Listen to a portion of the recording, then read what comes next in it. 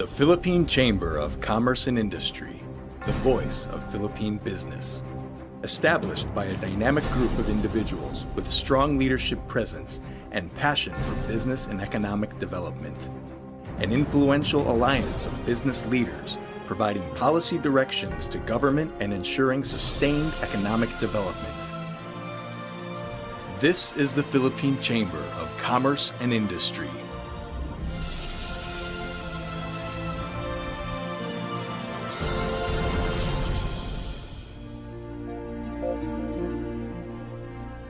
On April 19, 1886, three of the largest Spanish companies in Manila formed the Cámara de Comercio de Filipinas. Following the downfall of the colonial Spanish government, the popularity of La Cámara waned, and a new organization of Filipino and Chinese mestizo businessmen established the Chamber of Commerce of the Philippines, CCP, in 1903. Barely half a century after, a group of industrialists founded the Philippine Chamber of Industries, PCI. On July 1, 1978, the two chambers merged, giving birth to the Philippine Chamber of Commerce and Industry, PCCI. In September of the same year, PCCI was recognized as the country's single voice of business through Presidential Letter of Instruction 780.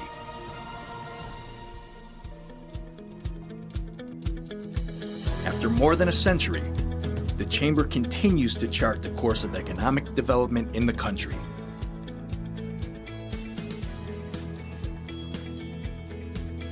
Lending its voice to the government, PCCI continues to be at the forefront to influence public policies in the areas of agriculture and food security, banking and finance, capital market development, energy and power, water utilities, environment, formal and technical vocational education, infrastructure development, intellectual property and innovation, international trade, local economic development, taxation, SME support services, tourism, and transportation and logistics.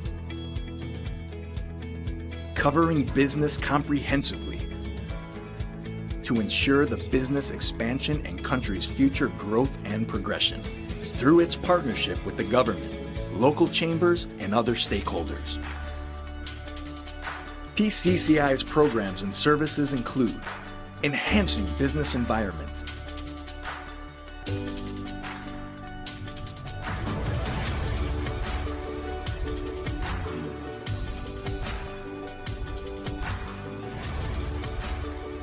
SME development,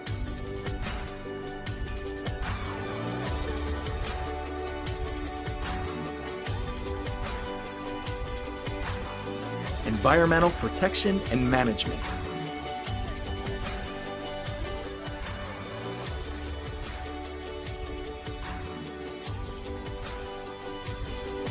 corporate social responsibility,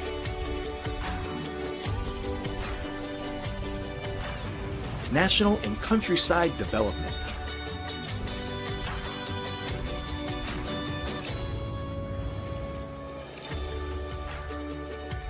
business services,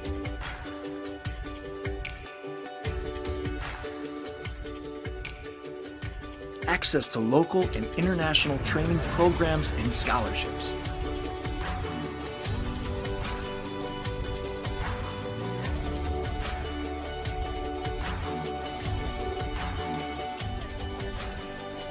publications,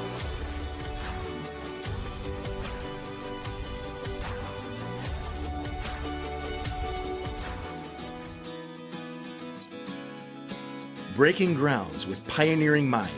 PCCI is a dynamic force that offers its members fresh new ideas, new choices, and creative new approaches. From only a handful before the turn of the century, the PCCI family has grown to more than 1,600 direct members, more than 100 industry associations, more than 100 local chambers, and around 35,000 SMEs nationwide. to ensure alignment of its advocacies and activities. The PCCI works closely with government, other business groups, donor organizations, and international agencies, as well as the academe. The PCCI also provides a platform that links local firms with the global business community.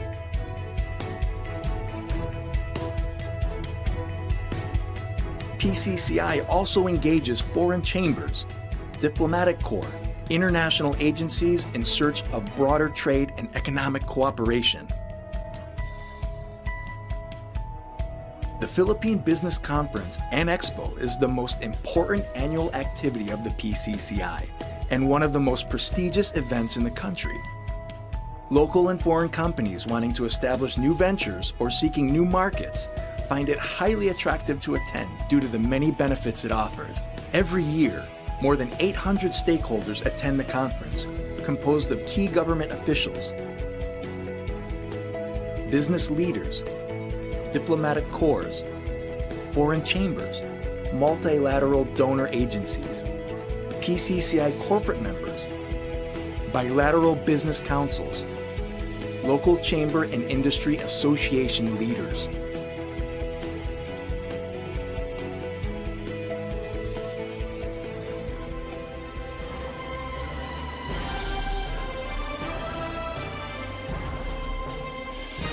With resourcefulness, ingenuity, collective ideas, and strength, the Philippine Chamber of Commerce and Industry remains steadfast in its principles of business growth and development.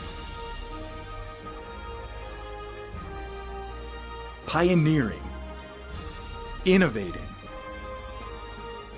and trailblazing. The Philippine Chamber of Commerce and Industry will remain as that. One voice of business in the country.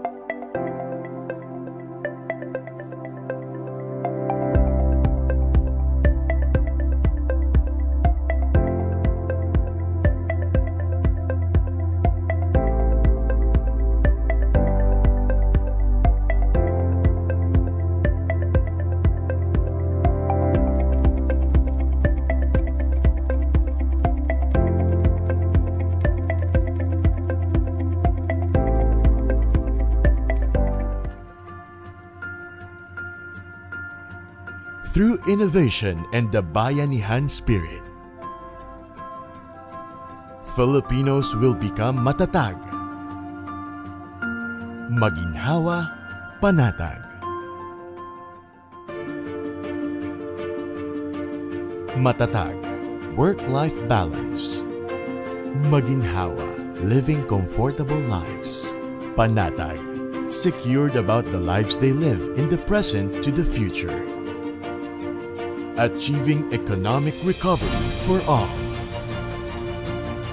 By 2040, the Philippines is a prosperous middle-class society where no one is poor.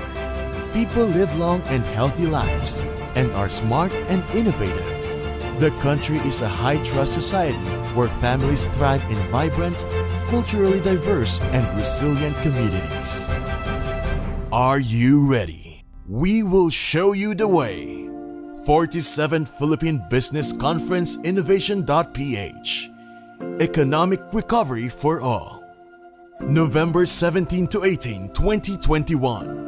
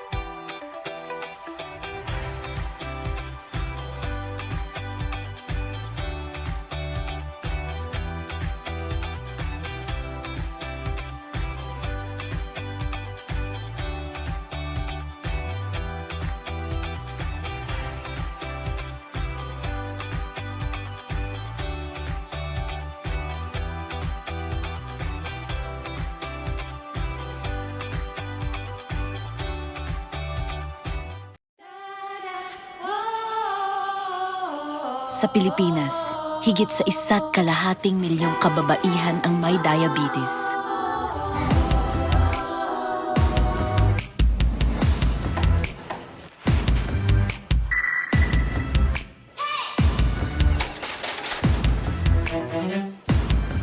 Lahat sila, marami pang pangarap na gustong tuparin.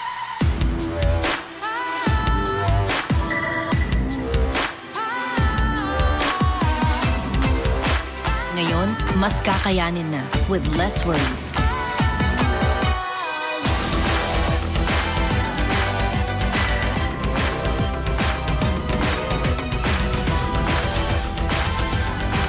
Dahil mapaghahandaan na ang mga gastusing dala ng diabetes.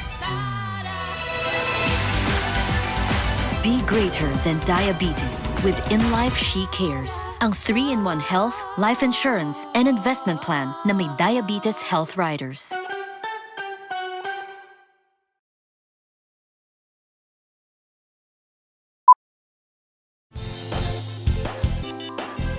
Are you looking for mega discounts, big savings, and the best brands for your appliances, gadgets, and furniture?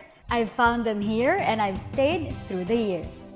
First Mega Saver continues to grow, now bigger with more stores in Central and North Luzon. And better with more convenient ways to shop. With wide selection of appliances, gadgets, and furniture, wala nang hassle because we've got all you need. The best brands are also here, kaya siguradong you are in the right place to shop. No credit card? Don't worry because First Mega Saver offers easy in-house installment. We also have installment partners for you to choose from. Enjoy hassle-free shopping with home credit and AN service. But not just that. If you are a credit card holder, you may also enjoy flexible payment terms up to 24 months with definitely zero interest. Shop all you want and wherever you are with convenience and safety by ordering through our First Mega Saver online store. Yes, you heard that right. First Mega Saver is now online. Go to any web browser and type firstmegasaver.com.ph. From there, you can search for your item of choice, add to cart, and check out. As simple as that, we'll deliver your orders safe and fast. You can also download the First Mega Saver mobile app through Google Play and App Store. Basta Mega Saver, asahan mong non-stop ang amazing deals and mega discounts. First Mega Saver now offers cash on delivery, cash on pickup, and online payments. Just call and we'll deliver your orders right at your doorsteps. Or you could go cashless and pay with your credit or debit card. Pwede na rin ang digital payments with PayMaya, GCash, DragonPay, and bank transfers. Shop now and enjoy First Mega Saver's fast and free delivery. Talaga nga namang you will find more happiness here at First Mega Saver because of big savings, great deals, and mega discounts. Kaya naman through the years, I stayed here together with countless satisfied customers and First Mega Saver got our loyalty. Kaya ano pang hinihintay nyo? Tara na dito sa First Mega Saver. Basta Mega Saver, Mega Saver.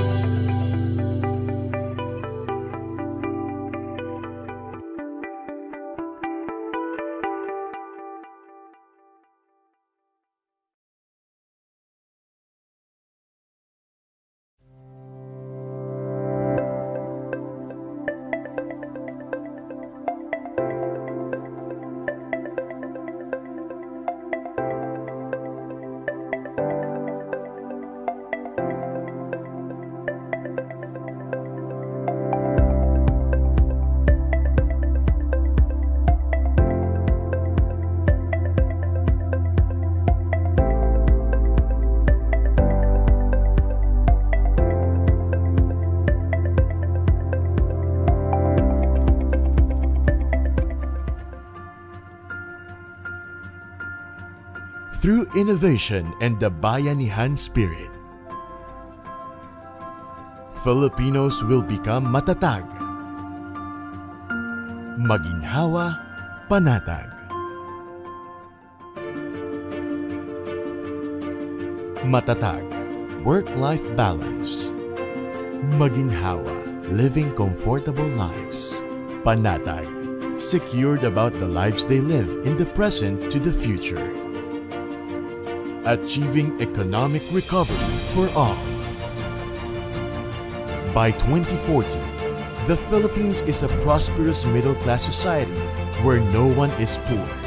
People live long and healthy lives and are smart and innovative. The country is a high-trust society where families thrive in vibrant, culturally diverse, and resilient communities. Are you ready? We will show you the way. 47th Philippine Business Conference Innovation.ph Economic Recovery for All. November 17 to 18, 2021.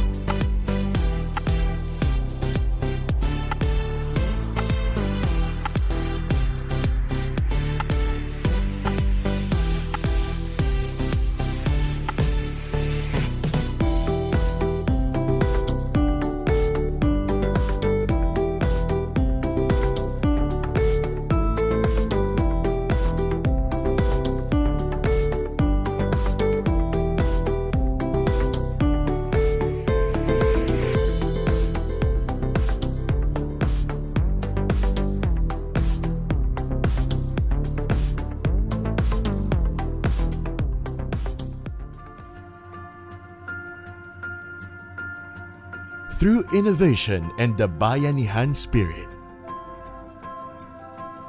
Filipinos will become matatag, maginhawa, panatag. Matatag, work-life balance. Maginhawa, living comfortable lives. Panatag, secured about the lives they live in the present to the future.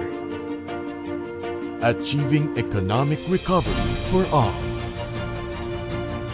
By 2040, the Philippines is a prosperous middle-class society where no one is poor. People live long and healthy lives and are smart and innovative.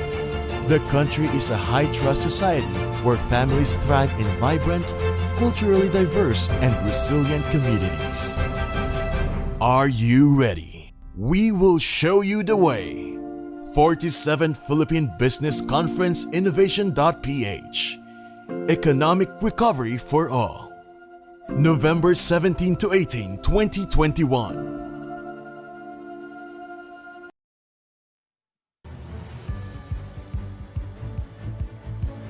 Welcome to the 30th North Luzon Area Business Conference, Rebuilding Economy Through Strategic Partnership.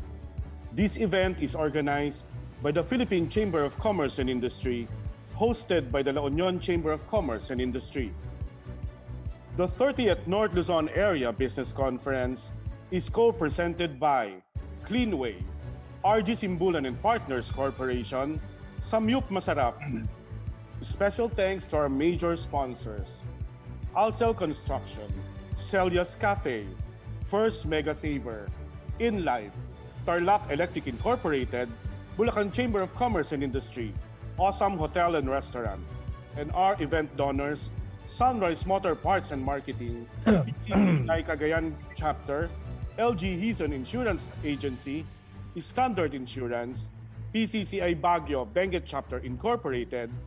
We also would like to thank Mr. Hermie Esguera and Engineer Alfonso Lao.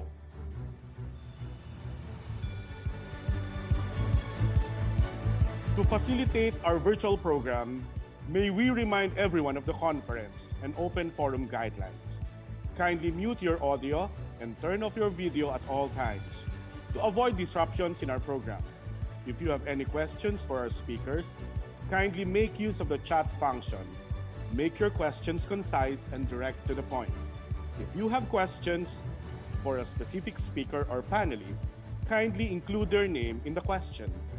Our program begins momentarily, so please make sure you are seated comfortably.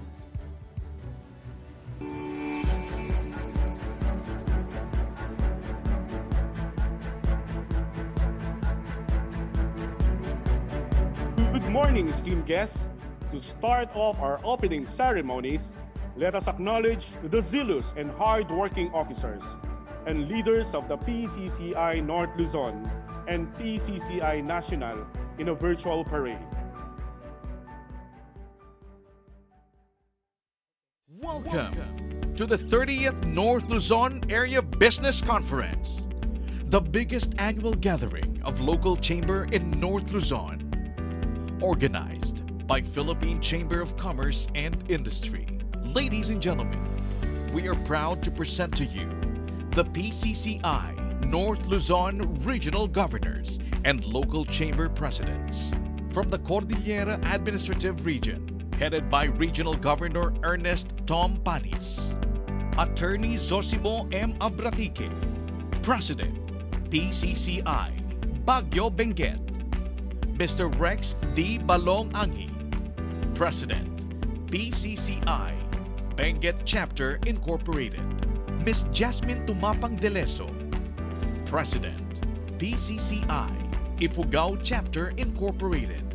From Region 2, headed by Regional Governor Cloyd Velasco, Mr. Romanito D. Imperial, President, PCCI, Batanes, Ms. Evelyn Velasco, President, PCCI, Cagayan Chapter, Mr. Carlo Castillo, President, PCCI, Isabela, Mr. Gary Chong, President, PCCI, Southern Isabela Chapter. From Region 3, headed by Regional Governor Alvin Bellarmino, Ms. Amanda Batad, President, Bataan CCI, Mr. Victor F. Mendoza, President, Bulacan CCI, Mr. Renato C. Arimbuyutan, President, PCCI, Nueva Ecija, Incorporated, Ms. Lourdes Connie C. Tayag. President, Metro Angeles, CCI, Architect Nestor S. Mangyo. President, Pampanga CCI, Mr. Leonardo Cudo. President, PCCI, Tarlac, Mr. Ruben de Guzman. President, Metro Olongapo CCI, Mr. Benjamin Antonio III. President, Subic Bay Freeport CCI, Mr. Joseph Gilbert Violago. President, San Jose City, Nueva Ecija. And this year's host, from Region 1, headed by Regional Governor and co-chair of the 30th NLABC, Alexander Ang.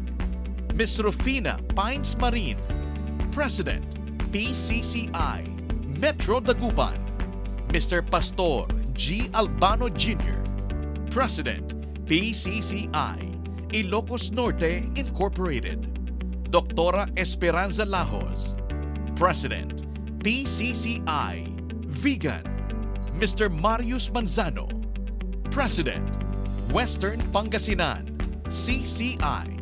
And from the host chamber and our conference director, Ms. Lina Flor Hizon, President, CCI of La Union. Also joining us today are the former area vice presidents for North Luzon, Mr. Reynaldo Diquianco, Mr. Renato G. Romero, Mr. Renato G. Simbulan, Ms. Victoria E. Gaitos, Mr. Nelson Yuchong Chan, Engineer Alfonso T. Lau, Mr. Robert E. Lim.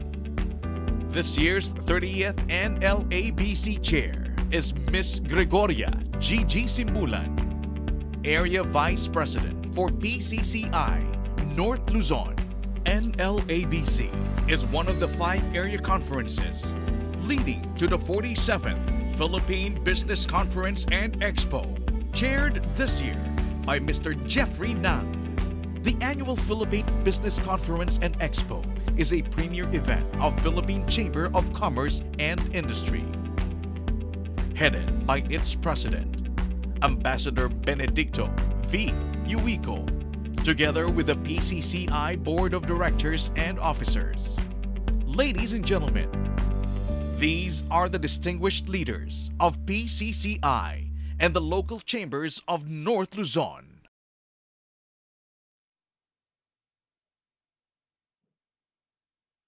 To continue, we shall have the invocation to be followed by the national anthem. Let us now bow our heads for the invocation to be led by PCCI Isabela President, Mr. Carlo A. Castillo.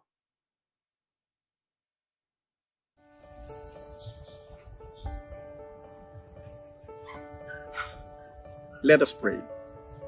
Almighty God, we thank you for this gathering of the dedicated men and women of PCCI at the 30th North Luzon Area Business Conference. We acknowledge that you are the creator and owner of everything in this life, and out of your goodness, you have entrusted to us our livelihood, businesses, and everything we have. Thank you, God. As you have assembled us in this organization to be the voice of Philippine business, recognized by the government and international institutions as a catalyst of development, we are privileged to be part of this august movement. As we gather today amidst the painful effects of the pandemic crisis, the loss of lives, the economic challenges, the deep negative impact in all aspects of human activities, we ask for tenacity and wisdom to remain true to our mission as PCCI leaders, to provide focused advocacy for business growth and sustainable development, and to render services for the advancement of grassroots entrepreneurship, chamber development, international trade relations, business innovation, and excellence. We declare, as the Bible said, whatever you do, work at it with all your heart, as working for the Lord, not for men, and you will receive an inheritance from the Lord as your reward. It is the Lord Christ you are serving. May you find us faithful in our vision and mission. Bless and guide our PCCI leaders, our leaders in the government, our businessmen, our workers, our people, as we all navigate through this difficult era in human history. To heal as one and come out victorious and thriving. By your grace and blessing. We ask all of this in the mighty name of your Son, Jesus Christ, our Lord and Savior. Amen.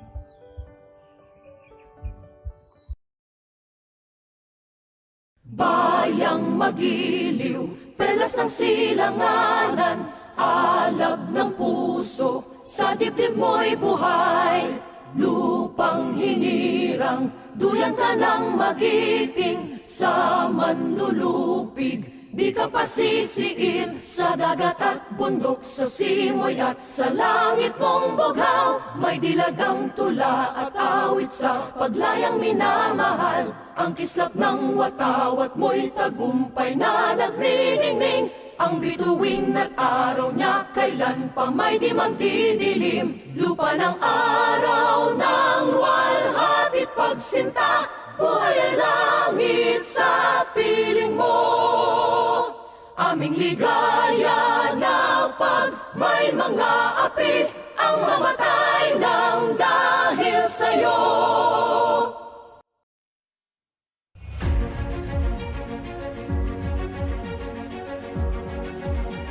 A year full of challenges, hardships, but we remain positive, full of determination to rebuild the economy with strategic partnerships and unwavering dedication. This is the 30th North Luzon Area Business Conference.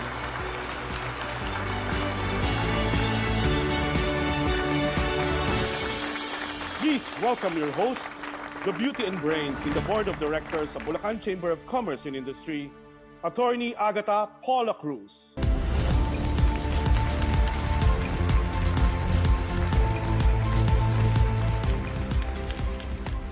Good morning, everyone. Naimbag na bigat kada kayo amin. Maya paaldo kay kayungan. Magandang umaga po sa ating lahat. And welcome to the most awaited event in PCCI North Luzon. We are live on several platforms, YouTube, Facebook, and of course here on Zoom. Before we begin, can you also please say to hi in our chat box? Please give a thumbs up or any of your chosen emoticons to express your feelings for today's event. And also to those who are watching us on Facebook and YouTube, please say hello to us. I've seen so many delegates from different parts of not only North Luzon, but from the entire Philippines. We have delegates as far as South Luzon. I've seen delegates from Bataan, La Union, Tarlac, Dagupan. Hello Recording to everyone. in progress. Most especially, of course, I want to say hi to the delegates from my home CCI, Bulacan. So magandang umaga po sa ating lahat. Before we begin our conference, allow us to thank our event partners. The 30th North Luzon Area Business Conference is made possible by our co-presenters Cleanway, RG Simbulan and Partners Corporation, Samgyup Masarap, and also special thanks to our major sponsors, Alcel Construction, Sirius Cafe, First Mega Saver, In Life, Tarlac Electric Incorporated, the Bulacan Chamber of Commerce and Industry, Awesome Hotel and Restaurant. And our event donors, Sunrise Motor Parts and Marketing, PCCI Cagayan Chapter, LG Hizon Insurance Agency, Standard Insurance, and PCCI Baguio Benguet Chapter Incorporated. We also want to give special thanks to Mr. Hermie Esguerra and Engineer Alfonso.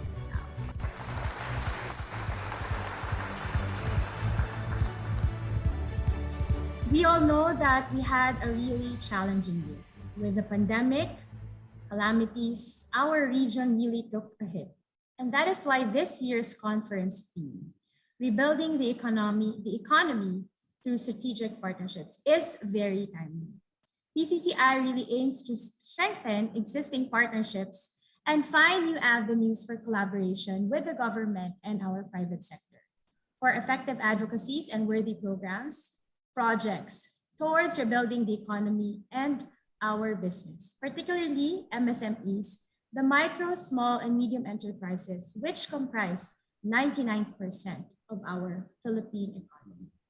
This conference will feature a series of talks and plenary sessions with select guests and esteemed resource speakers who will discuss the top priority issues of our time, present solutions, strategies, business models, and best practices that will help businesses in their recovery efforts and eventually to bounce forward.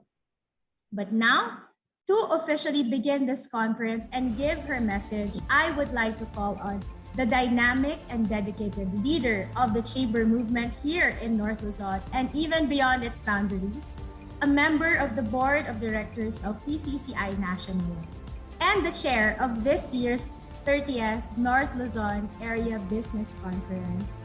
Please, a virtual round of applause and even actual applause in your while you're seated in your seats to our area vice president, the inspiring and very beautiful Miss Gregoria Gigi Singuyan.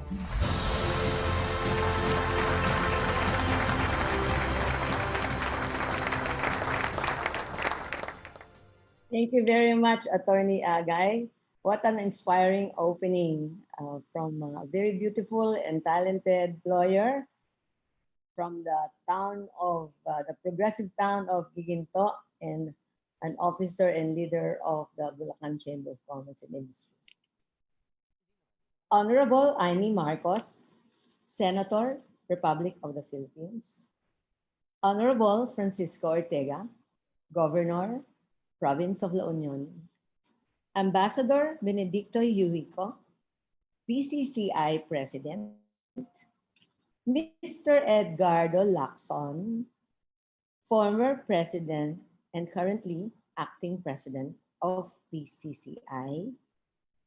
Our esteemed members of the Philippine Chamber of Commerce and Industry Board, distinguished guests and speakers, our regional governors, my co-chair for the North Luzon Area Business Conference this year, Alex Ang of Region 1, Tom Panis of the Cordillera Autonomous Region, Cloyd Velasco of Region 2, and Dr. Alvin Bellarmino of Region 3, our presidents, officers, and members of the 21 chapters of PCCI in North Luzon, our partners in the chamber movement from both government and private sectors, and I'm sure there are many of them here, but in the interest of time, I'm unable to.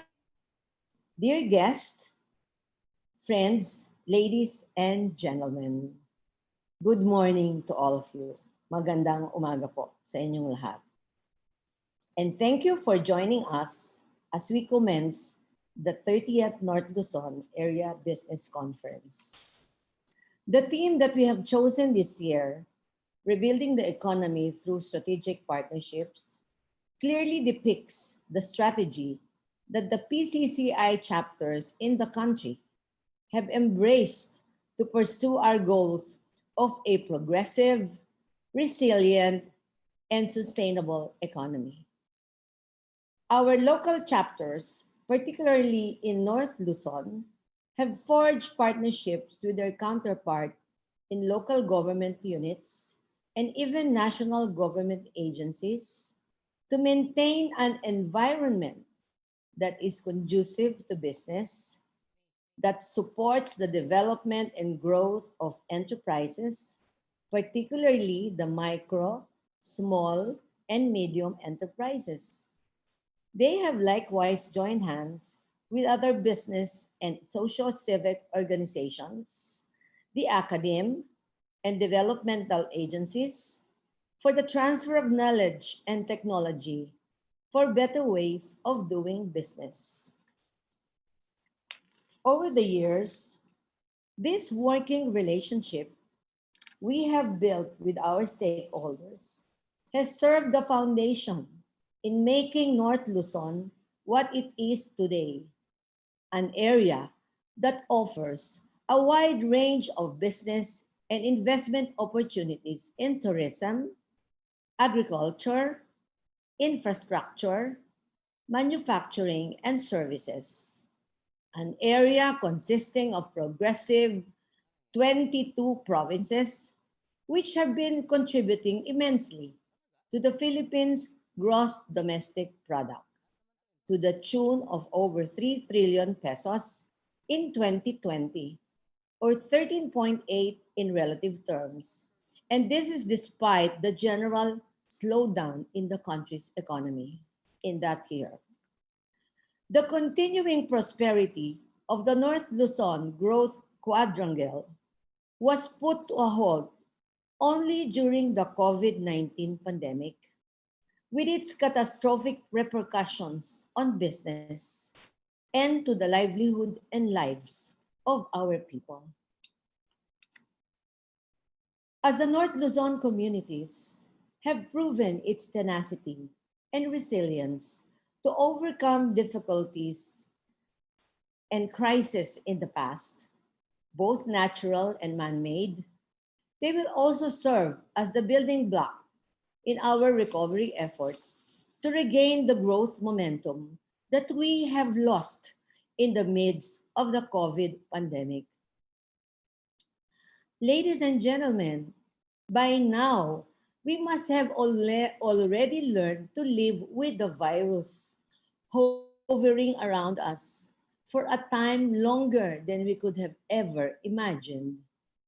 Nevertheless, this should not stop us from our efforts at recovery and rebuilding.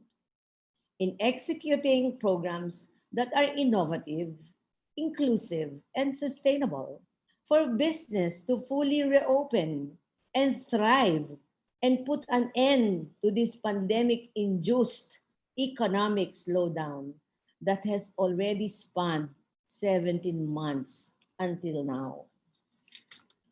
My friends, during this two-day event, we will present and discuss ways and means to institutionalize programs that will have immediate and favorable impact on rebuilding our industries in the short term, while also looking at medium to long-term growth and objectives and strategies.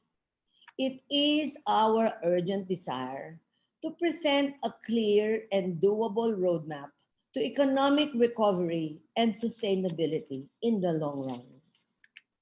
As the voice of Philippine business, PCCI has a critical role to play in rebuilding our economy.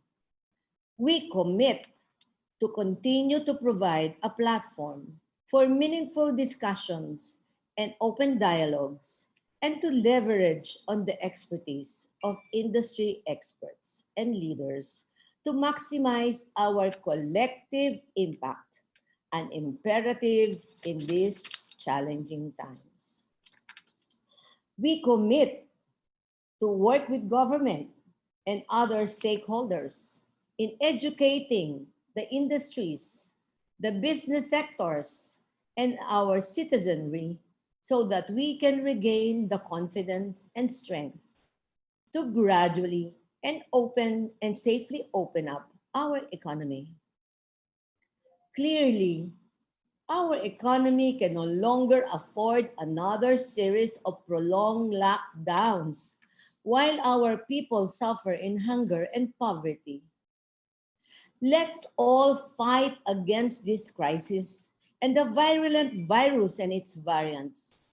Let us work together under the strategic partnership we have forged and will continue to further establish that will lead to a better North Luzon and the Philippine economy.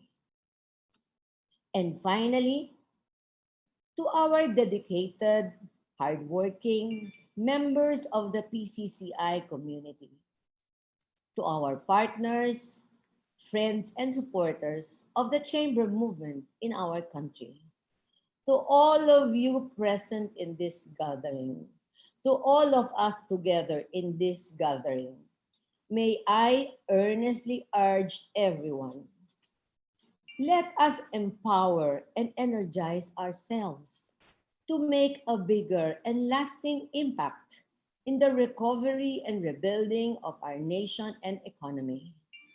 We are in this together. So let us join hands to end this crisis, to educate and enlighten our people and fight misinformation on the dreaded disease, to sow courage, then fear, to heal and stop the bleeding, to regain confidence and perish the doubts to the future. My friends, ladies and gentlemen, together, let us rebuild rather than destroy. Let us innovate rather than stagnate. Let us bounce forward, not just bounce back. But before all this could happen, we appeal to our leaders and influencers in government. Let us open up businesses and the economy rather than lock them down for love of country and for the sake of our people who deserve the good life. On this note, ladies and gentlemen, I welcome everyone, and as the Area Vice President of PCCI North Luzon, I hereby declare the 30th North Luzon Area Business Conference open.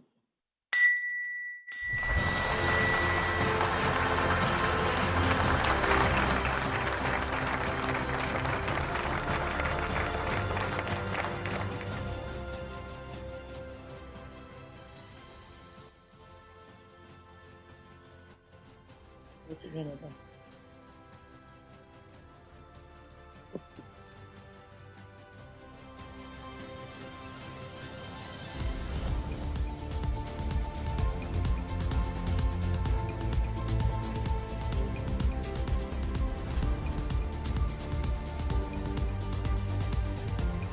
All right. Thank you so much to the very inspiring words. To our AVP Gigi, even I was energized and now ready and very inspired to really move forward, bounce forward together as the admonishment of our AVP. We can do anything if we all work together. Thank you very much to the beautiful AVP Gigi Simple. To our audience, I cannot stress how special our conference is for today. I know that we are used to doing face-to-face conferences, handshakes, and all of that, but it does not detract from how special our conference is, even if we are connecting with each other virtually or digitally. How special is our conference? It is so special that we not only have one speaker, but two esteemed speakers who will give their opening statement. And now, it is my honor to call on our first speaker who will give his welcome remarks, the Acting President of the Philippine Chamber of Commerce and Industry, Mr. Edgardo G. Lacson. Good morning. Honorable Maria Imelda Josepa Marcos, Senator of the Republic of the Philippines, Honorable Francisco Emmanuel R. Ortega III, Governor, Province of La Union, Ambassador Benedicto Villauico, our President of PCCI, Ms. Gigi Simbulan, PCCI Area Vice President, North Luzon, Alex Ang, Regional Governor, Region 1, Cloyd Velasco, Regional Governor, Region 2, Alvin Bellarmino, Regional Governor, Region 3, Tom Panis, Regional Governor of the Cordillera Autonomous Region, all chamber presidents, my fellow directors in PCCI National Headquarters, my happily married wife Mila, who is here with me and who is attending as Steel Export Trustee and Director, distinguished guests, ladies and gentlemen. Good morning. On behalf of President Benedicto B. Uwico, and his board of directors in the PCCI. I would like to welcome all of our distinguished guests, resource speakers, delegates, and all stakeholders to the 30th North Luzon Area Business Conference. Our economy today is so critically crippled and has fallen to its deepest recession since 1947 or 73 years ago due to COVID-19 and the intermittent and protracted lockdowns that has pushed our country at the edge of the economic black hole. But Secretary Sani Dominguez told us yesterday that our second quarter GDP grew by 11.8%, a second historic high since 1988, signaling an end to the pandemic-induced recession. But the Delta variant surge still complicates our economic recovery. Because of this, we will continue to mitigate the effects of this pandemic, and our 5-area business conferences will be anchored on our common goal to institute the programs that will have an immediate, favorable, and sustainable impact on rebuilding our industries in the short term, while also looking at the medium to long-term growth objectives and strategies. This two-day conference provides an ideal venue for us to develop strategic directions and innovative programs that will fast-track post-crisis economic recovery. Special emphasis will be placed on vital partnerships with all stakeholders to seek creative and bold solutions for business recovery, resilience, and sustainability. Together, we shall aspire to rebuild soonest an inclusive and vibrant economy amidst and beyond the pandemic. Our economic healing calls for innovation and the ability to use relevant technologies to promote efficiencies and productivity in the workplace. It calls for reforms in our archaic labor laws and regulations to make them relevant to the evolving arrangements in the workplace under a new normal.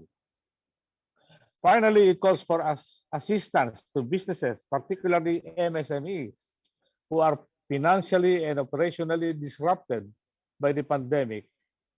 All this requires serious conversation and collaboration among various stakeholders as we engage each other in supportive partnerships towards a more sustainable economy.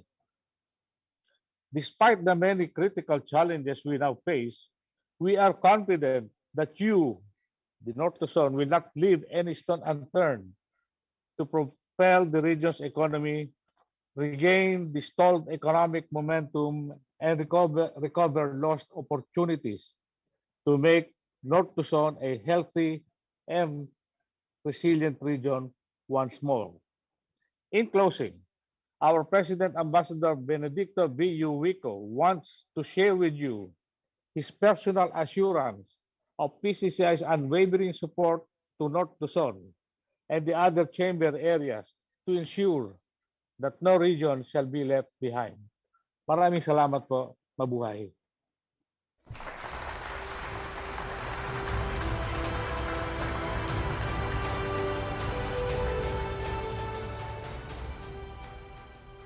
Maraming salamat. Thank you again to our acting president, Mr. Edgardo Lacson, for that very warm welcome and for all his inspiring words. As mentioned, we also have another esteemed guest who is eager to welcome all of our delegates and jumpstart our conference. Without further ado, may I call on the Governor of the Province of La Union, Honorable Francisco Emmanuel Pacoy Ortega III.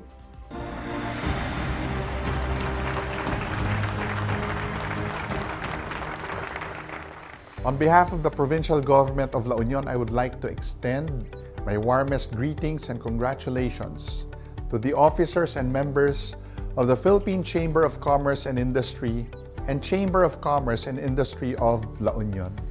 As we commence today, the 30th North Luzon Area Business Conference.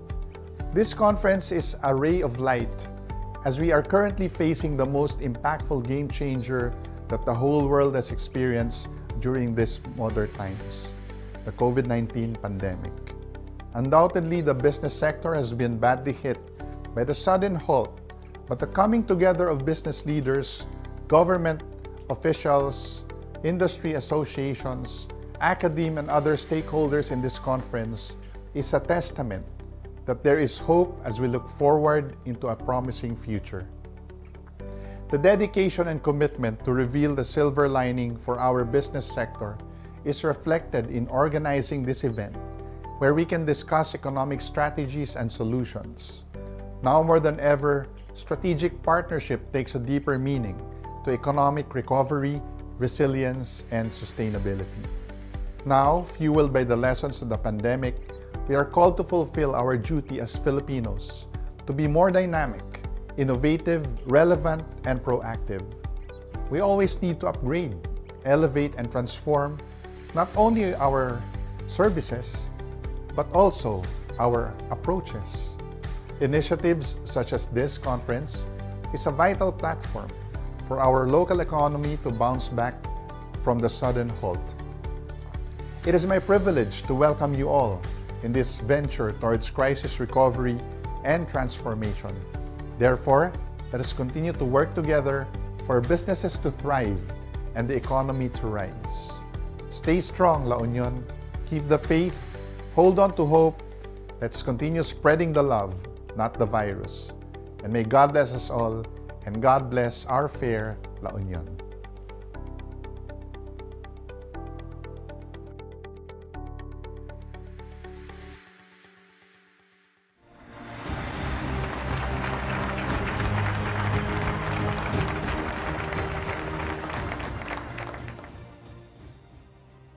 Once again, let's give a virtual round of applause to our dear Governor Ortega.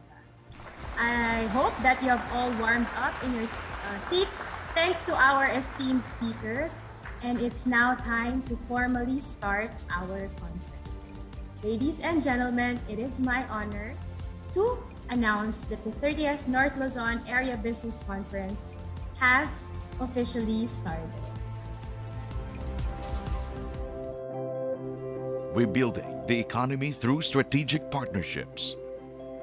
North Luzon is undoubtedly a major contributor to the country's economic well-being. Ilocos Region, Cagayan Valley Region, Central Luzon, and the Cordillera Autonomous Region have developed into critical growth centers and are acknowledged as important hubs for tourism, industrial and export zones, agriculture, trade, and services, investments in transportation, utilities, and communications, infrastructure, outstanding local governance, high standards in education and training, highly skilled overseas Filipino workers, and dynamic private sector leaders have likewise helped dramatically transform North Luzon into a potent economic engine. Its people are famous for being hardworking, entrepreneurial, highly skilled, and creative. History has also proven their indefatigable spirit. The catastrophic eruption of Mount Pinatubo, the deadly Luzon earthquake in 1990, and the annual parade of destructive typhoons that visit the country have all tested the resilience of its people and economy. And time and again, they were able to rise to the challenge. However, the impact of the COVID-19 pandemic is so severe that it probably ranks next to that of the last World War. Businesses, jobs, education, and health systems have been heavily disrupted. People are losing their livelihoods, and more people are being pushed back into poverty, undermining the significant economic gains over the last decade. How soon and how fast North Luzon can emerge from this crisis will determine its economic future.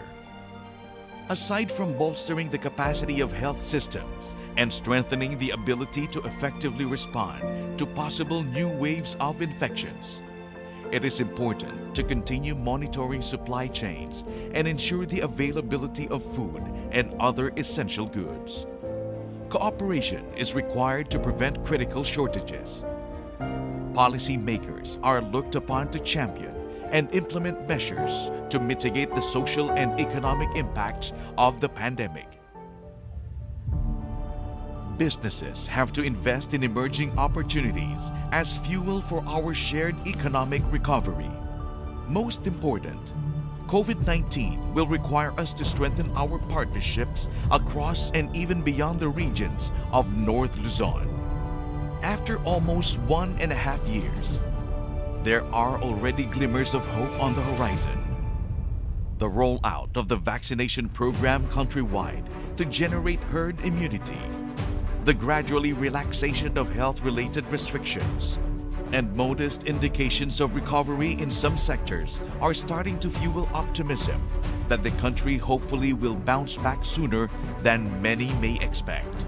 North Luzon can fast-track regional economic recovery through strategic partnerships. As the main economic driver, the private sector in North Luzon can lead the way in forging more productive cooperation with local, regional, and international partners to enable robust local economic and business development, help achieve economic aspirations of its diverse communities, and support sector transformation towards global competitiveness. The private sector can have more vibrant collaboration with the national and local governments, academia, civil society, and even foreign partners to overcome long-standing issues and barriers which have previously held back their economic growth. Strategic partnerships can unlock business potentials and be the foundation for greater productivity, innovation, inclusivity, resilience, and sustainability. Strategic partnerships can create new products, open new markets and supply chains, generate more value, secure livelihoods, safeguard people's health, and create environments conducive to business growth. Strategic partnerships can define North Luzon's course to economic recovery beyond borders, beyond the pandemic. Welcome to the 30th North Luzon Area Business Conference.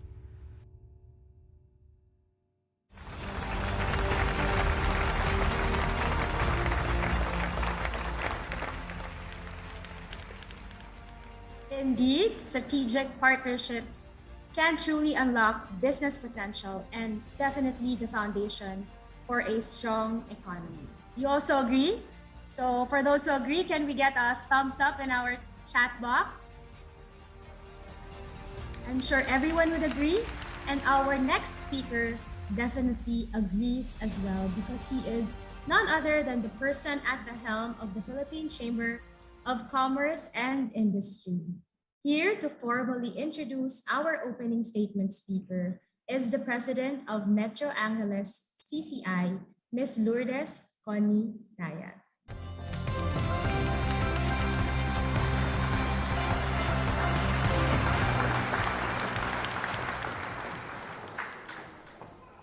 Ladies and gentlemen, today it is with great honor and privilege that I get to introduce our esteemed PCCI President. His early education was at the De La Salle College, from elementary up until his 3rd year in college. He then went to the United States and secured his undergraduate degree in Business and Economics at St. Mary's College of California and graduated from the Wharton Graduate School of Business with an MBA in Banking and Finance. Earlier in his career, he invested in real estate and property development in the United States, particularly in Northern California. In the 1980s, he co-invested in startup companies with 3M Ventures. the venture capital arm of the 3M company and New Enterprise Associates, now one of the world's largest venture capital firms. He is currently involved in property development through joint ventures and partnerships, and in the technology business through investments in startup companies. Our distinguished president was also president of the Confederation of Asia-Pacific Chambers of Commerce and Industry from 2010 to 2014, and is now a member of the said Chamber Advisory Board. He served as a special envoy of the president with the rank of Ambassador for Trade Relations for Eastern Europe, then North America and Latin America. He is a founding partner of the DDMPR Corp and chairman of Istana Development Corporation. Adding feather to his cap are his humanitarian deeds, as he sits as chair of the Istana Social Development Foundation, a foundation that seeks to promote literacy among underprivileged children by granting scholarships and constructing school buildings, particularly in isolated communities. He is also the founder and chairman of Bayaning Police Foundation, which helps educate the children of PNP personnel who gave up their lives in the line of duty. And just recently this year, he founded the PCCI Center for Innovation, a dynamic ecosystem that aims to educate and train young people in high technology, particularly in cloud and artificial intelligence. Without further ado, please join me in welcoming our PCCI President, Ambassador Benedicto V. Huico.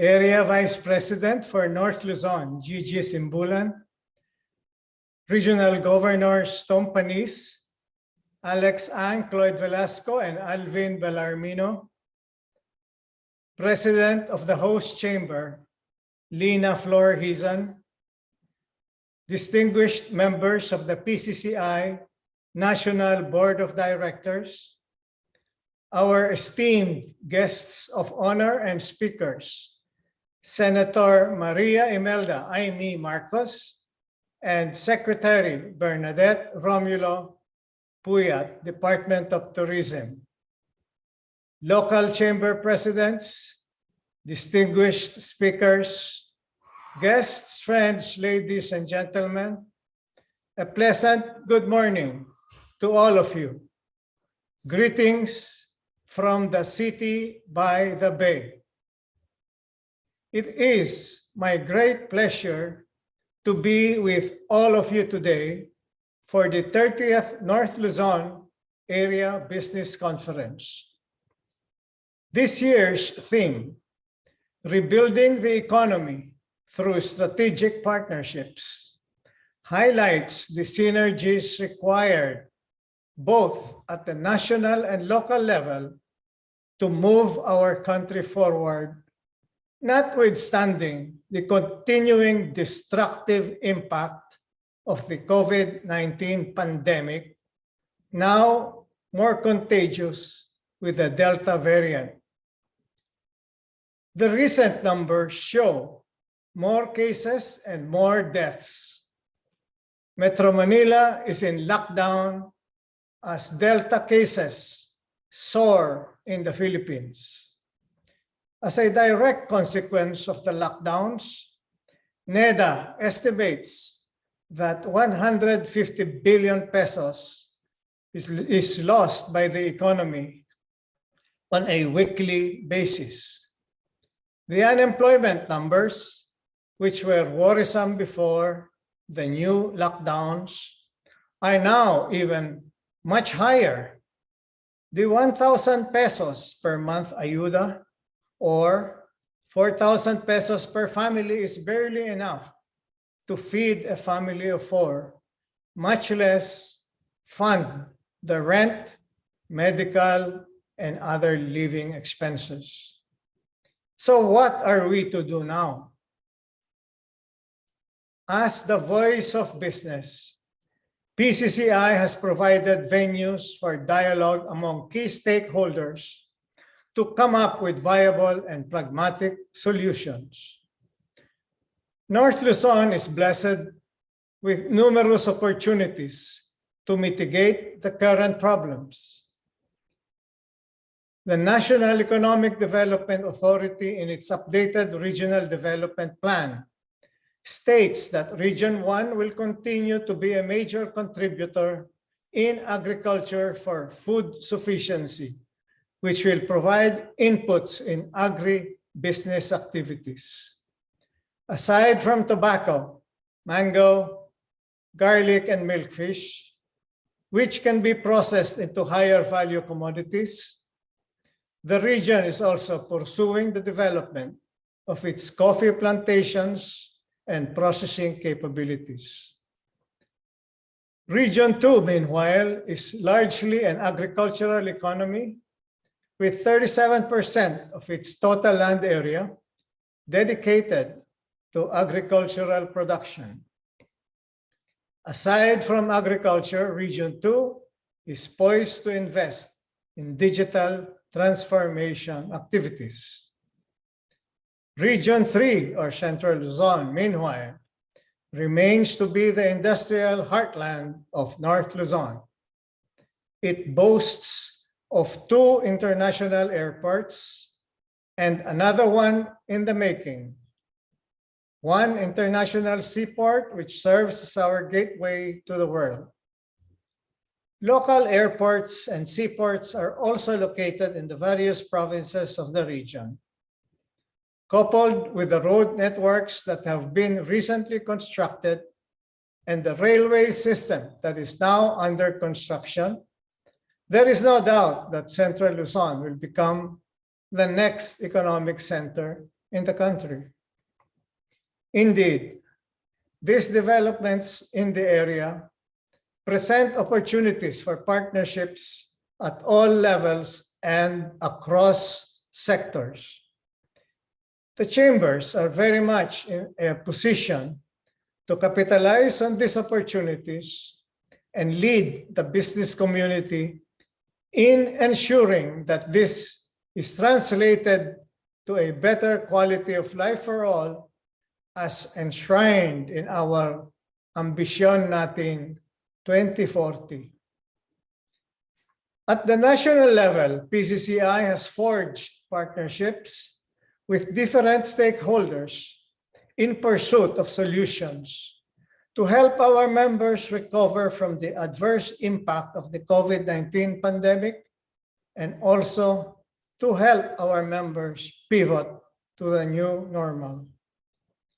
You may recall that we have launched last year the PCCI Innovation Center, and through the support of our partners such as Huawei, we are making significant strides in capacitating our small and medium enterprises in their digital transformation. Our partnership and collaboration extends to the Department of Trade and Industry.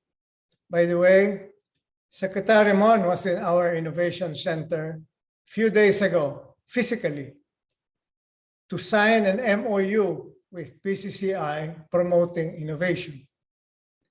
We have links with the Department of Science and Technology, the Department of Communication and Information Technology, and TESDA, just to mention a few more.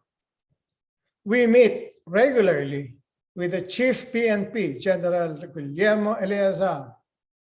One of my goals is to link PCCI chambers with PNP regional offices.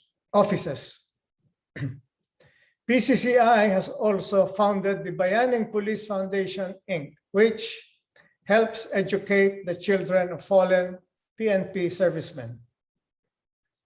PCCI likewise has partnered with SB Corporation to support the financial requirements of our MSMEs. We also continue to work with our counterparts at the international front, such as the Israel Embassy, the Indian Embassy, and others, to provide an opportunity for transfer of technology and know-how, and at the same time share the investment areas that we can have business partnerships. Of course, we continue to dialogue with our national government and legislative bodies to ensure that relief measures and support are given to our members and the business community in general towards their recovery efforts. As we continue to survive the pandemic, we will build on these relationships that I have mentioned and more, so that we can work towards achieving our goal of a progressive and sustainable Philippine economy. Finally, please allow me to extend my gratitude to our distinguished speakers and moderators for their valuable contribution to the 30th North Luzon Area Business Conference.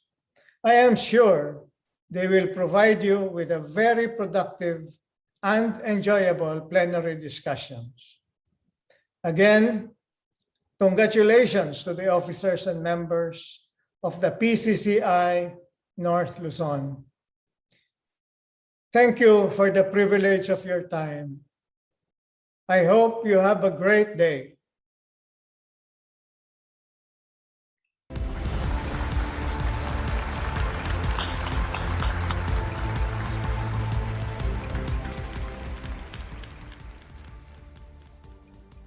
Very much to President Connie Tayag and of course Ambassador Yuwico for giving honor to this conference with your gracious presence and words of wisdom.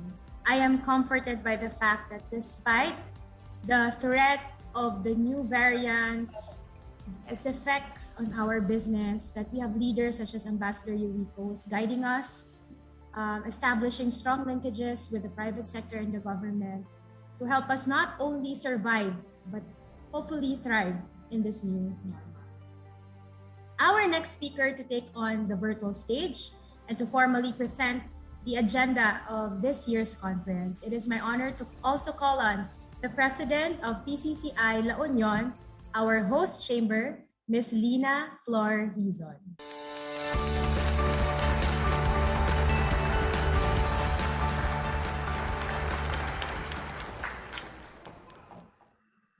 Good morning, everyone. Allow me to present the conference agenda for this year's North Luzon Area Business Conference. The 30th North Luzon Business Conference highlights the theme, Rebuilding the Economy Through Strategic Partnerships, and we have invited prominent business leaders, key national and local government officials, industry associations, and academe and other stakeholders to present solutions and strategies, business models, best practices that would help businesses in the recovery efforts. Our keynote speaker for today is no other than Senator Maria Imelda Amy Romualdez Marcos, who mainly will talk on innovative initiatives that benefits the business and the country as a whole. We have also lined up 6 special plenary sessions to engage everyone in active discussions concerning different topics, solely to provide us a glimpse on how we should battle the ongoing crisis. For day 1, we have 3 plenary sessions. The first plenary will tackle forging partnerships in reviving the tourism industry in North Luzon. Plenary 2 is about game-changing infrastructures in the North Luzon. And the third plenary deals with fast-tracking the recovery of MSMEs' best practices. And for the last day of our conference, we will also have 3 plenary sessions. The fourth plenary discussion will give us insights on emerging opportunities amidst the plenary will cover discussion on addressing the challenges of agri-sector competitiveness, and the sixth and the last plenary shall give us information about smart technologies for MSMEs. We have also prepared raffle prizes for our precious participants. Everyone who has successfully finished our 2-day conference will have the chance to be one of our raffle winners. Today's conference is not just an ordinary event. We hope to provide inputs with our stakeholders on how we should battle the crisis and give us a pathway towards meaningful recovery. This concludes my presentation on our conference agenda. Thank you, and we look forward to everyone's active participation in the sessions lined up today and tomorrow.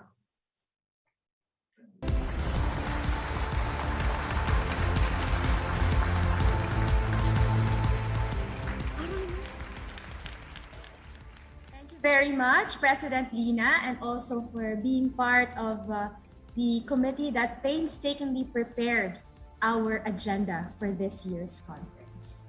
And now, to formally introduce our keynote speaker this morning is one of the pillars of PCCI. Its immediate past president and current PCCI chair. It is my honor to call on Ms. Alegria Limpopo. Thank you, Attorney Agatha. To Madam Gigi Simbulan, the Vice President for North Luzon and the Chair of the 30th North Luzon Area Business Conference, and to Ms. Rina Flor Hison, the Co-Chair of the 30th North Luzon Area Business Conference, I would like to congratulate you both for a very successful conference today. Then I would also like to greet the regional governors, such as Tom Panis, Regional Governor Alex Ang, Cloyd Velasco, and Alvin Belarmino. And I would like to greet also all the chamber presidents of North Luzon, and of course, all the members who are with us today, and all the distinguished guests, ladies and gentlemen, a pleasant good morning to you all. It is indeed my honor and privilege to introduce to you our keynote speaker. Since the start of the COVID-19 crisis, Senator Amy Marcos has aggressively pushed for legislation that would keep businesses running and preserve and even create more jobs. Among the advocacies as chairman of the Senate Committee on Economic Affairs, or to stimulate greater lending and borrowing, expand insurance, and expedite payouts, especially for agricultural producers, increase the export potential of businesses through the preservation of tax incentives and creation of new ecozones, and enlarge the budget of wage subsidies and other cash for work programs, especially for the micro, small, and medium enterprises. In a climate of hesitancy among lenders, borrowers alike, she has successfully pushed for the creation of FISTC, or Financial Institution Strategic Transfer Corporation, that would absorb banks' non-performing loans to stimulate money flow and productivity.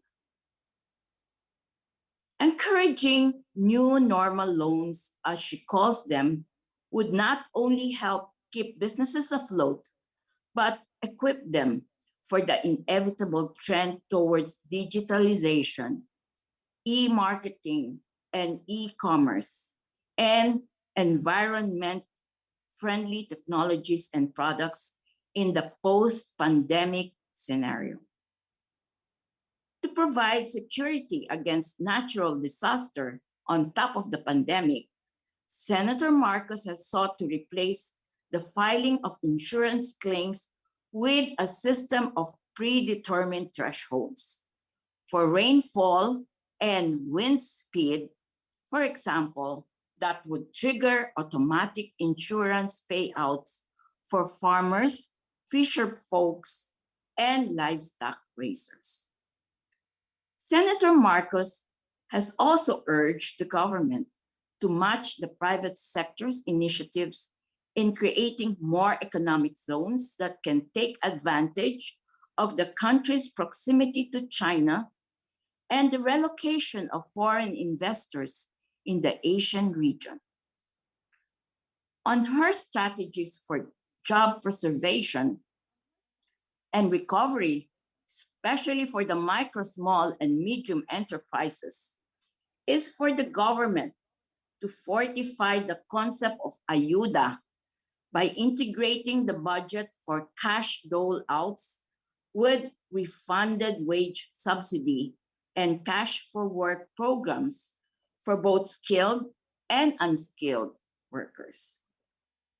We definitely would like to hear more about this and other exciting ideas from a most industrious and forward-thinking lawmaker.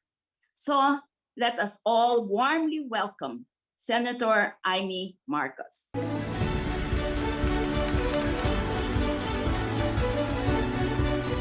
Ang mga problema na hinaharap natin ngayon, ang katapat ay hashtag ay may solusyon. Ang ugat ng problema ay bigyan ng solusyon. Humahashtag ay may solusyon. Allow me to share with you, more or less informally, certain thoughts that I have as Chairman of Economic Affairs, being that we are in the throes of hearing all the different industries that we consider part and parcel of the hard-hit sectors in this pandemic. Among these notes, I feel that perhaps it is best that we return. We couldn't do worse than simply to revert to that classic trifecta of job generation.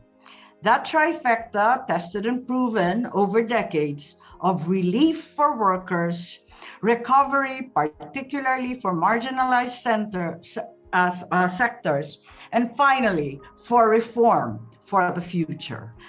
That is it, relief, recovery, and reform, with also a highlight of what is perhaps government's true constituency, the uncounted, the liminal, the disenfranchised, and finally, the growing poor.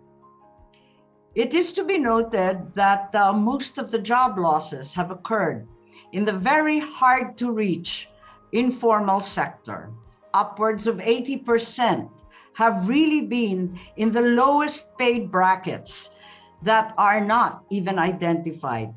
I applaud the Department of Industry, Secretary Lopez, for his call that there should finally be a directory for that informal sector that we do not even name, that we do not even count.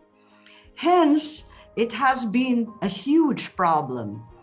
And the tragic failure of what is probably the longest and most draconian lockdown in the world, here in the Philippines, is due to the failure to provide adequate social protection, popularly called ayuda, as well as medical cover that is sufficient and real.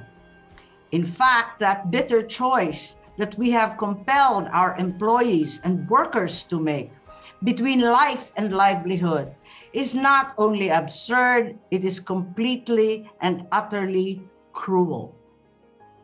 There cannot be any economic reopening without adequate testing, aggressive and thorough vaccination, and a complete and consistent government response. Truly, the government has undertaken any number of programs, some with better and others with weaker effect.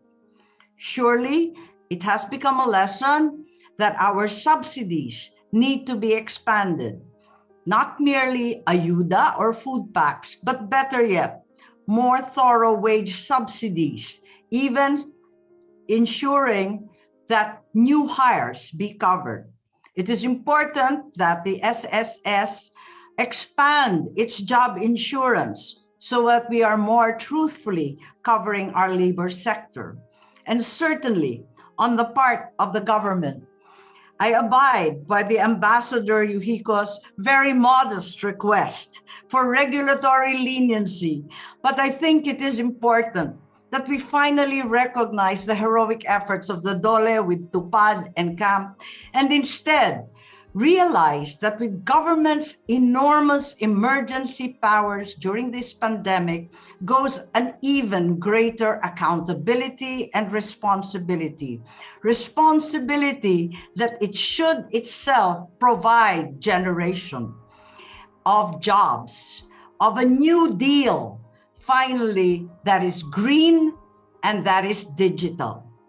Let us take this opportunity indeed to transform a government that has merely used its emergency powers to control the virus, and progress to allow government to push forth job generation, cash for work, and every manner of employment, particularly for hard-hit sectors. I would also like to make a plea for women who have lost their jobs. Women who are the default caregivers in every home are also 70% of the healthcare workers. It is a fact that their infection rates here in the Philippines have been far higher than anywhere else in the world. It is also a fact that a huge number of OFWs, the domestic workers, are female and have been repatriated with little or no hope of deployment. The ordinary mothers who used to work have been compelled to leave the workplace and are now teachers, cooks, landscapers, and e-commerce bakers, simply to keep body and soul together. Relief for all these people, for all the informal workers, the day-to-day couriers of our lives, and certainly the mothers that brought us life. Speaking of women, we go to from relief to recovery, for it is apparent that it is the MSMEs, very frequently led by women, and not the big corporations or even the MNCs with their branches here in Asia and throughout the region that need help.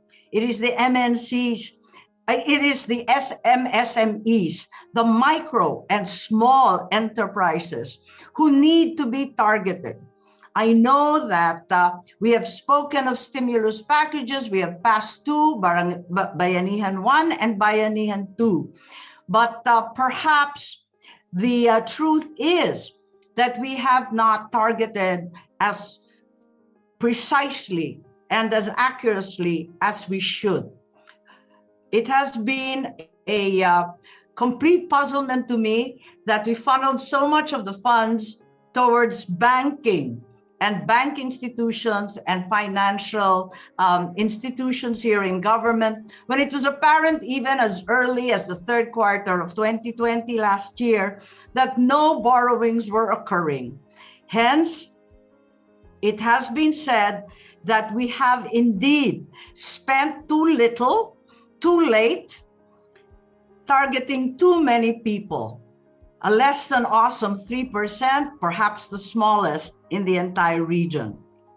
In the Senate, we take to heart and very, very seriously the chastisement of the international organizations that the responses have been weak and uneven, and that the Philippines will be the laggard in recovery throughout the region.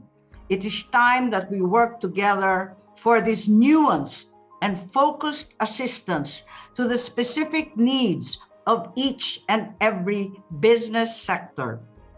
However, in the area of recovery, it is not all bad news. It is very clear that there is good news as well. Good news because firstly, we live in the right neighborhood. This is, in fact, the Asian millennium, and we are happy to be here. The good news, of course, is that agriculture has regained the centrality that it deserves. It is time that we put money where our mouth is. We have restored the distribution networks of Kadiwa with the Department of Agriculture, and perhaps it is time that our food supply becomes a primary concern once again. We have the effort to bring forward and challenge the young farmers.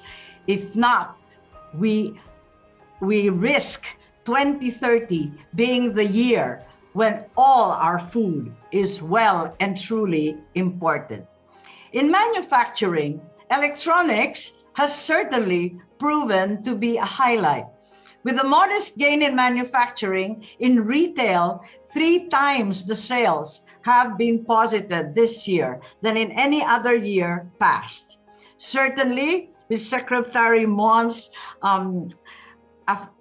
assistance and support, garments now retooled for PPEs, hopefully will get their just orders for locally produced PPEs that will not only keep our factories busy, but are potentially able to generate the 25,000 jobs that were lost in the various economic zones in the country. The failure to approve new PEZA areas is also something we should consider, given that the CREATE bill has had somewhat of a mixed response from our foreign investors. Food certainly is back to basics. Services have shown that while travel and tourism have been ruined for at least a few more months, communications and telecommuting, even telemedicine, have shown us the way for a new and brighter future if we could only get our IT act together.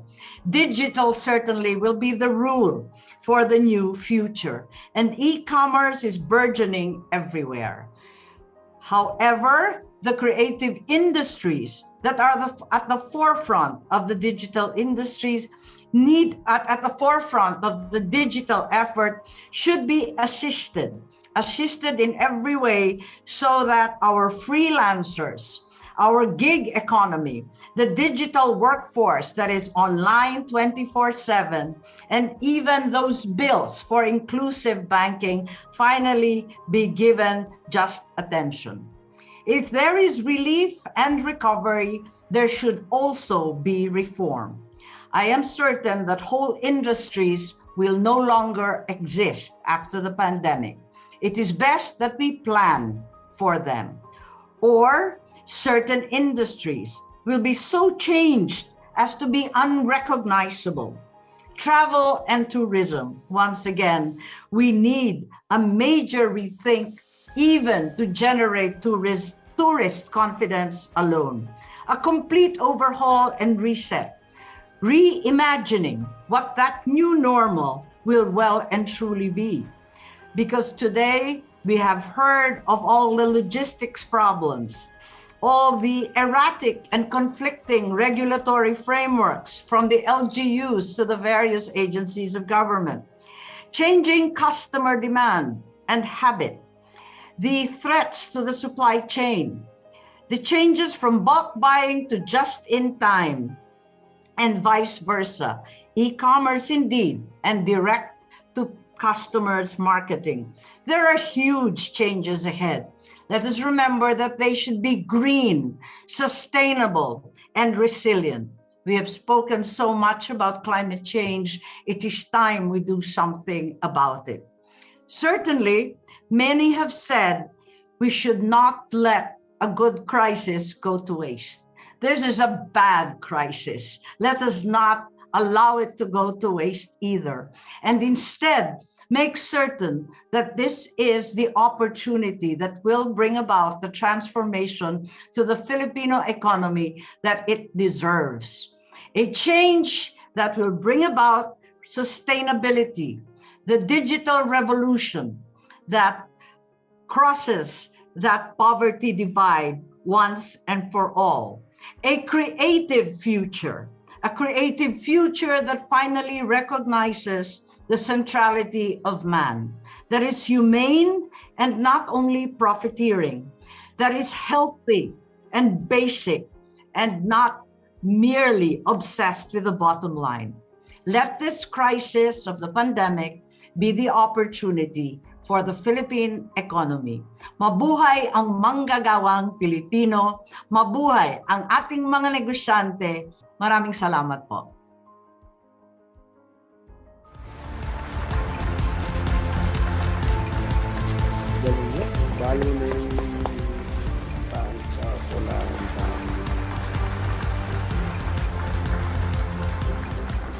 And to express the appreciation of PCCI to our keynote speaker, Senator Amy Marcos, we are presenting a token of appreciation. Presenting the token of appreciation to our speaker are AVP Gigi Simbulan, Regional Governor Alex Ang, President Lina Flor Hizon.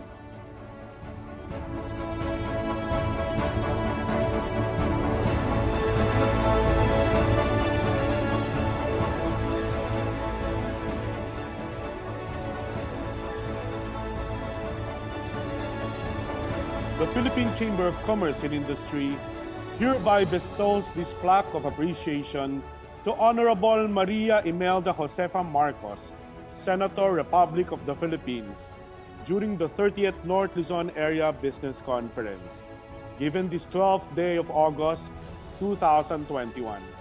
Signed by Conference Director Ms. Lina Flor Hizon, Regional Governor PCCI CAR Mr. Ernest Panis, Regional Governor Region 2 Mr. Cloyd Velasco, Regional Governor Region 3 Mr. Alvin Bellarmino, Regional Governor Region 1 and Co-Chair of the 30th NLABC Mr. Alexander Ang, Area Vice President PCCI Region 3, Chair of the 30th NLABC Ms. Gregoria Simbulan, Chair of the 47th Philippine Business Conference and Expo Mr. Jeffrey Nang, and the President of the Philippine Chamber of Commerce and Industry Ambassador Benedicto Yowico.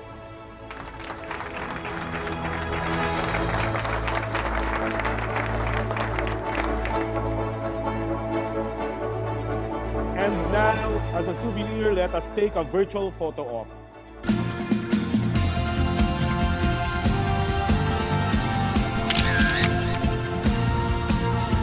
Once again, a round of applause to our dear guest, Senator Amy Marcos.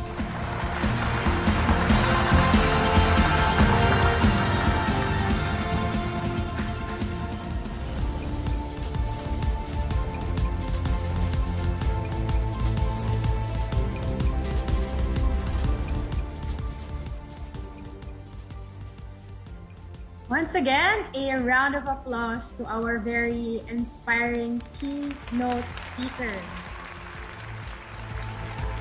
Very insightful comments and a great reminder that despite all the challenges that we are going through, ay may solution. And Senator Amy reminds us that in coming up with our solution, let us think green, let us think sustainable, and let us think resilient. So maraming salamat muli sa ating keynote speaker, Honorable Senator Amy Marcos. We wish you only the best in all your noble pursuits. North Luzon has always been a big contributor to our economy. Yan. That was also mentioned by our keynote speaker. having one of the most robust economic landscapes in our country. But the prolonged effects of this pandemic is taking its toll on our region. So our plenary sessions will aim to deep dive into these issues as we discuss the possible steps towards reviving our economy in the region. Ladies and gentlemen, let us begin our plenary. Tourism has been an important economic lifeblood of North Luzon.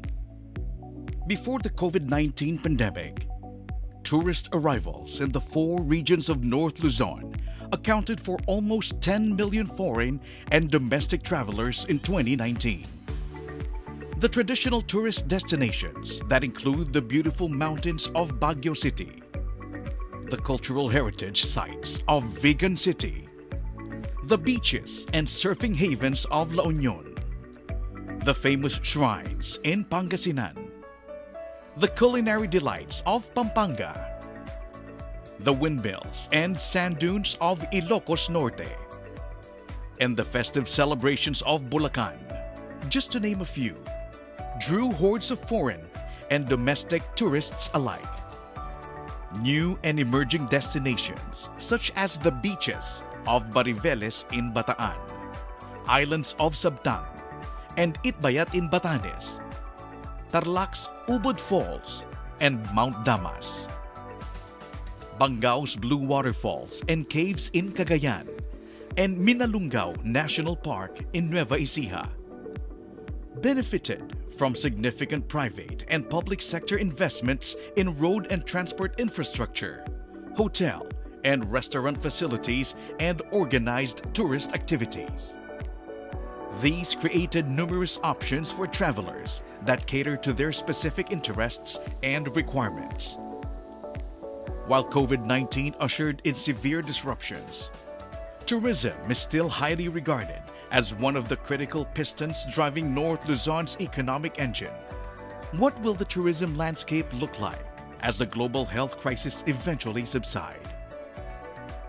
What preparations should be put in place to position North Luzon as a destination of choice as travel and health restrictions are gradually relaxed?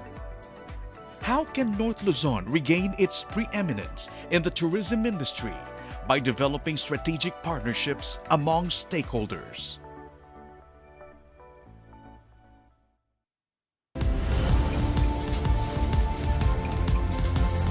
We are now opening our first plenary, forging partnerships in reviving the tourism industry in North Luzon. We all know that the tourism industry was badly impacted by the pandemic, and reviving it is one of the most PCCI's priority concerns. Our first plenary will be facilitated by the Regional Governor of PCCI Cordillera Autonomous Region, Mr. Ernest Tom Panis.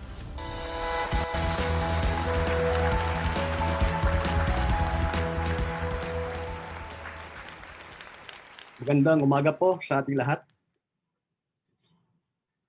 Magandang bagyo po sa ating lahat.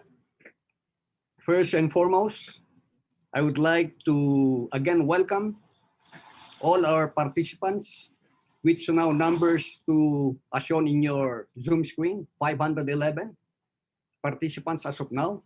Pinapalakpakan po yan.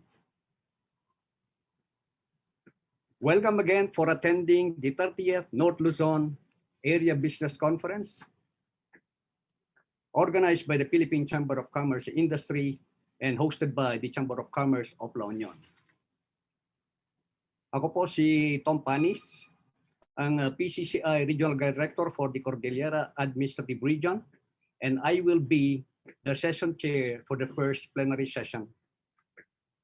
This session, entitled Forging Strategic Partnerships in Reviving the Tourism Industry in North Luzon, will focus on how our leaders from the government, LGUs, and the public sector are planning its tourism roadmap to further jumpstart the recovery of North Luzon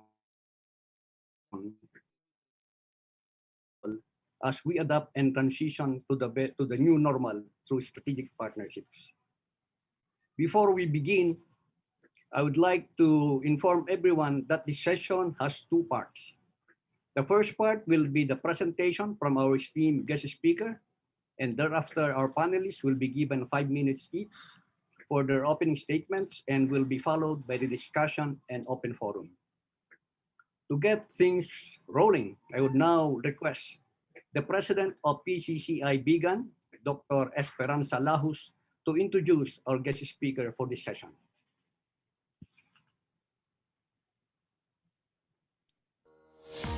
Imbag ngal daw tay anin. Good morning, everyone. It is my pleasure and honor to introduce our plenary speaker. Our guest of honor traces her roots from an illustrious line of statesmen and patriots. Born as the second youngest in the brood of 5 of Development Bank of the Philippines chairman, former Foreign Secretary and former Senator Alberto G. Romulo, and Miss Lovely Texon Romulo.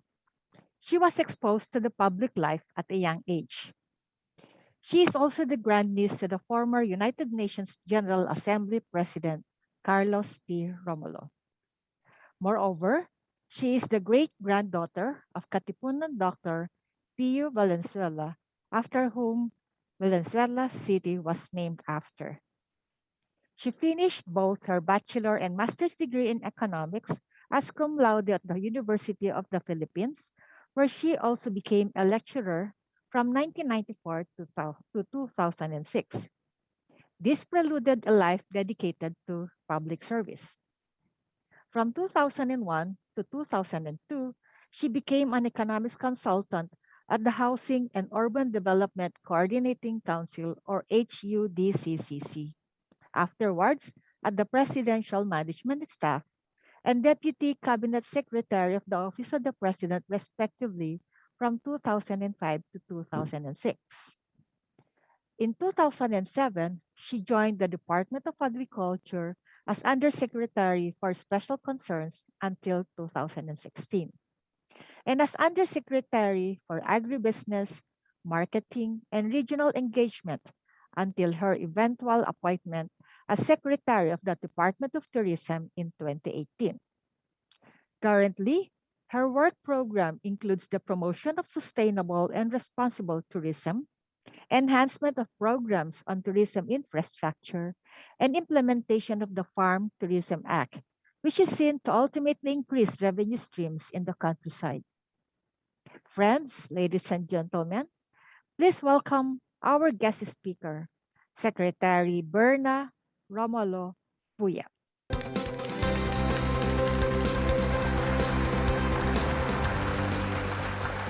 Ms. Gregoria Simbulan, Philippine Chamber of Commerce and Industry Area Vice President of North Luzon. Mr. Ernest Panis, Regional Governor for CAR. Mr. Alexander Ang, Regional Governor for Region 1. Mr. Cloyd Velasco, Regional Governor for Region 2. Dr. Alvin Bellarmino, Regional Governor for Region 3. Ms. Lina Flor Hizon, President of the Chamber of Commerce and Industry of La Union. All the participants and attendees, magandang araw po sa inyong lahat. I extend my gratitude to both the Philippine Chamber of Commerce and Industry and the Chamber of Commerce and Industry of La Union for this privilege to speak at this 30th North Luzon Area Business Conference. This conference is a very promising venue as it hopes to bring many different sectors together to draw up solutions, strategies, business models, and best practices to drive economic recovery efforts. The overall theme of this conference, Rebuilding the Economy Through Strategic Partnerships, struck a deep chord in me because this is exactly how the Department of Tourism approached this crisis from the very beginning. As that old song goes, no man is an island. And in our push for response and recovery, the Department of Tourism did not stand alone. We formulated the Tourism Response and Recovery Plan in close coordination with other national government agencies and our tourism stakeholders through the Tourism Congress of the Philippines to serve as a blueprint for the industry's recovery. Taking a multi-sector approach, the TRRP outlines various measures to aid affected sectors and lays the groundwork for a better normal that is creating a stronger, more resilient, and more sustainable tourism industry. For North Luzon in particular, one of the earliest strategic partnerships created bearing good results was our team up with Baguio City to launch the Baguio Visita platform, which paved the way for the resumption of tourism in the city. Developed through a partnership with the DOT's Tourism's Promotion Board, the Visita platform was designed as a system that can regulate the entry and monitor the mobility of visitors, while also being a tool to implement the city's health and safety protocols. Sometime after this, we were able to provide a way for visitors from Baguio City and Region 1 to visit each other through the Ridge and Reef travel corridor. This was made possible through our partnership with different LGUs and tourism stakeholders. The Ridge and Reef corridor provided a welcome opportunity for our domestic tourism to restart, leading to much needed tourism activity to get the region's businesses up and running. Another strategy to prepare our stakeholders, workers, and partners in the tourism industry for the better normal was to use this downtime in tourism activity to reskill, upskill, and retool them. Even in the midst of a pandemic, we continued to provide training programs for our partner tourism enterprises and workers aimed at improving the quality of their services, operating procedures, and tourism products. As of August 6, 2021, the DOT has conducted 78 training sessions with a total number of 2,586 participants in North Luzon, including the Cordillera Administrative Region and Regions 1, 2, and 3. One statistic that never fails to amaze me is that 99% of the country's tourism industry is made up by MSMEs. It's no wonder they're often referred to as the lifeblood of the Philippine economy. Our MSMEs were among the hardest hit during the pandemic, so as to help them keep their businesses afloat, the Department of Tourism forged a partnership with the Department of Trade and Industry for the immediate implementation of the CARES for Travel program, which stands for COVID-19 Assistance to Restart Enterprises for Tourism Rehabilitation and Vitalization of Enterprises and Livelihood. Launched on October 12 of 2020, the program provides recipients access to zero interest, no collateral loans with a loan term period of up to 4 years, including a corresponding grace period of up to 2 years. Under the Bayanihan 2 Act, 6 billion pesos was allocated for working capital loans to be administered by the DTI Small Business Corporation. Apart from our push to promote health and safety in our tourism destinations through the implementation of strict guidelines, another critical factor is getting everyone in the tourism industry vaccinated. The vaccination of the tourism workforce not only protects them, it also protects and reassures tourists that travel can be safe yet fun. We are in close coordination with Secretary Galvez and Secretary Vince and all the different LGUs to make sure that all our tourism frontliners are vaccinated. Nonetheless, the volatility of the situation was highlighted by the recent surge in COVID-19 cases due to the new variants. This resulted in the reimposition of strict quarantine measures in many parts of the country. Yes, this is a setback in our recovery efforts, but I strongly believe that this is only temporary. Over the last several months, we've laid the groundwork for recovery, not only in Northern Luzon, but also in the whole country, with the continued support of the national and local governments, as well as private stakeholders, coupled with the increasing rate of vaccinations. We are improving our chances for the full revitalization of the tourism industry. The key to achieving all our targets is through the forging of strong partnerships and everyone reaching for the same lofty goal. Thank you once again to the Philippine Chamber of Commerce and Industry for your continued trust and support. By continuing to work together, we will all recover as one. Please stay safe at maraming salamat po.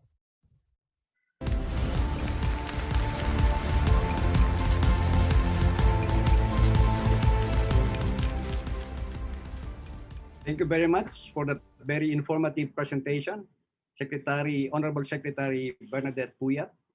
We laud your efforts and support to local businesses, more particularly in your Cares for Trouble program, in helping the MSMEs, which comprises 99% of our businesses, and recover from the impact of the COVID-19 pandemic.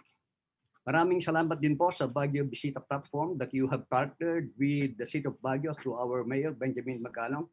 It was very, very successful.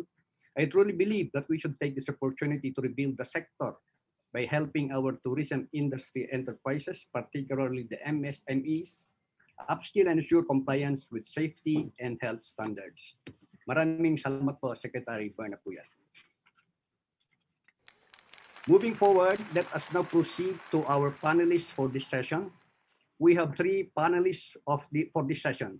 For our first panelist, please help me welcome the current chairman of the Philippine Chamber of PCCI's Tourism, Retail, and Franchising Committee, Mr. Sammy Lim. Mr. Sammy Lim is a former president of the Philippine Chamber of Commerce and Industry, successfully advocated for doubling the international tourism arrival every 5 years. He delivered and promoted the tourism supply chain template to make this happen. Mr. Lim crafted the tourism roadmap, which served as the template for the 2005 WTO International Roundtable on Tourism.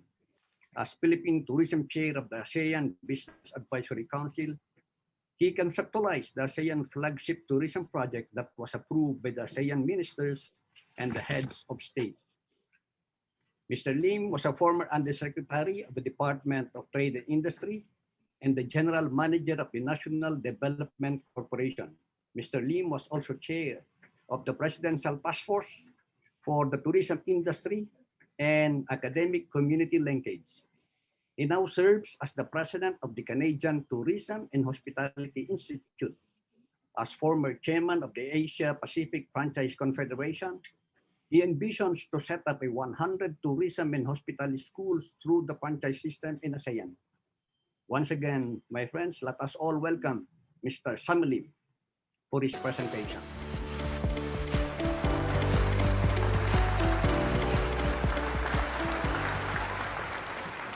Good morning to the most admired and most hardworking Cabinet Secretary Berna Romulo Puyat, and also to my favorite Mayor Benjamin Magalong. Before I proceed, I'd like to thank also Gigi Simbulan, Stam Panis, all the regional governors and chamber presidents, and all the guests for giving me this opportunity to share with you some of my thoughts. The Tourism Committee of PCCI believe that if we gradually, systematically open up the domestic tourism, it could serve as a catalyst for restarting not only Philippine tourism, but also the economy as a whole. There are 4 main gateways for North Luzon, which includes Clark International Airport, Bulacan Airport, Subic Freeport, and Lawag Airport. So I believe there is definitely a very bright future for tourism in Northern Luzon. Luzon is also blessed with many tourism destinations.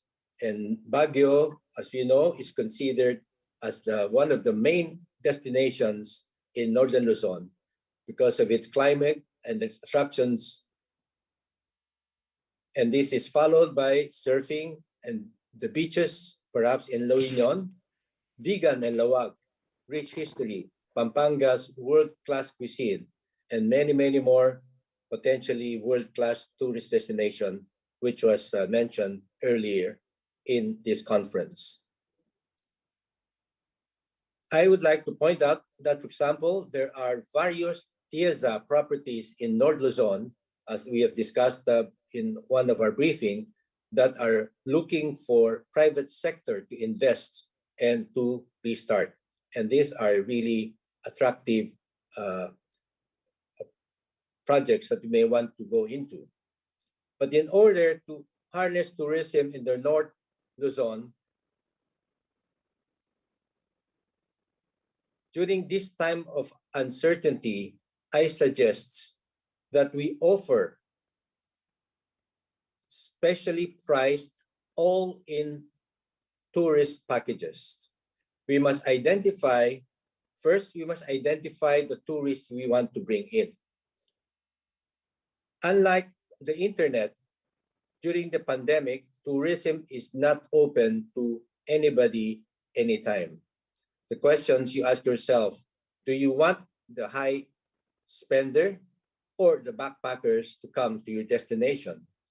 Do you want to have tourists coming from COVID-free communities or even country? And do you want fully vaccinated tourists only? Number two is to determine the capacity of your destinations for tourists. How many people can your main attractions accommodate? How many safe rooms are there available?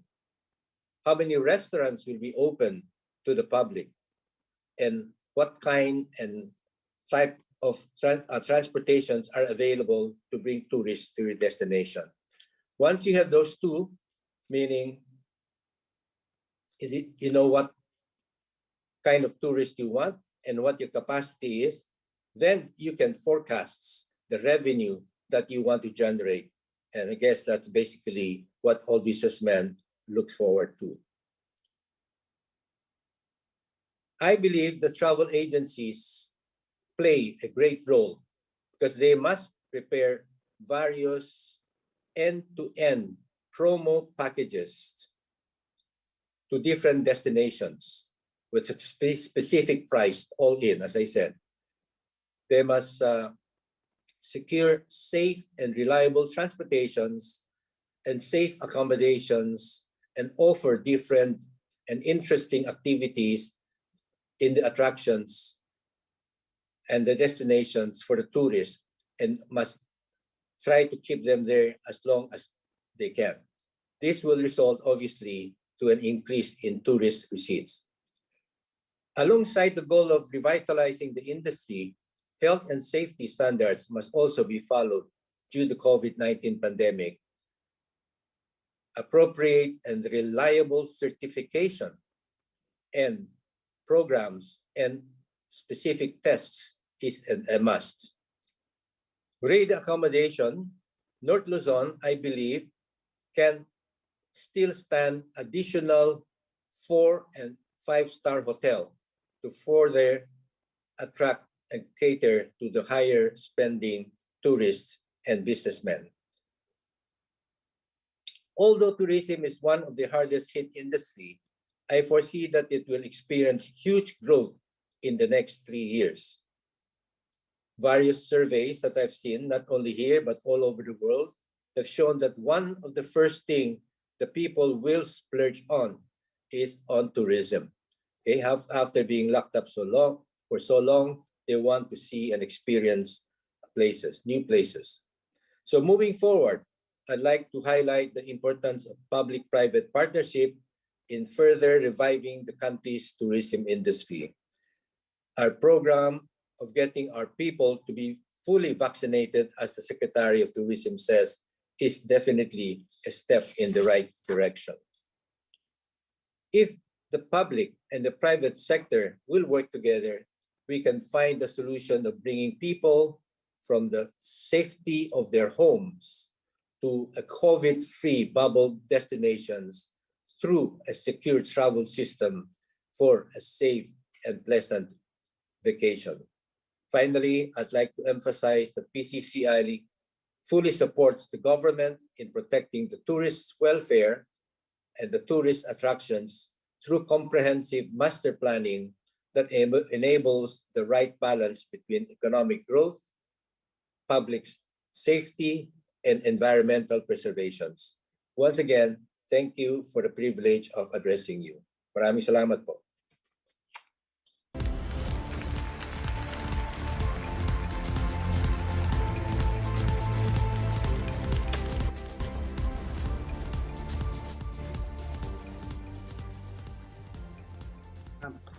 Maraming salamat po, Mr. Sammy Lim, for that sharing with us the private sector's point of view with regard to the bus opportunity strategies for North Luzon's tourism industry.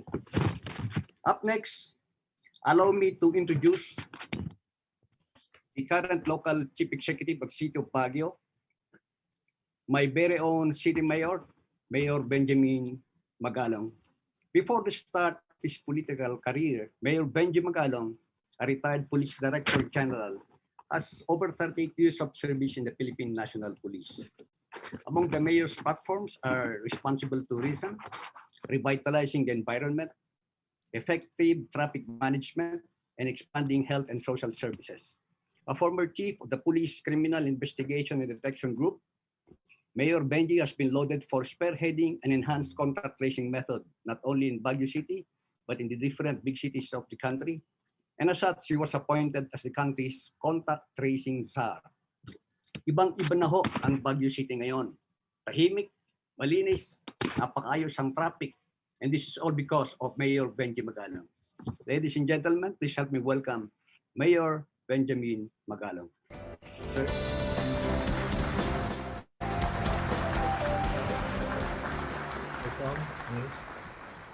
Maraming salamat po sa inyo. Let me first greet Ma'am Gigi Simbulan, of course, Sir Tom Panis, Mr. Alexander Ang, Mr. Lloyd Velasco, Dr. Alvin Bellarmino, and Ms. Lina Hison. And to our distinguished panelists and participants of the 30th Northern Luzon Area Business Conference, maraming salamat po sa inyo lahat. Good morning, and thank you for having me today. 2020 was a challenging year for the tourism and travel industry due to a lingering pandemic situation. A group of distinguished economists forecasted that it will take up to 2024 before the travel industry can fully recover. And even now, with the threat of new variants of the COVID-19 virus, specifically the Delta variant, the struggle is still existent, and therefore working together through strategic partnership will be imperative. Here in Baguio, it is estimated that for the year 2020, we lost around 85% of our pre-pandemic tourist arrivals, translating to a loss of potential gross receipts of up to 3.5 billion pesos. We are more challenged to endeavor in enabling the reopening of our economy through gradual restart of tourism. Let me share how strategic partnerships were vital as we course through the path towards tourism recovery and resiliency. First and foremost, our strong and transparent partnership with the local stakeholders and businesses, including the health sector, as the catalyst to a unified direction and understanding of the hammer and dance approach in jumpstarting an ailing economy. With dedication and discipline, we started by helping each other, most of us becoming tourists ourselves of our own city to stimulate spending. Second, partnerships with government and private organizations and individuals who can be more than willing to support in providing for infrastructure needs for the systems vital to the reopening of tourism activities. Too many to mention, but all the help was substantial for the setting up of additional local healthcare facilities and supplies, isolation facilities, and triage facilities, which are now one of our primary features in providing convenient and safe travel protocols in the city, part of the management of our COVID-19 situation. Third, our partnership with national tourism agencies and offices. The Department of Tourism, led by no less than our dear Secretary Berna Puyat, together with the Tourism Promotions Board, was instrumental in enabling resiliency programs for tourism-oriented establishments and workers, and more importantly, the support for innovative platforms in the restart of domestic tourism, seen as the fuel for reviving travel confidence. Late last year, DOT initiated the distribution of financial aid to affected tourism workers and also donating a substantial amount of test kits for COVID testing study to be adopted for leisure travel and for testing subsidies for tourists. Through TBP or TPB, they also funded one of our technological innovations that provided for contactless and paperless registration and transactions for tourists and visitors, the Baguio Visita, the first of its kind at that time, and now a technology being replicated by the other LGUs.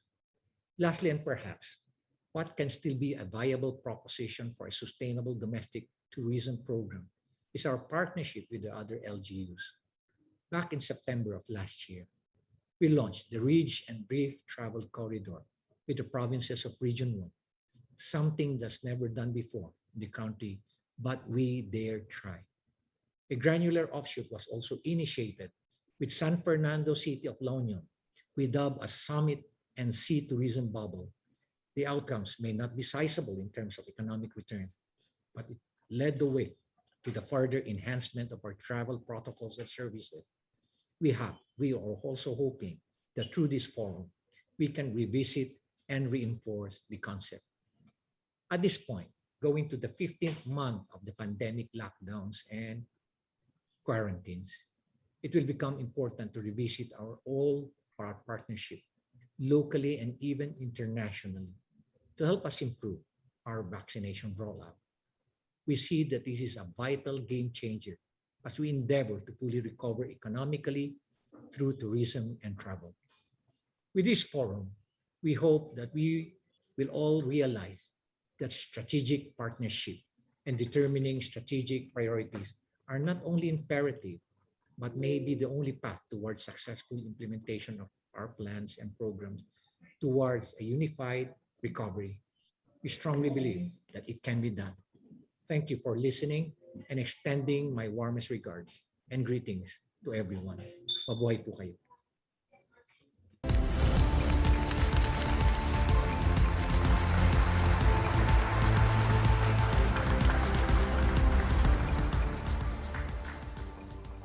Thank you very much, Mayor Magalong, for gracing this year's 30th North Luzon Area Business Conference.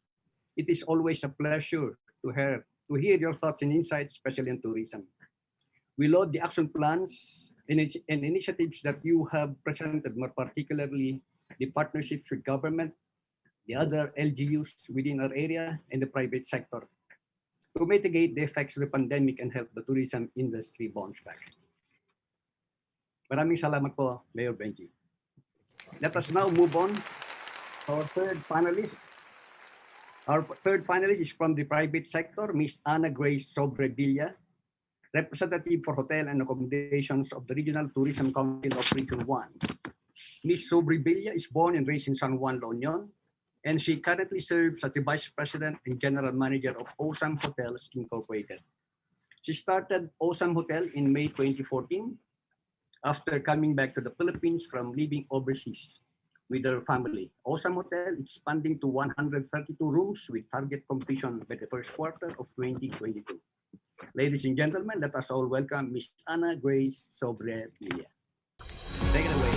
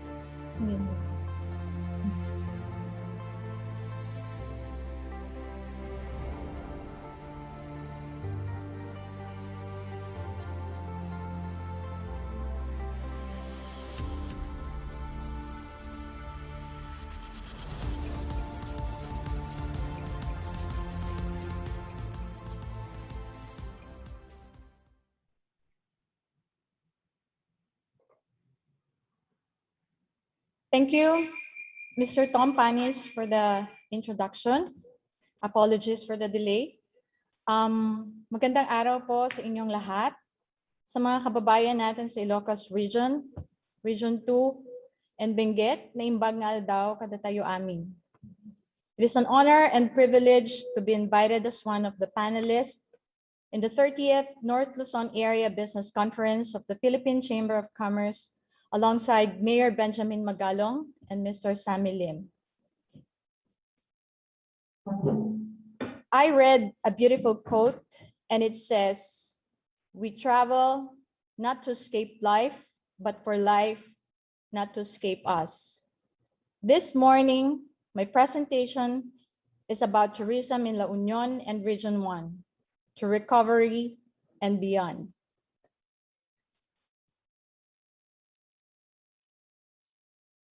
Tourism is the main driver of economy in Region 1. We are recognized because of our people, beaches, sunset and mountains, food, rich biodiversity, and more. We have international tourist spots, including San Juan La Union as an example, the surfing capital of the North, with world-class surfing breaks and breathtaking views. Region 1 boasts world-class hotel accommodations, rich cultural experience, a work plus vacation lifestyle, and of course, a great place to relax. When the pandemic hit last year, we identified 4 C's: challenges, chances, changes, and collaborations. The first C, which is challenge, tourist arrival has plummeted down to an average of 92.5% compared to the tourist arrivals in 2019.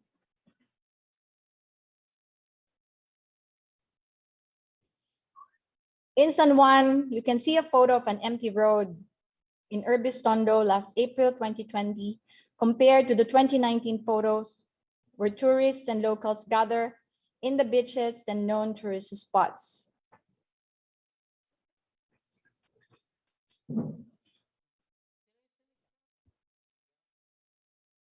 The second C is for chances. The head of the La Union Surf Club reflects the empty beaches, and the absence of the tourists resets the regional state of our humble municipality. Nature seemed to have hit the reset and rest button, which is essential to its recovery. It is good, wala nga lang kita. The third C is changes. We were able to enforce our membership with our local group and community. It is an opportunity to brainstorm and assess our strategy to survive this pandemic. Part of its radical change in mindset. Change is an opportunity to see and appreciate what is truly important in our industry. The old mindset focuses on business. The new mindset focuses on our natural resources, our planet, the society, the economy, and then profit. The last is for collaborations. We enforce our strategic alliances from our community to local networks, to government agencies, public and private sectors, and business owners. We need one another. And collaboration gives every stakeholder a sense of purpose. Each player is significant. During the height of the pandemic, surfing, which was put to a halt as it being identified as a leisure activity, but then due to the effort of the surfers and stakeholders, was later classified as a non-contact sport and was allowed to locals again. During this pandemic, it is our role to look after our environment while tourists are limited. It is to preserve our nature for our kids and future generations to enjoy. Sustainable business solutions were created, a program that will benefit the coastal community and tourism establishments. We also enforce our partnership with the Department of Tourism, headed by Regional Director Jeff Ortega, with our much needed assistance in trainings so we can be well equipped when things are back to normal. In here, a water and search rescue training was given to our local surfers. Training on occupational first aid and basic life support was facilitated by Red Cross to our tourism employees in coordination with the Department of Tourism. The provincial government has provided campaigns and updates to inform tourist stakeholders and the public regarding the rules and guidelines in the province. The vaccination program, particularly to the tourism workers, to boost local tourism is also one thing that we needed the most. This is one way of reigniting confidence from tourists, the local community and tourism establishments, especially in the accommodation sector. Our campaign to getting tourists back to familiar and new destination is also driven by technology and digitalization, which is like the Tarana as an example. In La Union alone, the discovery and promotion of new local tourist destinations like the Muki Island, the Old Spanish Watchtower, the Great Road of Bilagan, and Tap Alan will surely kindle and remind our tourists that our province and the whole Region 1 is abundant of beautiful tourist spots. Some are yet to be discovered. To recovery and beyond, we are optimistic that we will bounce back no matter what. Affordable and subsidized testing, prompt vaccinations, strong coordination, incentive programs, updates and calculated easing of restrictions will confidently bring us all on the right track to rebuild the economy through strategic partnerships. Let me leave to you a quote from St. Augustine. The world is a book, and those who do not travel read only a page. This is Ana Grace of Awesome Hotel in San Juan, La Union, representing the accommodation sector for the Regional Tourism Council of Region 1. Maraming salamat po.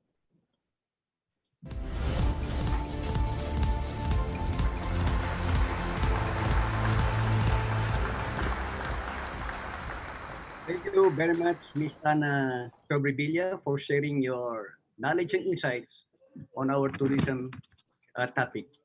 Thank you very much for your very encouraging presentation on the tourism landscape in La Union and your very optimistic to recovery and beyond. Maraming salamat po, Ms. Ana Grace. Hope to see you soon in person, and surely I will be staying in Awesome Hotel when I go to La Union. Once again, I would like to thank all our resource speakers and panelists. At this point in time, we are now going to proceed with our panel discussion. So may I please invite once again, or maybe I request our technical to please present on the screen our three panelists, Mayor Benjamin Magalong, Mr. Samuel Lim, and Ms. Ana Grace Sobrevilla. So I can start with the panel discussion. But before we proceed, may take some time to reiterate a few gentle reminders to speak. We will periodically check questions from the chat box in the Zoom meeting for relevant questions for our panelists. The Secretariat will also help identify the questions that need to be answered live by the speakers. And for our attendees, please maximize the Q&A box, which can be found in the middle portion of the screen, down below. If you have questions for a specific panelist, kindly include their name in sending your questions. Please make it direct and straight to the point. If the speakers wish, you may also respond directly to the audience through the chat box. I was informed that Secretary Puyat will not be able to join us in the panel discussion, but she is ably represented today by her Undersecretary, Myra Paz B. Abubakar. USEC Myra was a former Regional Director for Region 9 and Assistant Secretary for Mindanao of the Department of Tourism. As Assistant Secretary, her flagship project, The Colors of Mindanao, was a tourism development initiative, which gave a fresh look at the untapped potentials of the Mindanao regions, celebrating its diverse and rich culture. Her initiative also focused on maximizing the benefit tourism has to offer to the communities, especially to the indigenous peoples and small entrepreneurs. Let us all welcome, ladies and gentlemen, Undersecretary Mayra Paz B. Abubakar. Very much. Muchas gracias. Good morning to each and everyone.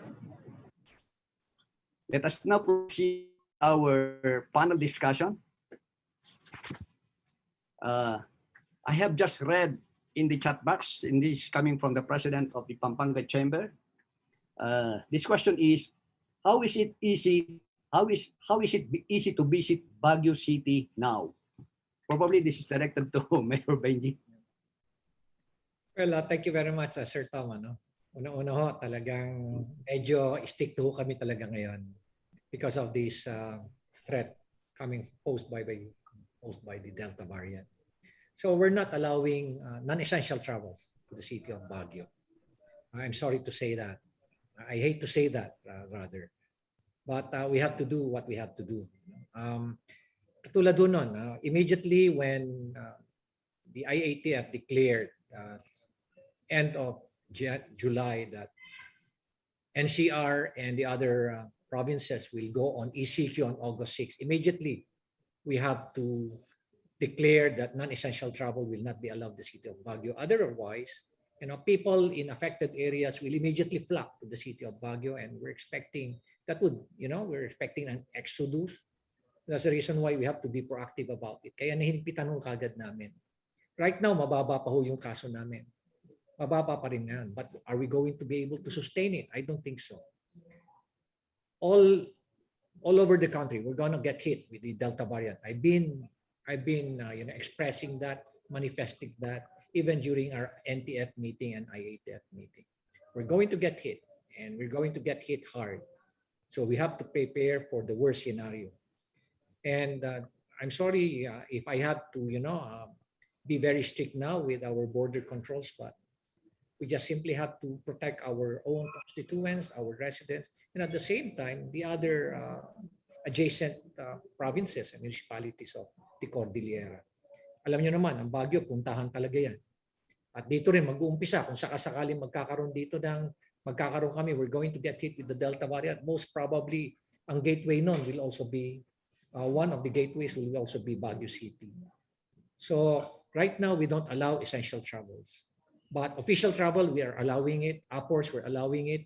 We're also requiring, I'm sorry to say this, but we're also requiring everyone coming up to the city of Baguio, except for those uppers, government uppers, they will no longer have to go through the RT-PCR before the travel. Yun lang po. Otherwise, all the rest have to undergo RT-PCR. Maraming salamat po. Thank you very much, Mayor. Meron po isa rito. It was easy to enter Baguio, but it was harder to come home as we are required to undergo the mandatory 14 days quarantine. Is there a possibility to expand the bubble you had with La Union? From President Lahus of Bigan. Well, dito naman, yes, Sir Tom, dito naman ho sa Baguio for returning Baguio residents, hindi ho kami naghihigpit. Hindi ho kami naghihigpit. Even, in fact, we're welcoming them to return to the city of Baguio because they know they're safe in the city of Baguio. But they have to go through our triage facilities. All visitors, even government, unofficial travel, all uppers have to go through the triage system. Napaka-ikli lang naman yung triage system natin. Napakabilis lang, very efficient yun. It will just take you about 5 minutes. The worst na siguro 10 minutes per person. And even my family, every time they come up to the city of Baguio, including myself, if I stay in Manila for about 1 day, 2 days, every time I come up, I have to go through the triage system para ipakita sila is leadership by example. People should know that even top management of the local government of Baguio City have to go through the same process that everybody has to go through. So, yung sa La Union, we're willing to expand it. In fact, we're inviting Bawang, inviting San Juan for that bubble. Kaya lang hindi na ho sila nag-respond after talking to them, explaining to them yung mga intricacies nito at yung dynamics bubble na to, it was we failed to get any favorable response. Initially, nagkakaroon ho ng talk ng aming mga tourism officer. Kaya lang ho, wala na hong follow-up. So, besides, nagkaroon din ho ng problema sa bubble niya, sa La Union, because they have to be strictly compliant with the requirements na RT-PCR lang. Pero dito kasi sa Baguio, we were able to seek permission that we can use antigen test as a and to replace yung aming RT-PCR because it's just so expensive to be implementing or demanding that people coming up to the city of Baguio have to subject themselves to RT-PCR test. Just imagine for a family of 5, if you need to, if they want to go up to the city of Baguio, they have to spend about 25,000 pesos for their RT-PCR test, and they still have to spend for their lodging and their food in the city. It will discourage tourists to come up to the city of Baguio. That's why for the antigen test, napakababa namin. We are just charging them at cost 350 pesos, and we're using one of the best antigen tests in the country. The same test that's being used by the other LGUs are actually charging them 1,300. Sa amin is at cost lang 350 pesos. But for returning Baguio residents, but visitors, we are charging them 500 pesos rather. There's just a markup of 150 to cover all the admin expenses or admin costs. Thank you, Sir Tom. Thank you very much, Mayor. Actually, napakaraming questions ito sa ating chat box address sa Baguio City. Very popular sa Baguio. We're willing to answer them. But, I'll try to divert a little bit para makapag-isalta naman yung ating ibang panelists. This is addressed to USEC, our DOT USEC. What are some of the investment incentives available to tourism enterprises, particularly to the MSMEs, for them to stay afloat, continue their business operations, and recover as soon as possible? Thank you. Thank you very much. Can I be heard? Okay. The Bayanihan to Heal Aswan mobilized resources for the government's COVID-19 response programs. Upon consultation with public and private stakeholders, the Department of Tourism determined that the most urgent support needed by critically impacted businesses was direct financial assistance. This led to the allocation of 10.1 billion to the tourism industry under Bayanihan 2.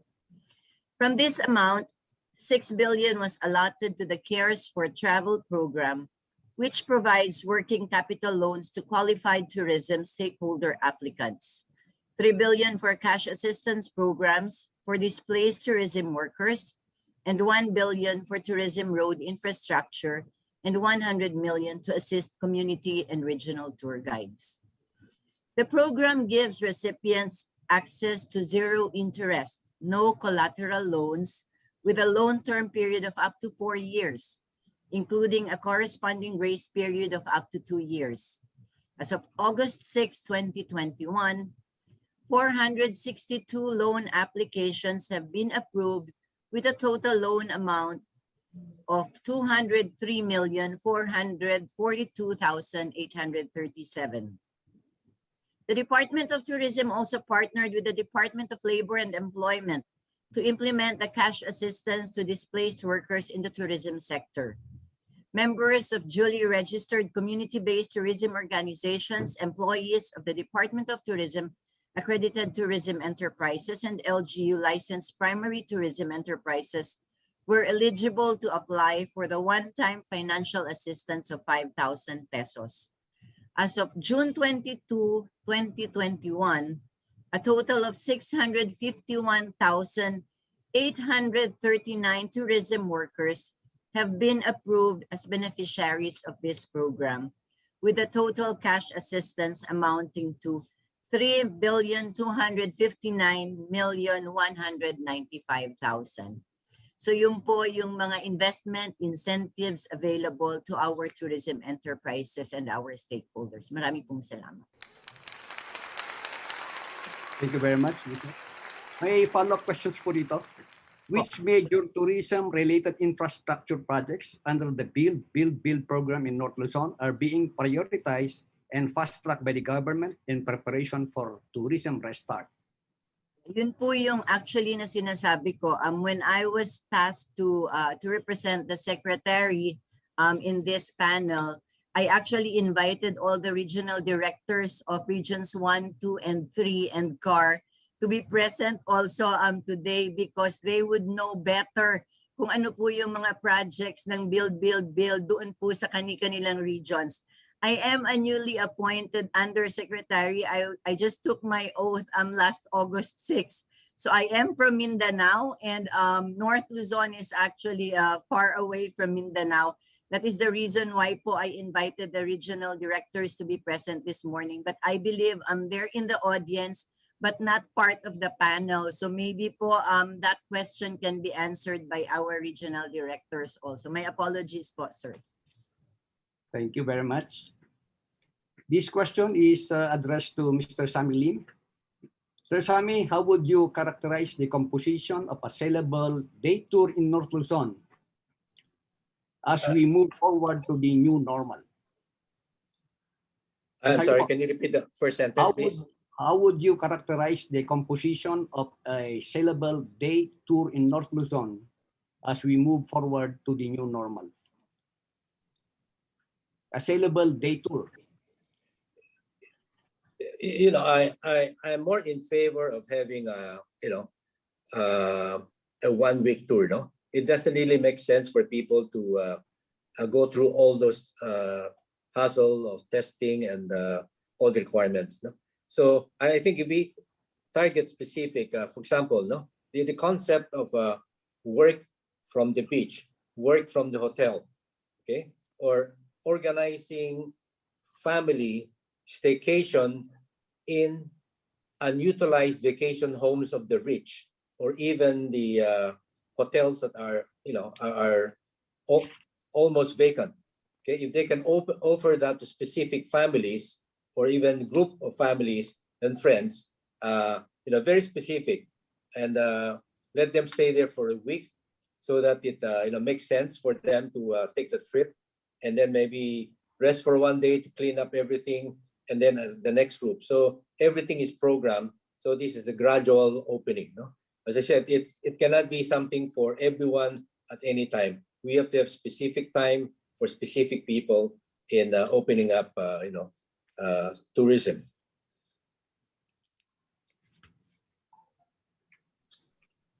Thank you, Mr. Sammy Lim. This question is addressed to Ms. Sobre Villa.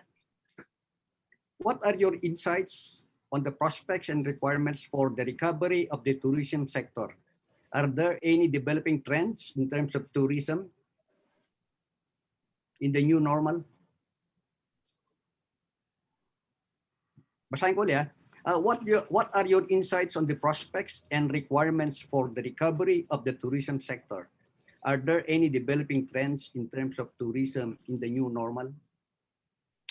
Thank you for that question.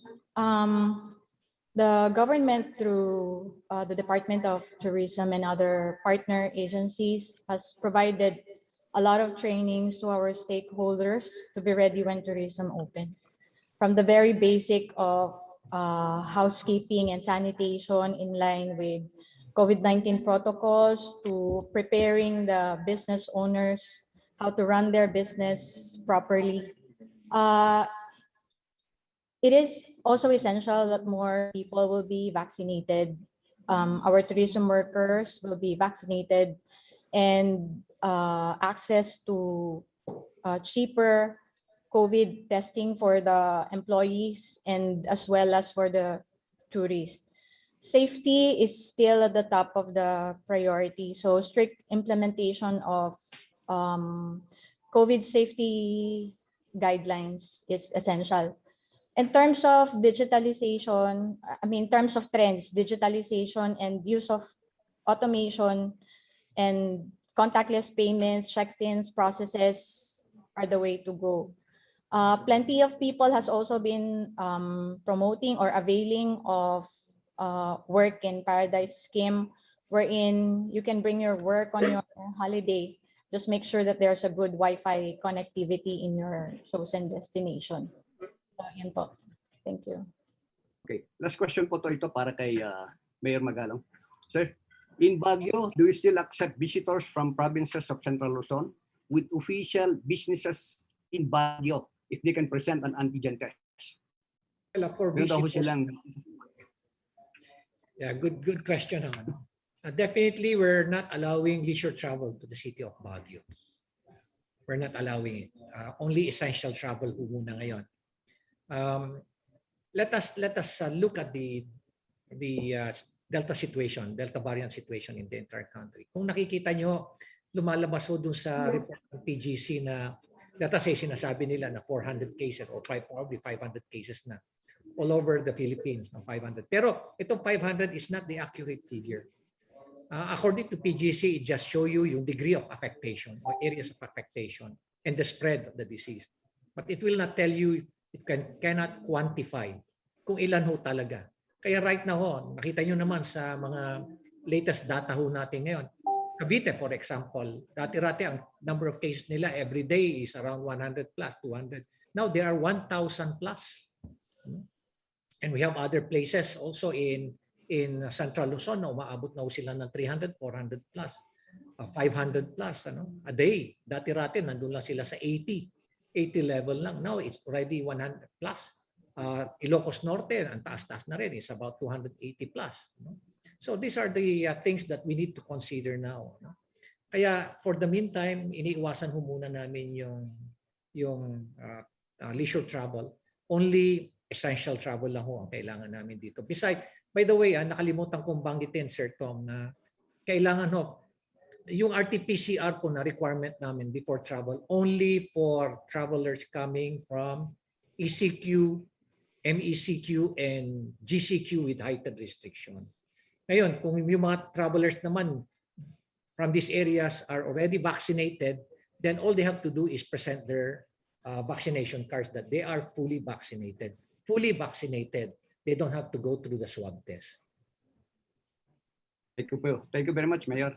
Yes, po. This is for Mr. Sammy Lim.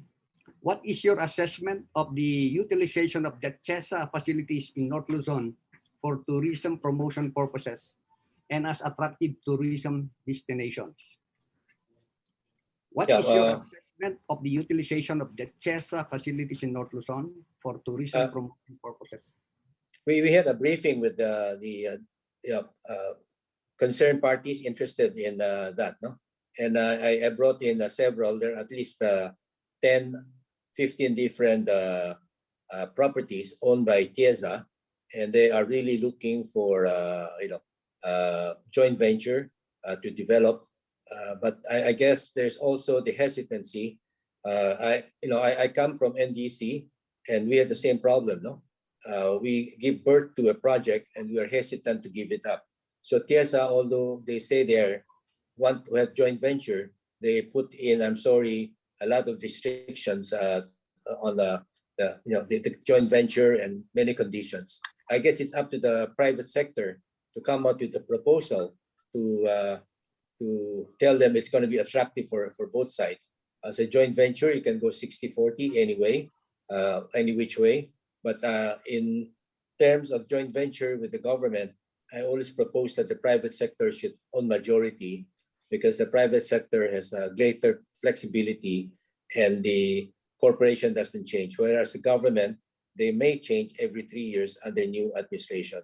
So I would encourage all of you to check with TIESA and check on the different properties there, from Lawag to even La Union. I heard there's a great property available, even Bulacan and so forth and so on. There's so many things out there, and this is probably good for the conversation. I think there are about 25 different properties. Thank you. Thank you very much, Sir Sammy. Actually, sir, and everyone, we have a lot of questions here sa ating chat box, but I was instructed by our program director to wrap up. That's all, because that's all the time we have for this session. But before we close, I would like to request our resource speakers for a 1-minute closing statement. First, Yusek Myra, please.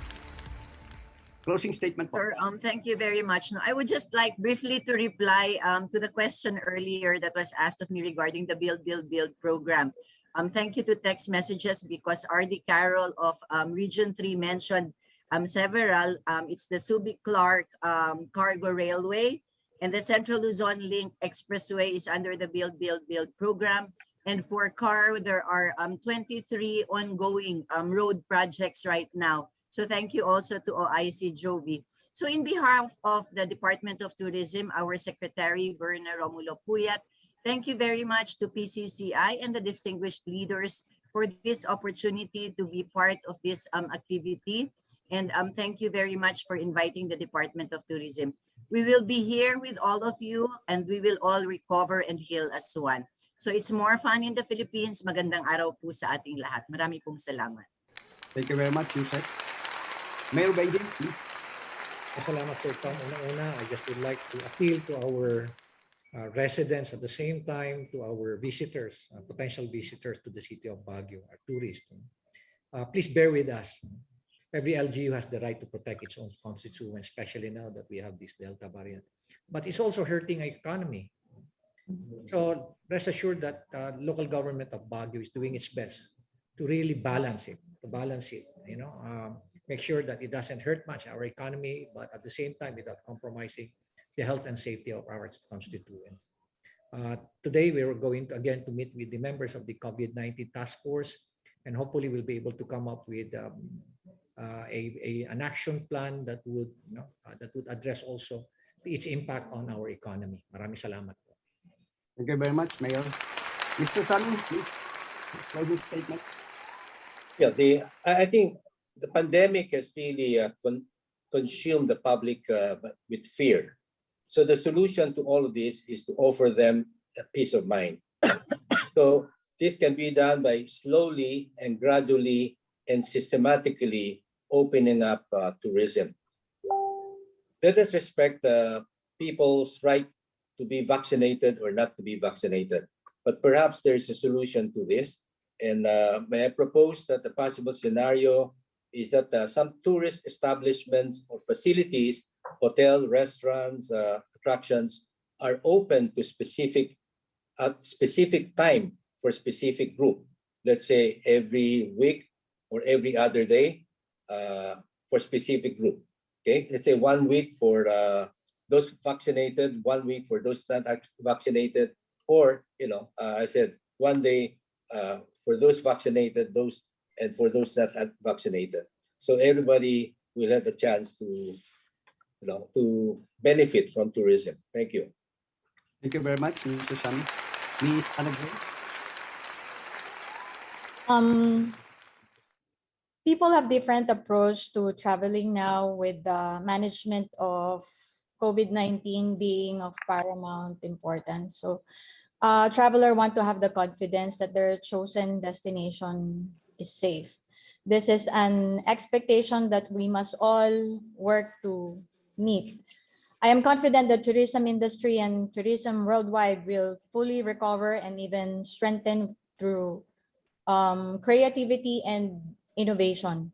Together, we will collaboratively explore the challenges ahead and come up with solutions towards tourism recovery. We look forward to welcoming you to La Union and to Region 1 when you travel again. Thank you po. Thank you very much, Ms. Ana. And I would like to thank our panelists for your valuable time and insights about reviving tourism in North Luzon. I'm happy to note that we had a very fruitful discussion all the time we have this session. But before we formally close this session, may I request everyone to please open your cameras for a quick virtual photo op with our resource speakers for this session. Please open your cameras. Gallery po tayo.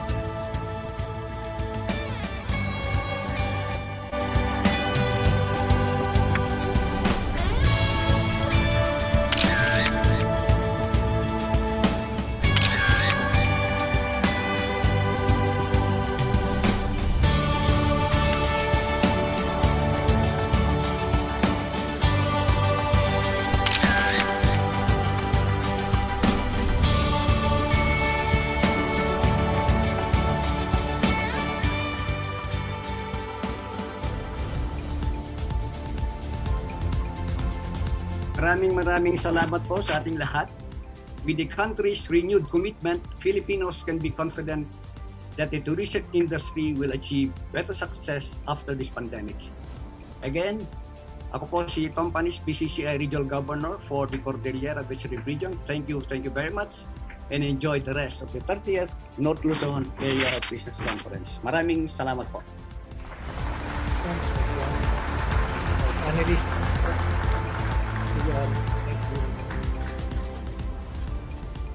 And to express the appreciation of PCCI to our resource speakers, we are presenting tokens of appreciation. May we please call back the representative of Secretary Berna Romulo Puyat, Undersecretary Myra Paz V. Abubakar, along with the rest of our plenary guests, Mayor Benjamin Magalong, Mr. Sammy Lim, and Ms. Ana Grace Sobrevilla.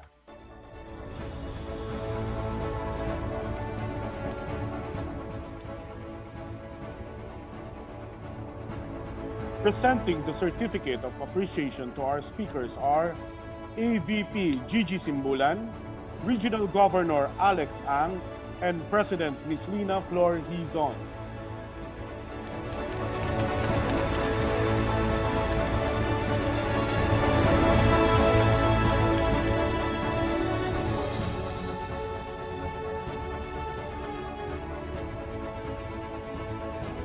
The Philippine Chamber of Commerce and Industry hereby bestows these tokens of appreciation to Secretary Berna Romulo Puyat, Honorable Mayor Benjamin Magalong, Mr. Sammy Lim, and Ms. Ana Grace Sobrevilla during the 30th North Luzon Area Business Conference given this 12th day of August 2021. Signed by Conference Director Ms. Lina Flor Hizon, Regional Governor PCCI CAR Mr. Ernest Panis, Regional Governor Region 2 Mr. Cloyd Velasco, Regional Governor Region 3 Mr. Alvin Bellarmino, Regional Governor of Region 1 and Co-Chair of the 30th NLABC Mr. Alexander Ang, Area Vice President PCCI Region 3 Chair of the 30th NLABC Ms. Gregoria Simbulan, Chair of the 47th Philippine Business Conference and Expo Mr. Jeffrey Nang, and the President of the Philippine Chamber of Commerce and Industry, Ambassador Benedicto Yuwico.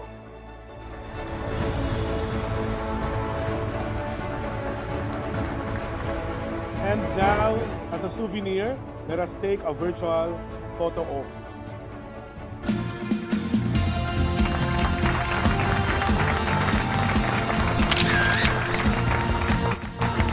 Once again, a round of applause to our dear guests. Palakpakan po natin sila.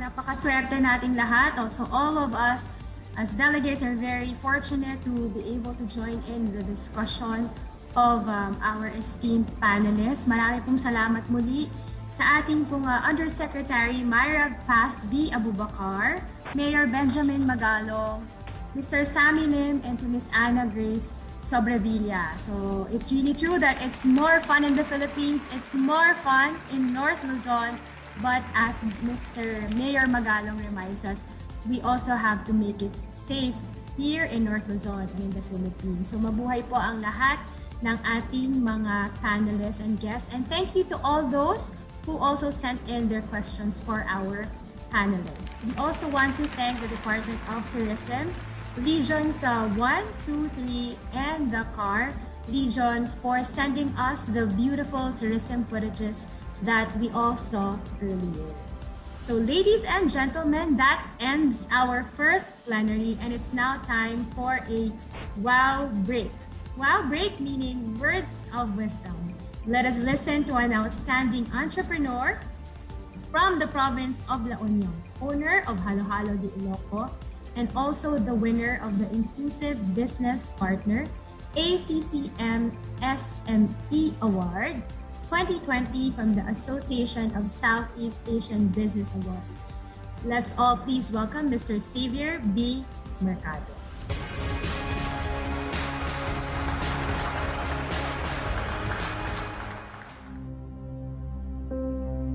Halo Halo de Iloco was created through the Museo de Iloco of Agoo, La Union.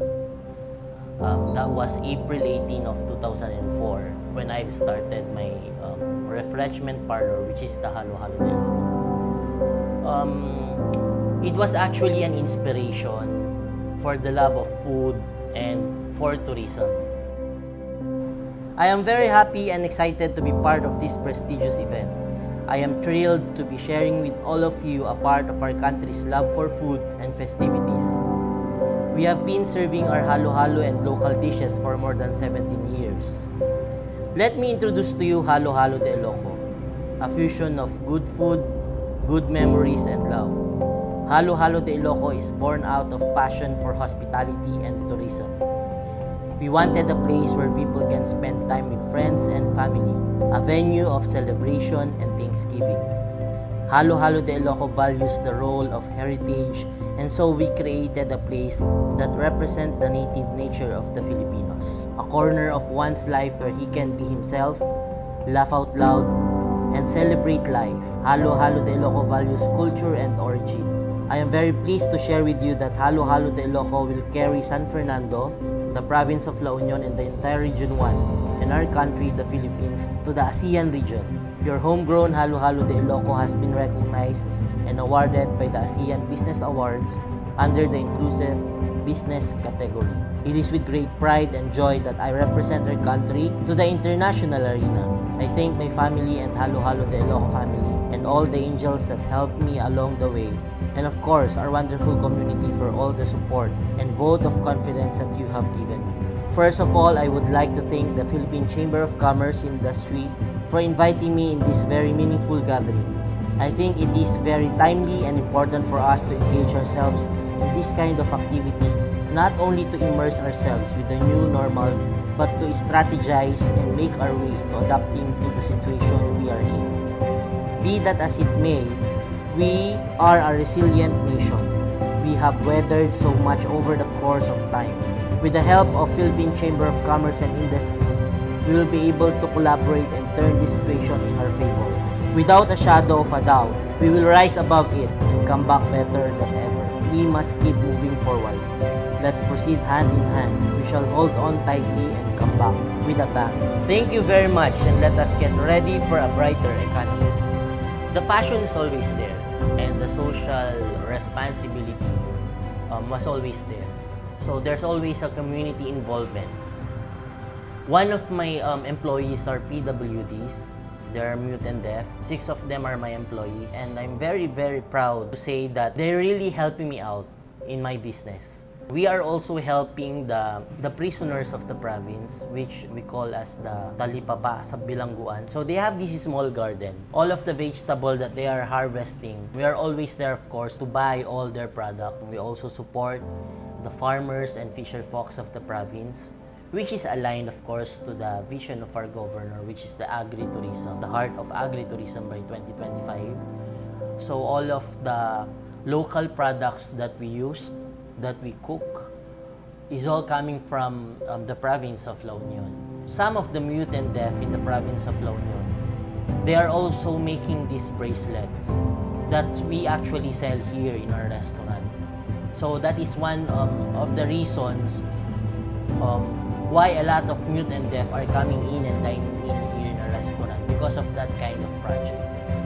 We also support the MSMEs, some of their local products, like for example the basi, the honey, the abel of Bangar.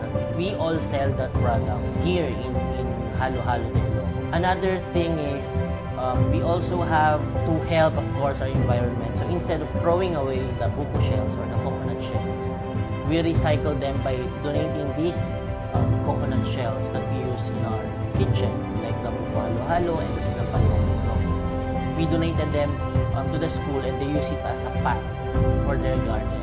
We also recycle the seeds of our vegetables, and then we plant these to the shells of eggshells, and when it grows up, we give it to our customers. When I conceptualized Halo Halo de Ilocos, I embrace it with passion, determination, and perseverance.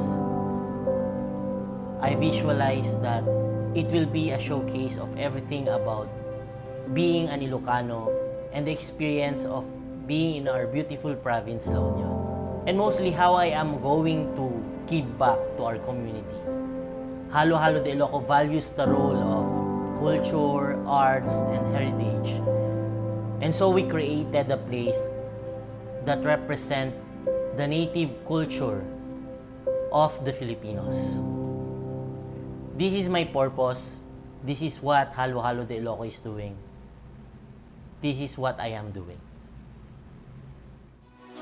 Và tiếp theo chúng tôi xin được gửi lời chúc mừng tới Halo-Halo de Iloco from Philippines.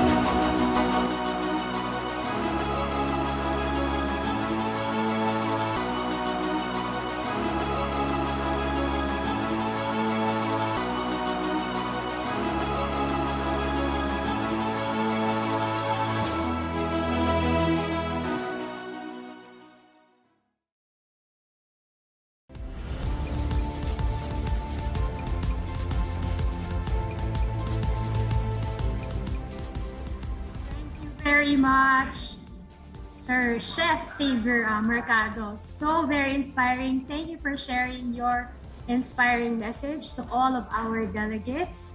Ako po, personally, I am excited na once travel is allowed to be able to visit Halo-Halo de Iloco and ensure that you've inspired so many of our delegates to also follow suit and showcase their regional culture in their own businesses. Yeah. So marami pong salamat muli. But friends, before we proceed to our second plenary, let's enjoy some entertainment numbers that was prepared by our own PCCI. And we are very happy to have with us world-class performers, the Philippines Prince and Princess of Pop Opera, Mr. Jonathan Badon and Miss Alison Gonzalez.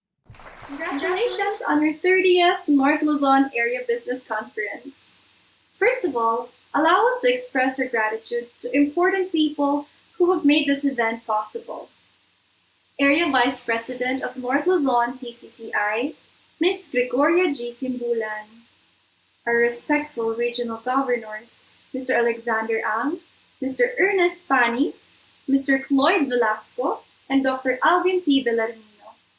The President, Chamber of Commerce and Industry of La Union, Ms. Selena Flor Hizon. Of course, the Chairman and CEO of Herma Group, Mr. Hermias Guerra. Thank you for allowing us to be part in this noble and great event of rebuilding the economy through strategic partnerships. And of course, on our part, through some moments of serenading all of you in timeless music to bring out the best in each one of us. Please join us in the spirit as we sing this beautiful inspirational song.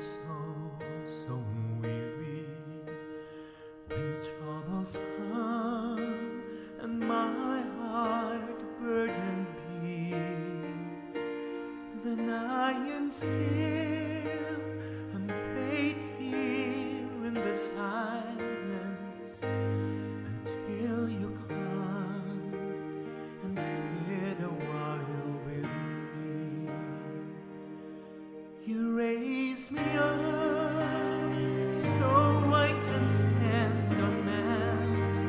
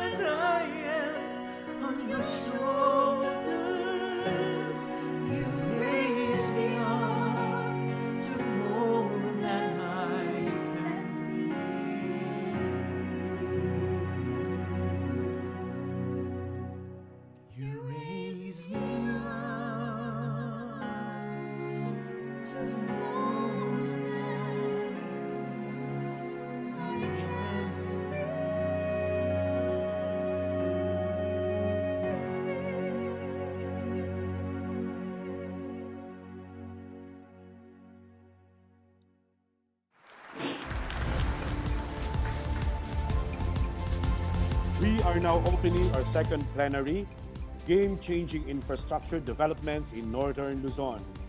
With this session, we will learn more about ongoing projects that will change the economic and business landscape in North Luzon. To introduce our resources speakers, may I call on the President of the Pampanga Chamber of Commerce and Industry, Architect Nestor Mangio.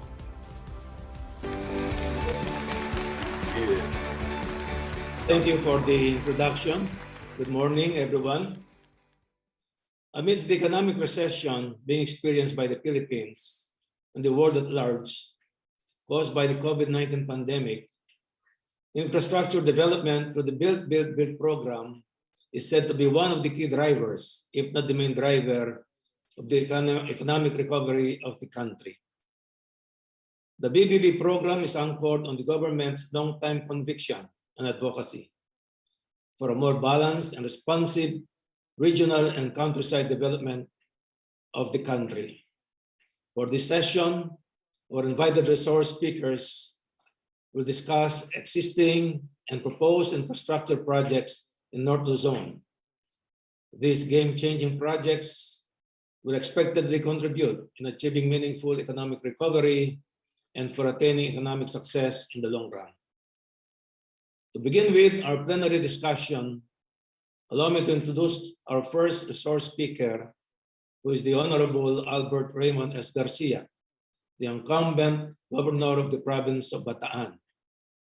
Long before he became the governor of Bataan, he already held firmly the belief that Bataan could stride its economic growth and provide its citizens a better, if not the best, quality of life if it becomes the preferred location of economic industrial investment. During his term as governor, he initiated several notable projects, such as the conversion of the Bataan Export Processing Zone into the Freeport area of Bataan, the 37-hectare solar power plant, the FAB, to name a few. He was also responsible for uplifting the quality of life of the citizens of Bataan and garnering awards for the province of Bataan, including the PCCI's most business-friendly local government unit award. Governor Garcia was also appointed by President Rodrigo Duterte as chairman of the Regional Development Council of Region 3 in December 2019. Without further ado, ladies and gentlemen, please welcome the Honorable Albert Raymond S. Garcia.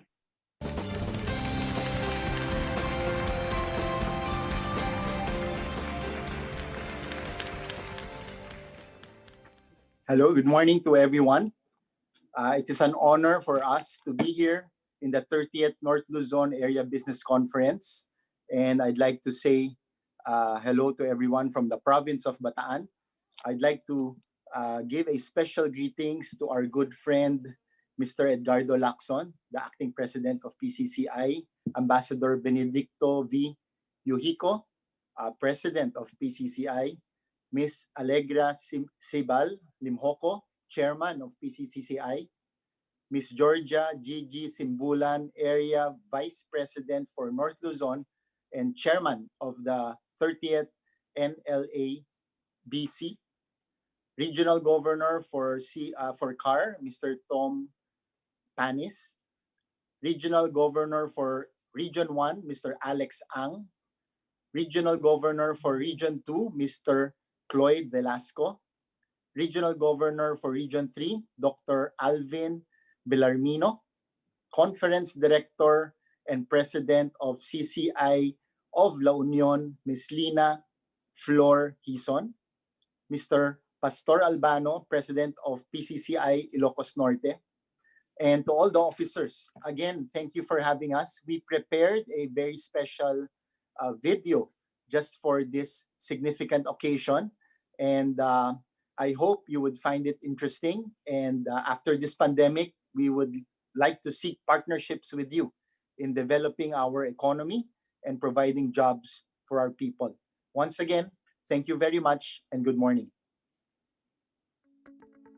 To the Philippine Chamber of Commerce and Industry President, Ambassador Benedicto Yuhico, PCCI Chairperson Ms. Maria Alegria Limhoco, Chairperson Mr. Sammy Lim, Senator Amy Marcos, Department of Tourism Secretary Bernadette Romulo Puyat, PCCI Area Vice President for North Luzon, Ms. Georgia Simbulan, La Union Governor Francisco Emmanuel Ortega III, Baguio Mayor Benjamin Magalong, Pampanga CCI Nestor Mangyo, Luzon International Premier Airport Development CEO Ms. B. Yong Chungungko, San Miguel Corporation Chief Finance Officer Mr. Raul Eduardo Romulo, PCCI North Luzon Officers, LCCI President, PCCI National Officers, a pleasant day to all of you.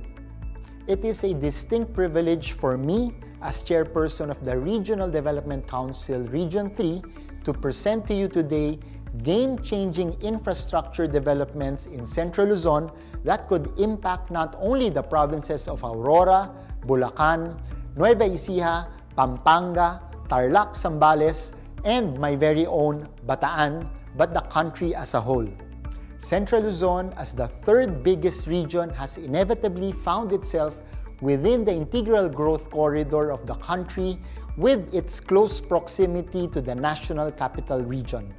With the administration of President Duterte and his aggressive Build, Build, Build program, we have seen how this region has unraveled and continues to unleash its potential as an investment destination in the world. Along with this inclusive growth and development, our very own province of Bataan continues to manifest its fair share of opportunities, making it possible for us to realize our vision of having the lowest poverty incidence resulting from quality growth and attaining top-level Human Development Index. Please allow me to present to you the flagship infrastructure projects in Region 3 that will further boost economic growth and development in the country to benefit our people, even in the midst of this global pandemic.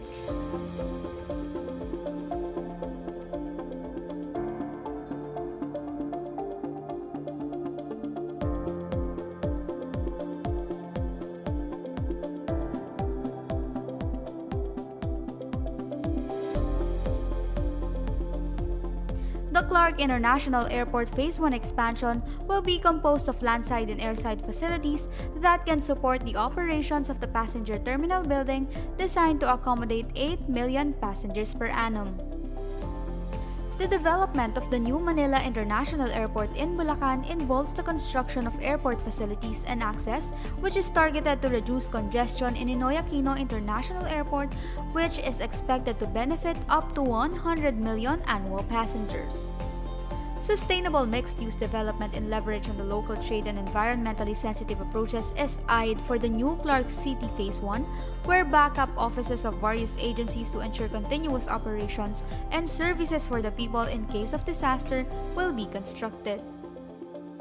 The completed Angat Water Transmission Improvement Project aims to improve the reliability and security of the raw water through partial rehabilitation of the transmission system from Ipo to La Mesa and the introduction of water safety, risk, and asset management plans. The Integrated Disaster Risk Reduction and Climate Change Adaptation Measures in Low-Lying Areas of Pampanga is a flood mitigation project seen to alleviate the perennial flooding in the low-lying towns of Masantol, Macabebe, Minalin, and Santo Tomas. Balog-Balog Multipurpose Project to Reservoir will provide year-round irrigation supply to 21,935 hectares of new areas and stabilized irrigation service for a total service area of 34,410 hectares, including the existing hectares for BBMP-1. New Clark City's food processing terminal and international food market is envisioned to be a stock exchange of fresh produce and processed products, consolidating the food supply chain and post-harvest production system for Northern and Central Luzon, Metro Manila, and even neighboring countries for niche market. The North-South Commuter Railway 1 will connect Malolos, Bulacan with National Capital Region, designed to serve around 340,000 passengers daily during its target operations in 2024. while the North-South Commuter Railway 2 will be running northwest from Manila's northern suburb of Malolos to the Clark Economic Zone and Clark International Airport in Luzon. An elevated railway of MRT-7 will link North Avenue, Quezon City to San Jose del Monte, Bulacan is expected to serve initially 500,000 passengers per day. The Region 3 component is still under pre-construction, targeting partial operations in the last quarter of 2021 and full operation in the last quarter of 2022. MRT 11 involves the construction of an approximately 18-kilometer elevated structure starting from EDSA Balintawak in Quezon City, traversing along Quirino Highway, Novaliches and Zabarte Road in North Caloocan City, up to Barangay Gaya-Gaya in San Jose del Monte, Bulacan. A passenger transfer facility shall be provided proximate to EDSA Balintawak Station of LRT Line 1 and MRT 11 Balintawak Station. The Subic-Clark Railway is a component of the PNR Luzon System Development Framework, providing initial freight service, forming an integrated logistics hub for the development of Central Luzon as a new growth center to decongest Metro Manila. The Arterial Road Bypass Project 3 or the Plaridel Bypass widening from 2 lanes to 4 lanes, including 10 bridges, drainage facilities, and slope stabilization works, can accommodate up to 15,000 vehicles per day, cutting travel time between NLEX Balagtas-Maharlika Highway in San Rafael to 30 minutes. One of the biggest projects our province of Bataan is gearing up for is the Bataan-Cavite Interlink Bridge, which is soon to be the longest bridge in the world outside of China and the largest iconic bridge, which will ease access between Cavite and Bataan.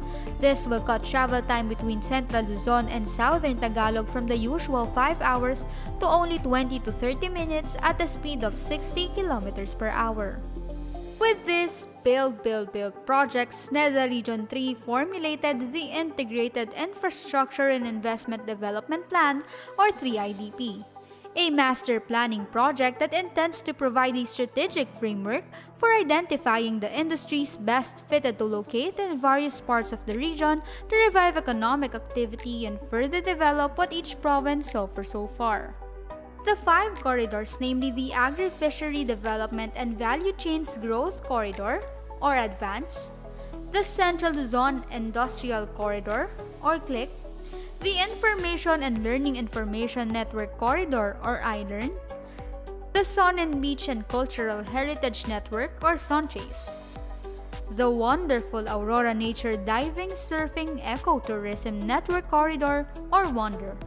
With this, 5 business cases were designed under 3IDP to build necessary infrastructures that will help further develop these investment corridors, such as the Metropolitan Septage Management Project,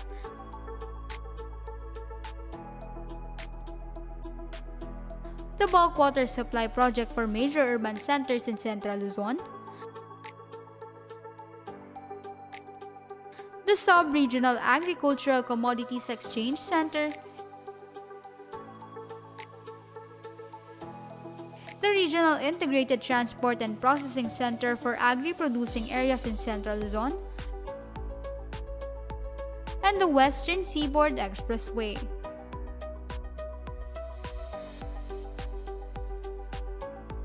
These projects all over Central Luzon will not only increase revenues but will allow each province to excel in their areas of investment, further develop and embrace the competitiveness of the region as a whole to be known as a prime investment destination. Approved by the Regional Development Council, our province of Bataan is eager to contribute to this goal as infrastructure developments arise. The One Bataan Housing Village in Orion is commencing, a socialized housing project following the mandamus of the Supreme Court for the rehabilitation of Manila Bay. It has 2,720 units having 2 bedrooms each, with community-based facilities like health services, schools, markets, and a sports complex. The provincial government of Bataan and Freeport area of Bataan Mixed-Use Development Project will respond to the need for housing and communities for the influx of workers in the province. This will include 5,500 residential units, transportation hub with commercial and community multipurpose hall, a building for public services, mid-rise office building for public and private companies, supermarket, a high school and a university, and DOH Level 3 Wellness Medical Center. Once completed, the Bataan-Baseco Township and Seaport development will be the largest deep-water multipurpose port in the Philippines. This will open up more foreign trading activities specializing in containers shipment operation, bulk and dry cargo storage, fuel storage, shipyard and repair industries. A privately initiated project, the Kamayapad Premium Airport Development, is a premier gateway and regional tourism hub connecting Bataan to destinations such as Caticlan, Palawan, and other airports. With the continuous progress of the province, this can be transformed as the Bataan Airport through public-private partnership. Public-private partnership is an area of aggressive investment promotion in our province. This has been working to the best advantage of the province and our people. From the ferry that reduces travel time from Bataan to Mall of Asia Arena, the new government center known as the Bunker, and the One Bataan Agriculture Innovation and Technology Center in Dinalupihan, these projects allow our province's mission and vision to become a reality as more unsolicited proposals continuously come in. PPP is complemented by the Republic Act 11453, an act strengthening the powers and functions of the Authority of the Freeport Area of Bataan, passed in 2018, that will bring in a much-needed economic boost in this time of the pandemic. To date, we have 19 FAB expansion areas approved in 8 municipalities and Lone City, 11 of which are located outside Mariveles. The current capital compound is an expansion area which will be named as the Colonnade. This will house a world-class convention center called International Symposia and Directorate Assembly Hall, or ISDA, an establishment for meetings, incentives, conferences, and exhibitions, or MICE, right beside the bunker. Developments in the Mount Samat Shrine will also be taking place. The 74-hectare Valor site will be undergoing infrastructure developments to preserve its historical value and make it a world-class hub for history and culture. The 144-hectare locator site shall likewise undergo developments to include commercial zones, leisure facilities, cable car installations, and theme park. Indeed, we live in a golden age of infrastructure, and Central Luzon is right on track. Taking inspiration from what United States Senator Cory Booker said, we see our country right now giving priority to growth and investments in our nation's infrastructure by building our most historic airports, roads, ports, and bridges. This is how we build economies that last. This is how we invest in what will fuel us for generations to come and realize our noble vision for all Filipinos. Thank you for your kind attention. Good day to all of you. Mabuhay ang Gitnang Luzon. Mabuhay kayong lahat.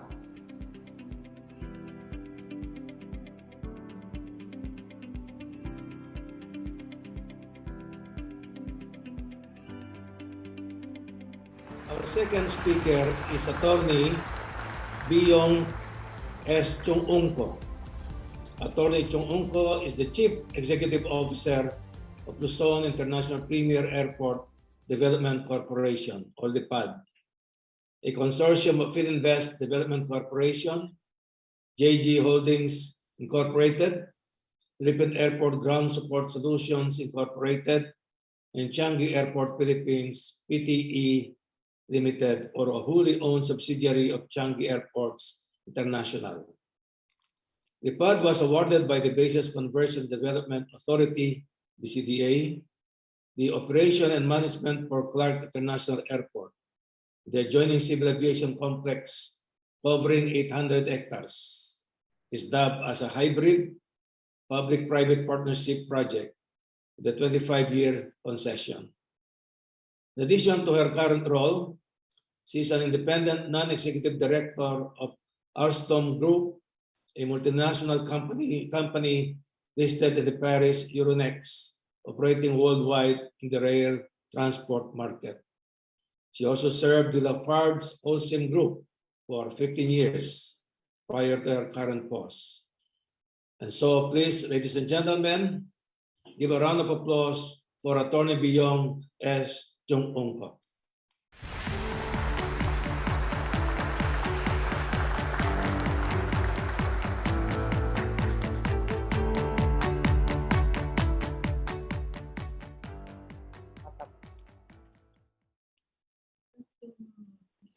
Oh, naka-mute si Miss Biyong. Sorry. Yes. Good afternoon. Can you hear me? Yes. So greetings everybody. Chairman Maria Alegria Limjoco, Ambassador Benedicto Yuhuico, PCCI North Luzon officers, Architect Nestor Mangyo, Governor Albert. Can you hear me? Hindi. Yes, we can hear you. Oh, thank you. Better? Okay. Good afternoon, Chairman Maria Alegria Limjoco, Ambassador Benedicto Yuhuico, PCCI North Luzon officers, Architect Nestor Mangyo, Governor Albert Garcia, and Mr. Raul Eduardo Romulo, distinguished guests, friends, ladies and gentlemen. So first of all, congratulations to the Philippine Chamber of Commerce and Industry on your 30th North Luzon Business Conference. And thank you for inviting us to share the latest about the new terminal building of Clark International Airport as part of the game-changing infrastructure developments in Northern Luzon. So I think we were already introduced a while ago. Luzon International Premier Airport Development Corporation, EarlyPAD for short, is at the helm of the operations and maintenance of the Clark International Airport, as well as the adjoining civil aviation complex covering 800 hectares. You've also heard about our shareholders. These are conglomerates here. So we have Philinvest Development Corporation, JG Summit, Philippine Airport Ground Support Services, and Changi Airports, who is not only our shareholder, but also the technical advisor of Clark International Airport. You know, this was handed over to us on August 16, 2019. So it's almost 2 years old already that we are managing the Clark International Airport. And, you know, just like what we have heard a while ago, connectivity is the driver for economic development. You know, we all recognize that the transport infrastructure projects are key to supporting economic growth because transport is a critical aspect of all businesses. And the future of Central and Northern Luzon is very promising. Of course, not only with the Clark International Airport new terminal, but also the road networks and the bridge that we have heard, the passenger and cargo railway that's coming up. And this multimodal transportation development support the case for new businesses and investment, not only in New Clark City. No? So after the completion of these new developments, we will see not just New Clark City, but the new Central and Northern Luzon. Our Clark Airport has a very good infrastructure. We have a runway as well as an emergency and rescue capability of, addressing or handling all types of aircrafts, A380, B777, even the big aircrafts. And we have the capacity of 17 aircraft movements per hour. These past few weeks, you must have heard about the inspection of President Duterte of the new terminal building. And we've seen the latest technologies that the president himself was able to try out. And we are very happy, Tourism Secretary Berna Romulo, in fact, shared her own experiences in her social media platform, saying that the new terminal of Clark International Airport is so gorgeous, you won't even want to get on to your flight And some of the innovative features under the new normal are the contactless self-check-in and bag drop. And even ordering food while waiting for your flight is contactless. So thank you, Secretary Berna Romulo Puyat. And recent mobility restrictions due to the pandemic keeps us from physically showcasing to you the terminal. So let me just describe it to you, if you don't mind. So first, let me share with the numbers. It's 110,000 square meters. So it's 4 times bigger than the existing terminal of Clark International Airport. It can accommodate 8 million passengers today. The existing terminal can accommodate 4.2. So it's almost double the capacity of the existing terminal. We have 18 passenger boarding bridges. We have 80 self-check-in counters as well as full service counters and 6 baggage carousels. It's very important in an airport to have a sense of place. So our designer, was inspired by the beautiful landscape of Pampanga. So he took inspiration from the natural formations and landscape, including the Zambales mountain ranges and the Mount Arayat. So if you are in the terminal, in front of you will be the Zambales ranges. That is why this was the inspiration of the ceiling, the curvature ceiling of the Clark International Airport. And then when you're at the end of the terminal in the passenger boarding bridges, you see the beautiful Mount Arayat. And therefore the airport's palette, color palette, is an integration of muted greens, browns, gray, reflecting the riverbeds, the mountains, the caves, as well as the bodies of water, like the beautiful blue crater of Mount Pinatubo. The new terminal is very straightforward.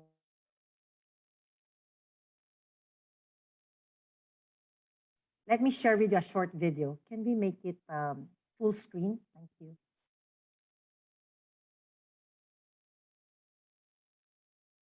The sound.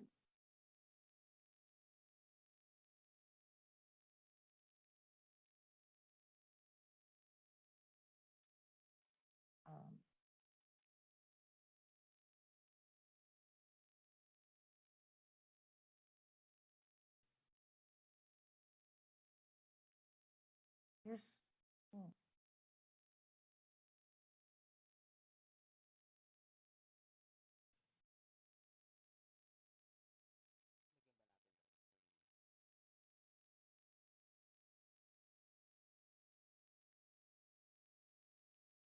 I think there's an issue with the sound, but at least you have the nice video. So that's the baggage reclaim area. After picking up your luggage, you will come out to the meters greeters area and you can take your transportation.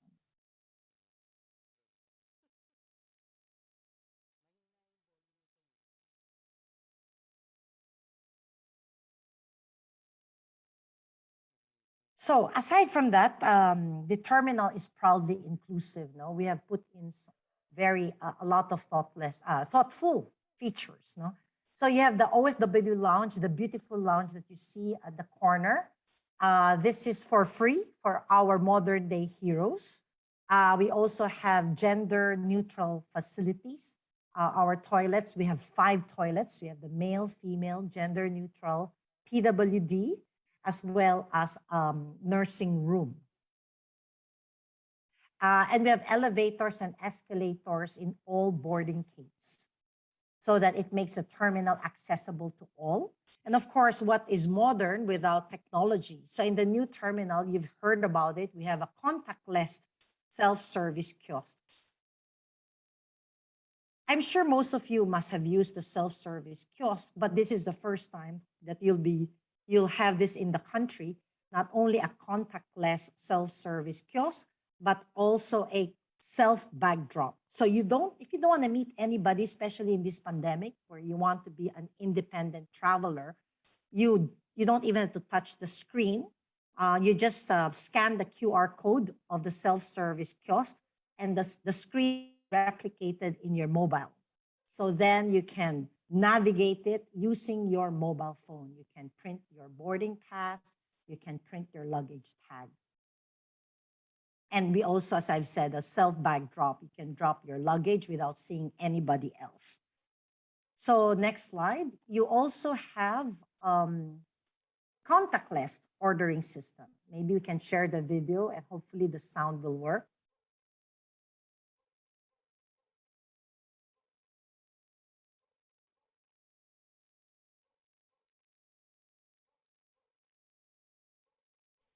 So there's some sound issues. I'll do it. So it's contactless ordering system, no? So what you do, you can just, you don't have to even stay in the restaurants. You can relax in this place and scan the QR code, which is on the table.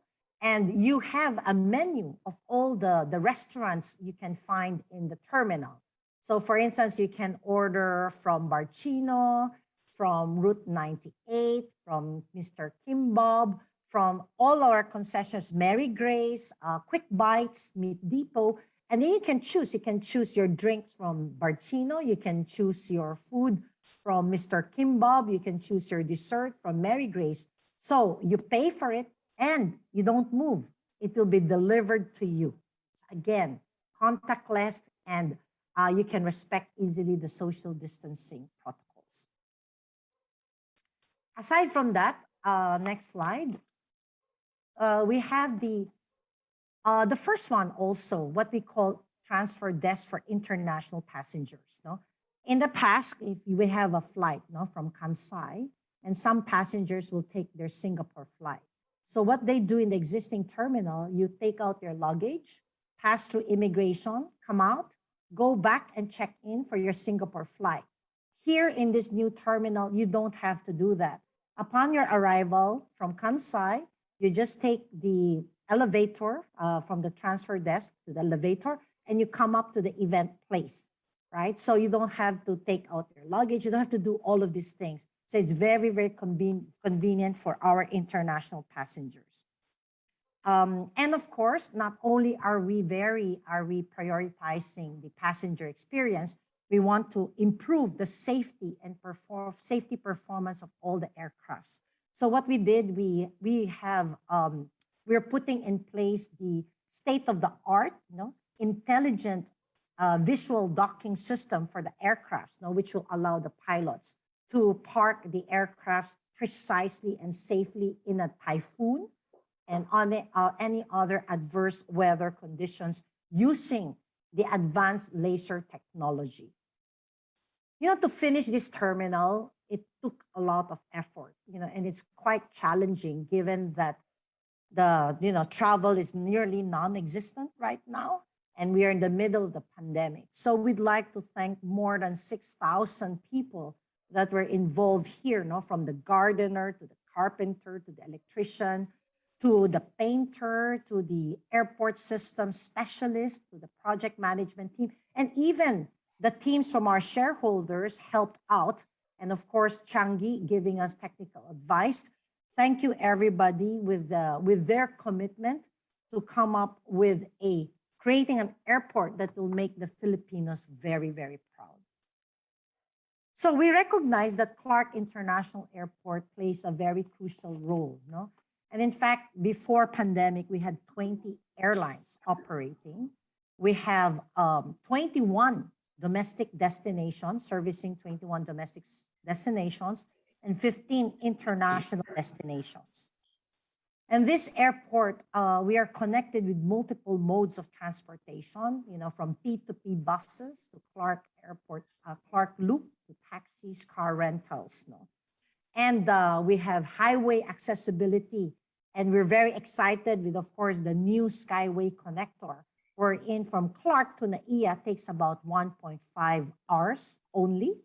And the end of NLEX to Makati takes only 15 minutes, when you skip the whole of EDSA by using the Skyway connector. So this made it easy. And of course, we've heard about the passenger and cargo railway that's coming up, which will make air to sea movement of goods very, very good.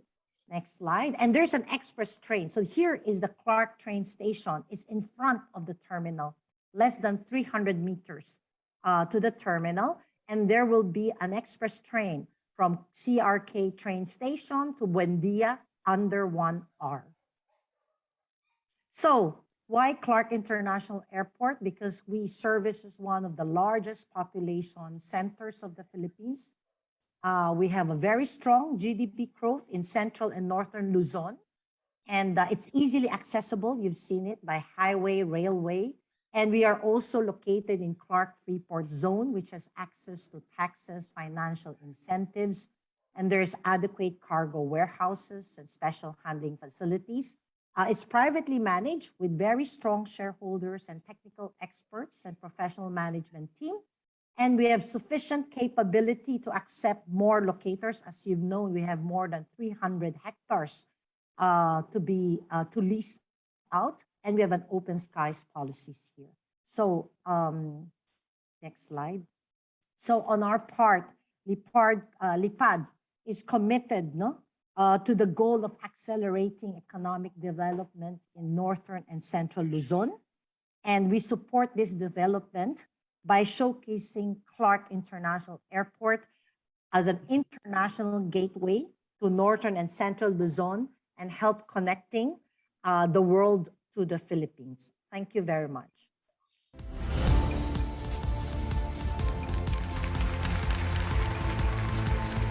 Thank you, Ms. Biyong Tung-Ongko. Please join us later for the open forum. Our third and last speaker is Mr. Raul Eduardo C. Romulo. Mr. Romulo is the Chief Financial Officer and Treasury Head of San Miguel Holdings Corporation. Mr. Romulo is a BS Marketing and AB Psychology graduate of De La Salle University and has an MBA in International Finance from Fordham University Graduate School of Business. Mr. Romulo has also worked in the Commercial Bank of Manila, the United Coconut Planters Bank, the Philippine National Bank, and as President and CEO of PNB Capital and Investment Corporation. Without further ado, please let us all welcome Mr. Raul Eduardo C. Romulo.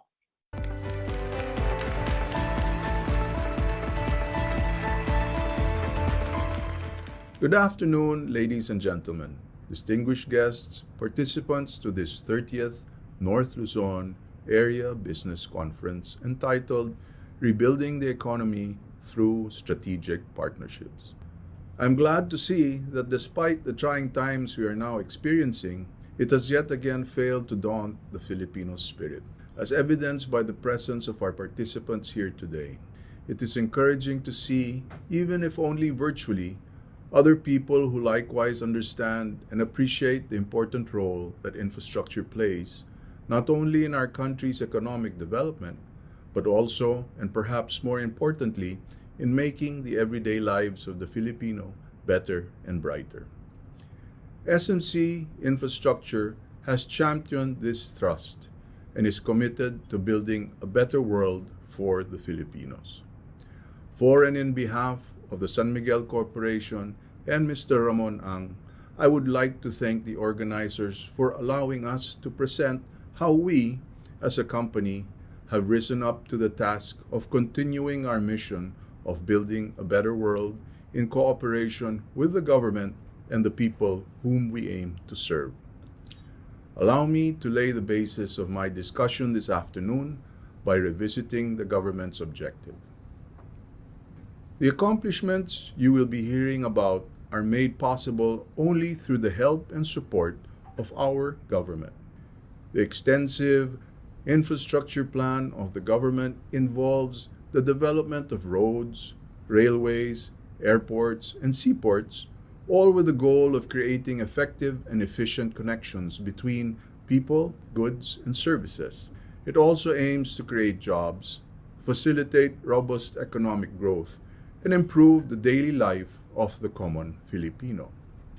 In line with the government's goal and San Miguel Corporation's own vision of building a better world, SMC Infrastructure welcomed the task of developing a game-changing and sustainable infrastructure network of projects, all of which will be proudly built by Filipinos for Filipinos.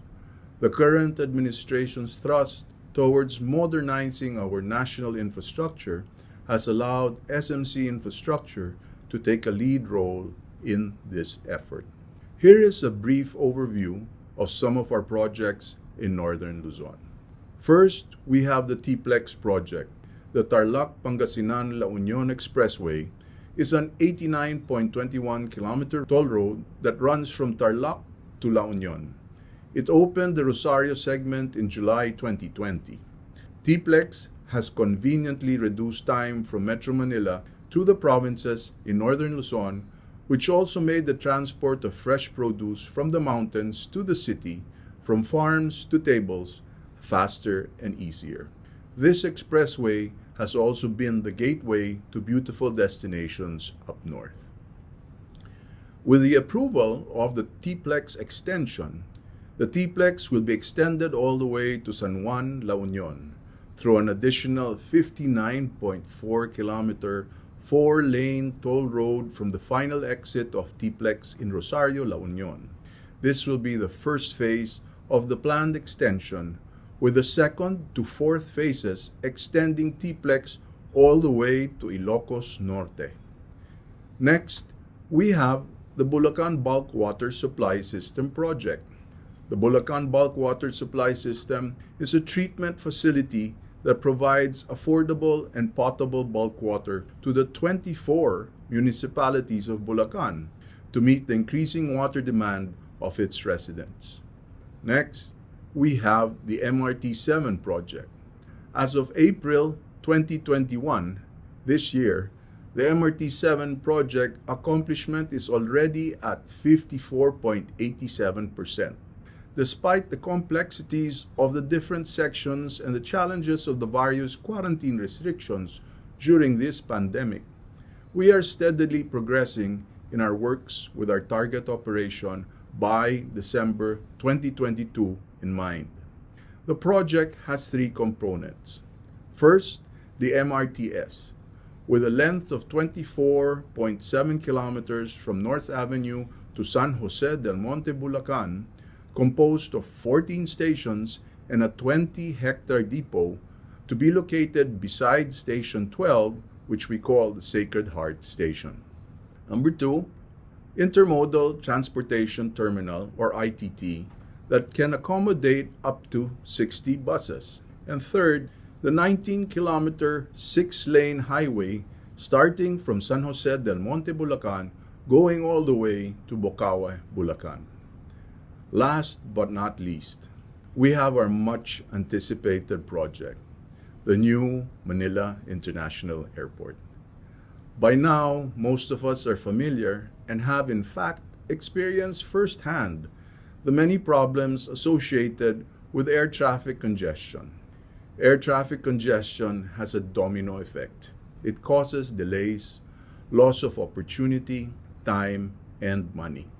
The effect also spills over to our cities, clogging major thoroughfares, thereby extending the negative economic and emotional impact to Filipinos.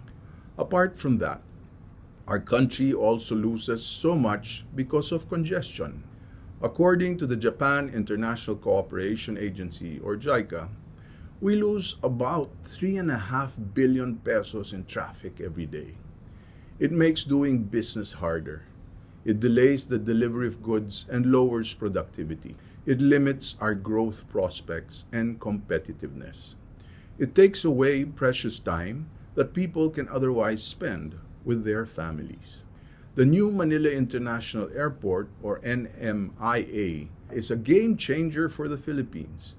It is a world-class airport that will be developed in 3 phases, with an initial capacity of 35 million passengers annually and a target of 100 million passengers per year once fully complete.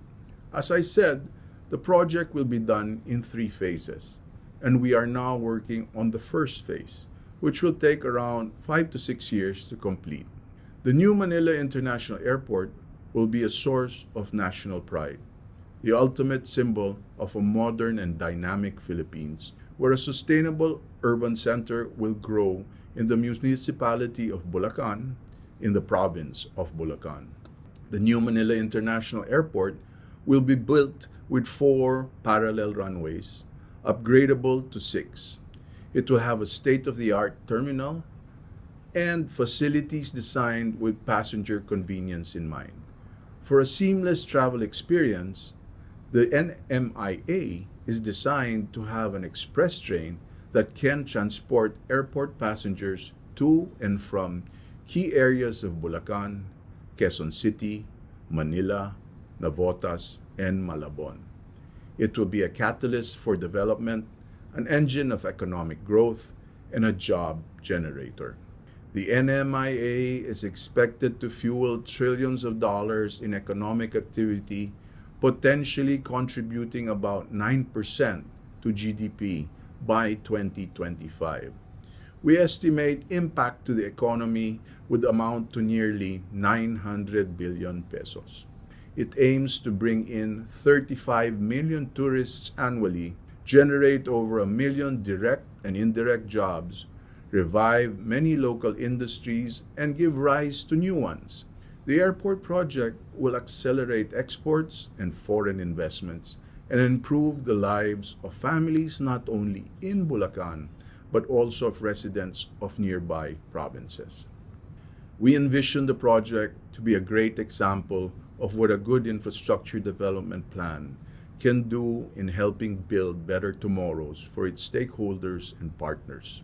In fact, SMC has already provided numerous communities in Bulacan assistance in partnership with the various local government units of Bulacan and the national training programs under TESDA.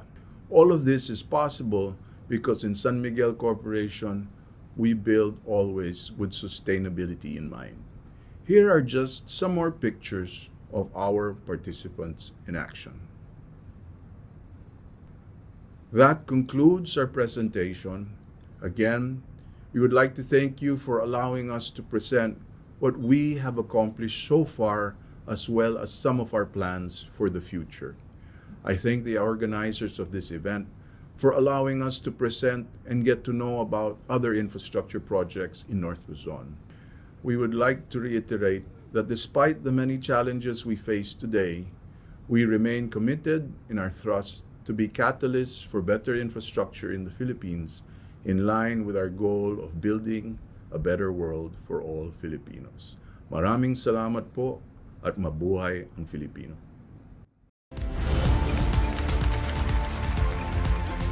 Thank you, Mr. Romulo, for that insightful presentation. Unfortunately, Mr. Romulo couldn't join us during the open forum. Attorney Melissa Encanto Tagarda, Head of Government Public Relations Unit of San Miguel Holdings Corporation, will join us instead to answer your queries. Our reactor for this session is none other than Mr. George T. Barcelon. He is the current President Emeritus and Chairman for Legislative and Utilities of the Philippine Chamber of Commerce and Industry. He represents the private sector in the Industry Development Council and National Competitive Council. He is also one of the 3 Philippine representatives to the ASEAN Business Advisory Council and the private sector representative to the Legislative Executive Development Advisory Council. He is the president of the Integrated Computer Systems, a pioneer in computer systems and peripherals. An affiliate of ICS is the ICS ICT Corporation, an IT logistic company that operates out of Clark Special Economic Zone and Cebu. Is trustee and treasurer, the Philippine Exporters Confederation, and board member of Philippine Business for Education. Is also the president of several realty development companies that provides office space, commercial outlets, warehouse offices for EgoZone locators, and BPOs. Ladies and gentlemen, Mr. George T. Barcelon. Thank you very much, Architect Manuel, for the introduction. Well, before I give some comment or reaction to the presentation of the panelists, I'd like to congratulate our area VP, Gregoria, or better known as Gigi Simbulan, the regional governors and the chapter's president for a very successful North Luzon Area Business Conference. I have been monitoring the attendance, and it's very close to 500. Normally, during the second session, the attendance will drop a bit, but I noticed that it's still going up.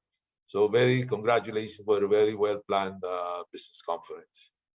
I just like to share my inputs to what the three panelists have shared with us. I think the governor of Bataan, Albert Garcia, has gave us a very comprehensive presentation of the Regional Development Council in the Central Luzon. And all of these are really the flagship projects that was mentioned, in a way, covered both land and air projects that's quite needed in the Central Luzon and Northern Luzon. It's heartening to hear about the Subic-Clark railways, the MRT 7, MRT 11, the Bladder bypass, the interlink, and this is going to be something that that our country will stand out. The second longest interlink bridge between Bataan and Cavite. Okay. So I congratulate them to have that kind of a foresight. And other than that, I think the focus on the water supply is very important also. We know in times of the climate change really makes us business sectors and government to be concerned with providing water availability and affordability. So the Angat Water Dam and Balog-Balog, those are worthy projects to be mentioned. So I'd like to congratulate the governor for having this area aggressive investment promotions between public and private sector. Those are very crucial at this point in time. Of course, we are now facing the situation of COVID pandemic, but we will come out better and stronger with plans like this from the participation of both public and private sectors. With regard to the presentation of Ms. Byong Junganko about the Clark Airport projects, I think it's very timely that we have this Clark development. We know very well that our NAIA, operating the NAIA is, they're almost breaking through the same. The NAIA is only rated for 35 million passenger a year. They're now operating more like 45 million. So with the Clark Airport, I think it's timely. It's now operational. Although the capacity as of now, from what I heard, is more like 7 to 8 million passengers a year, but this can be upgraded to about 12 million. The timeliness of the airport in Clark really complements what is needed. Of course, we've heard from Mr. Romulo about the Bulacan Airport, or better known as the new Manila International Airport, which will take a bit of time for it to be just on the land development. It takes about 5 years, and then maybe another 5 years to build the terminal and the runway. But nevertheless, with a rated capacity of about 100 million, that is something that would put this airport in the radar, okay, of most well-known international carrier. So taking all of this, the infrastructure projects of San Miguel, the Clark development, this bodes well for the development of Central Luzon and Northern Luzon. Okay? As Mr. Romulo mentioned, all the infrastructure of SMC, Tiplex, Tarlac to La Union, the Bulacan bulk water projects, which is very crucial, as I mentioned, that water is something that every locality must be conscious of. The new airport, as I mentioned, and all of this that has been going on, really, construction has been one of the sector that has garnered positive development, even during the time of the COVID-19 pandemic. It's really a sector that still is growing and creating more jobs. We've heard in our chamber discussion that there's a need of more highly skilled jobs for all of these projects.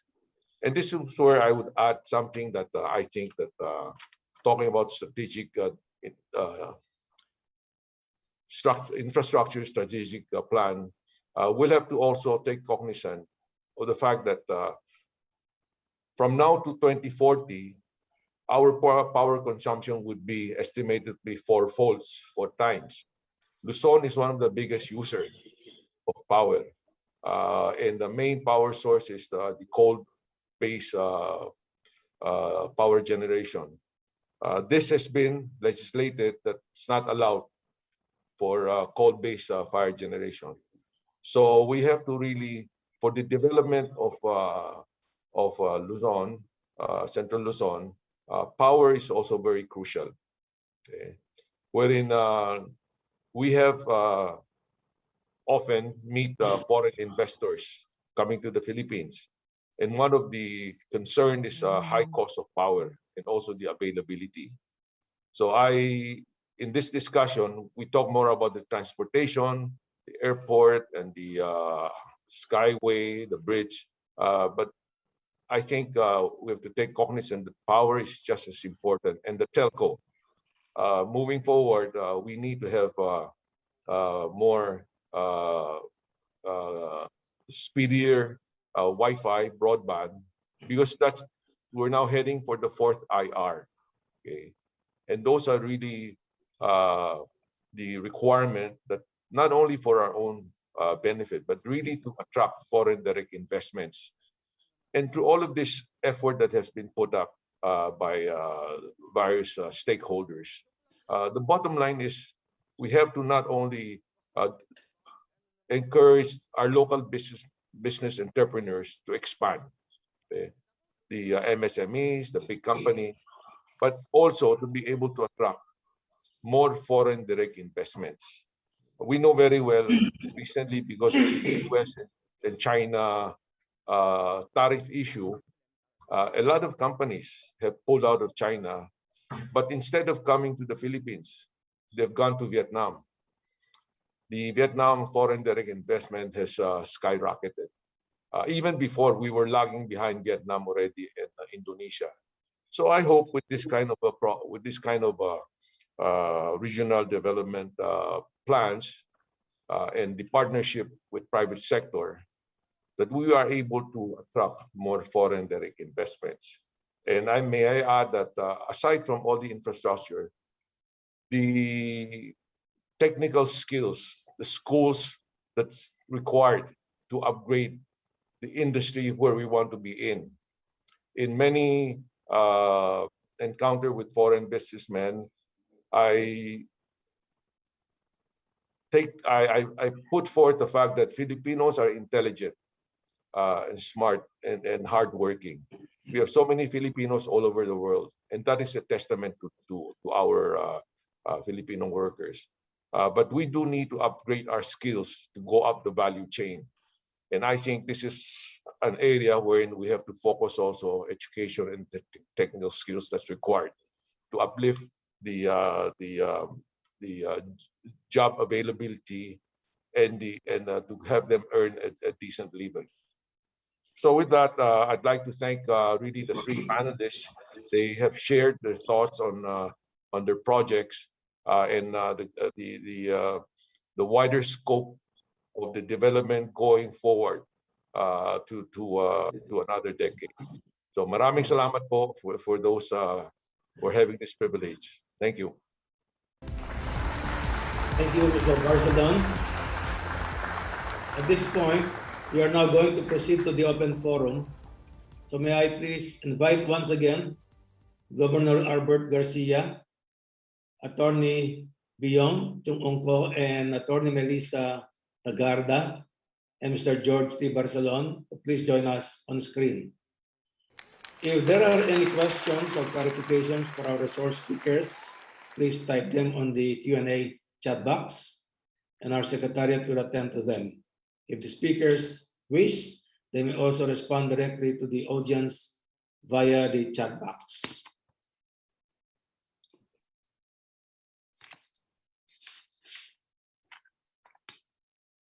There's a first question here for Governor Albert Garcia. Aside from infrastructure projects, one of the major bottlenecks in competitiveness is the cost of power. What are the ongoing initiatives of the RDC to put the cost of power at a competitive level?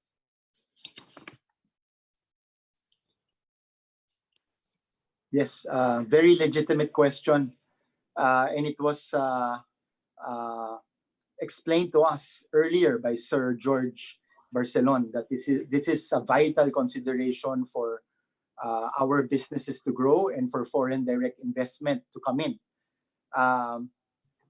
As you may all know, since you're in business and you would know this better, the high cost of power is a product of supply and demand.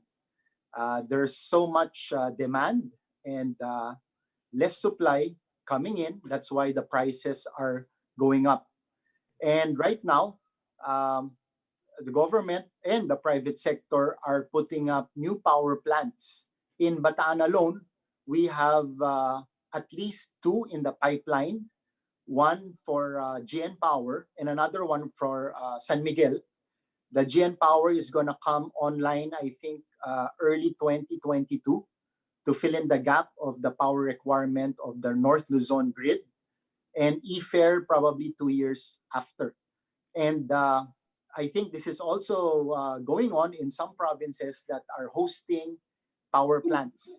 And as you saw in the news, government has streamlined the processes for businesses to engage in power production so that there will be less red tape and to make it easier for the private sector to come in. And I know that the power plant, especially coal, is still the main baseload source of power for our country. And right now, it is probably what we can call a necessary evil. So government and even the private sector is starting to make the shift into cleaner sources of energy. San Miguel announced in the news article last week that they are shifting to renewable. I think they will just go with the ones that are online when it comes to coal power plants, but they will start the shift to renewable energy. Government is also incentivizing renewable from hydro, geothermal, and solar. With PPP or public-private partnership, we have put solar on rooftops of big standard factory buildings here in the Freeport area of Bataan. And we also see PESA doing this. In fact, they have done this years back. And we are encouraging the households to also put up solar panels in the rooftops because it does not only save on carbon footprint, it also has a huge saving on electricity costs. So combined with these new sources of power, traditional and renewable, hopefully we can meet the supply requirements and stabilize the prices of power and energy in our country that will make our economy more competitive. By the end of next year, Bataan will be producing around 3,500 to 4,000 megawatts to supply not only for Bataan, but for the Luzon grid and other provinces under the project of the DOE are also hosting several power plants that will produce much power, and hopefully our power situation would be more competitive moving forward. Thank you. Thank you very much, Governor Garcia. Our next question is from Mr. Efren Hipolito. This goes for Attorney Biyong and probably Attorney Melissa also. We'll ask this first from Attorney Biyong. How will the Clark International Airport and the new Manila International Airport complement each other once both airports are operational? Considering the proximity, will they not compete with each other? Attorney Biyong. Sure. So here, we have a catchment area. No? The catchment area of Clark constitutes northern Luzon and central Luzon. And aside from being a passenger airport, we are also encouraging the cargo and having a link between the seaport and air, Subic Seaport and Clark Airport is really one of the things that will be a catalyst, no, for foreign investments to come in. So that's also that we're near the partnership between Subic, something different. And as the third one is the game changer, which is the train. And it's good so that all passengers would have different options. And the game changer is you can decide as a passenger whether you'd like to take either the Bulacan Airport or the Clark Airport or any other airport. So this connectivity gives options to our passenger. And of course, here we are ready immediately to cater for as soon as the train station is in place, maybe in 4 years' time, then we have passengers from all the way up to the south can come through Clark. Thank you, Attorney Biyong. Attorney Melissa. Yes, I don't think that it will be conflicting for the country to have several international airports. We've seen this example in several countries like United Kingdom, for example. London alone has 4 airports and Japan has 2. It has Haneda and Narita. And these airports do not compete with each other, but in fact complement each other. The goal is to decongest the NAIA airport. And having several airports, we have Clark, we have NAIA, and we have the new Manila International Airport, does not mean that they conflict with each other. But in fact, they all aim to just give the country a better solution to the problem of traffic congestion. And these are all aimed at helping the country have better facilities, which the Filipinos themselves deserve. And the airport can in fact help investors as well, because we all know the trickle-down effect of having an airport in a city, and several airports will mean more benefits. For example, capital expenditure on such a massive scale can create trickle-down effects that will have multiplier effects on construction-related businesses, tourism, which actually plays a major role in the Philippine economic recovery. So to answer the question, having a Clark International Airport and a new Manila International Airport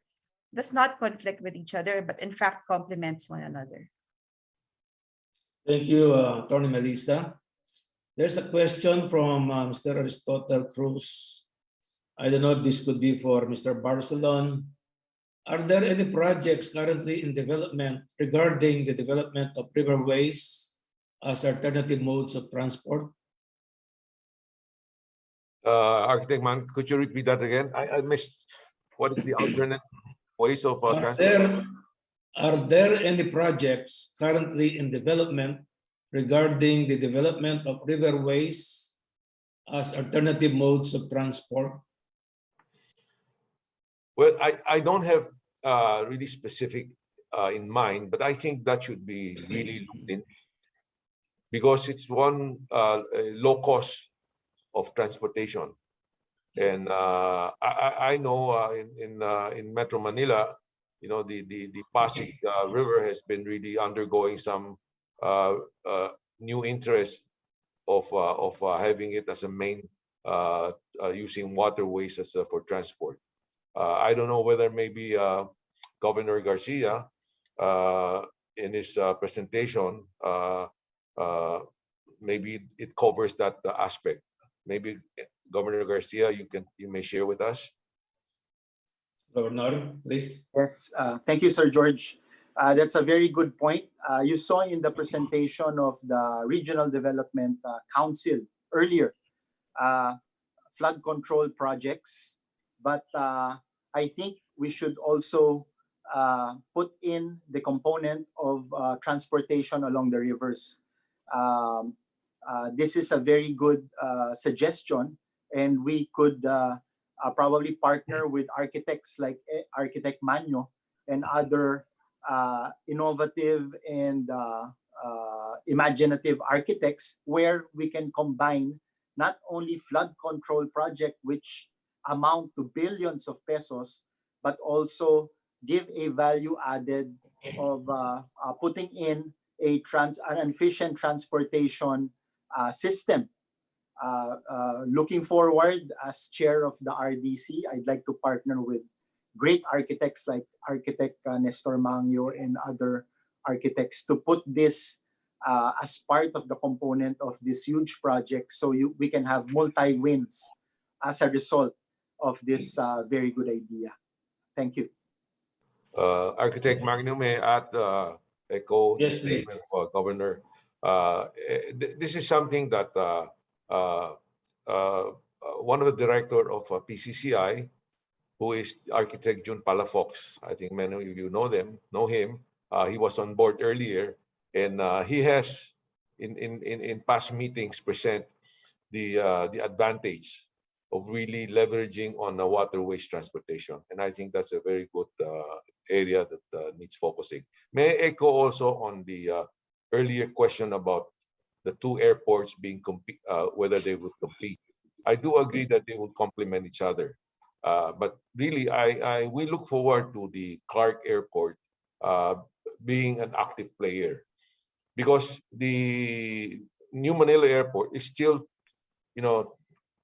some years away. What we need now is, since we have this airport, we have to make it attractive for people to fly to Clark because of the potential in the Luzon as far as investments. So given that advantage, I believe, Attorney Biong, you have about a 10 years headway to the new international airport. So I hope you are successful, the airport, and not only that, it's really the community that is that makes it attractive with an airport, and with a climate that is to foreign investment, that is an attractive ease of doing business area. So thank you very much. Thank you, Barcelon. I think this again for Governor Garcia as chairman of RDC 3. This is again about power. So Governor Garcia, please look into the services of Penelco and Viacom, and the rest of Morong continue to suffer from almost weekly brownouts and inefficient service. And also, Governor Garcia, I've received a lot of complaints from the San Simon steel plants, and they're saying that San Simon will be the steel capital of the Philippines. They have no power. They cannot operate because of the lack of power. Okay, thank you for bringing that to my attention. I will, as Governor of Bataan, I will look at the situation in Morong. This is probably the result of the recent monsoon rains that has devastated Region 3, not only the province of Bataan. But our electric cooperative is one of the best in the country, and I will look at that particular situation in Morong. With regards to the San Simon, which is in Pampanga, let me talk to the electric cooperative of Pampanga to address the concerns of the San Simon steel power plant. Thank you for bringing that up to my attention. Thank you. This is for the two airports. Has anyone can do about the problems of exporters due to tremendous increase of air shipment and sea shipment. Yes, we have new airports, but how about cargo? If only they can help us to compete with our ASEAN neighbors. Magkano ba ang charge rate ng mga cargo on airports, Attorney Biyong and Attorney Melissa? I think the cargo is it's based on the we get landing and takeoff fees for cargos, but the transport from the clearing of the cargos as well as transportation, we do not have visibility on that at the moment, no? But we can check for you. What's interesting is that we see very good growth of cargo during this pandemic as expected, no? And in fact, we are focusing our business today in developing our cargo business. And as I've mentioned already, what's interesting in our cargo business, we can foster the connection between cargo by air or cargo by sea and cargo by land, no? So very good connectivity out of Clark. Follow-up question to Attorney Biyong. Attorney, when is the formal opening and operation of the new Clark Airport? We're looking at Q3. You know, we hope that we'll welcome our kababayans during the Christmas season. So this will be on Q3. As of now, we are doing what we call the operational readiness for airport transfer. You know, to open a new airport, you have to test and commission a lot. So we are testing all of that. You'll have some inaugural, you know, some test flights and things like that. So to be fully operational, it will be November, December. Okay, so in time for Christmas, homecoming just in time for Christmas. Yes. Thank you. Attorney Melissa, you have any a solution to the high cost of air freight for our exporters? Well, I have no solution on hand at the moment, but I suppose that when the airport has been fully built, in our franchise, there is an airport city that would be surrounding the airport. And the airport city aims to at least help with the transportation of goods. So this can have an effect on the cargos, and likewise, the aim is to make it cheaper for the airlines and air freight, you know, to make it cheaper for the cargos to be transported. So all these can help make it more profitable for the cargo industry, because the aim is actually to ensure that transportation and connectivity between the airport and all the other cities surrounding it will be made easier and more seamless. I think if you've talked to the cargo operators, in fact, no, I think it's not just the cost, it's the ease of clearing the cargos, right? So we have to simplify the processes of clearing cargos. And if we want to encourage cargo business in the Philippines, we should simplify the transshipment procedures. You know, sometimes we can be the hub for foreign transshipments. No? Doesn't necessarily mean that the cargo will be unloaded here, but we can be like the stop, the transit before the next destination. In that case, we have to find a simpler way of clearing what they call foreign transshipment. So aside from the cost, and that will make us very competitive. I know we're making Clark International Airport a very ideal airport. Do you think we can achieve this, Attorney Beyond, that the baggage will wait for the passengers instead of the passengers waiting for the baggages? That's what we're trying to work on, yes. And of course, yes. Just like Singapore, right? When you land, your baggage is there already. Yes, that's very ideal. And for Governor Garcia, the Bataan-Cavite Interlink Bridge is very exciting. What is the timetable of this project, Governor? Yes, indeed, it is very exciting. We're very excited about it. The latest from the people who are in charge They're just finishing up the detailed design and engineering, which will be accomplished by December or January of 2022. So just in a few months. Then it will be ready for procurement after which. And as I understand, it is already, in terms of financing, there is already a package with ADB for the funding of this project. So we're hoping that we can ground break. We're keeping our fingers crossed, first quarter of next year, and it will take around 4 to 5 years to finish the bridge. So it's going to be the longest bridge outside of China, 32 kilometers. It will link our region, Region 3 and Region 4.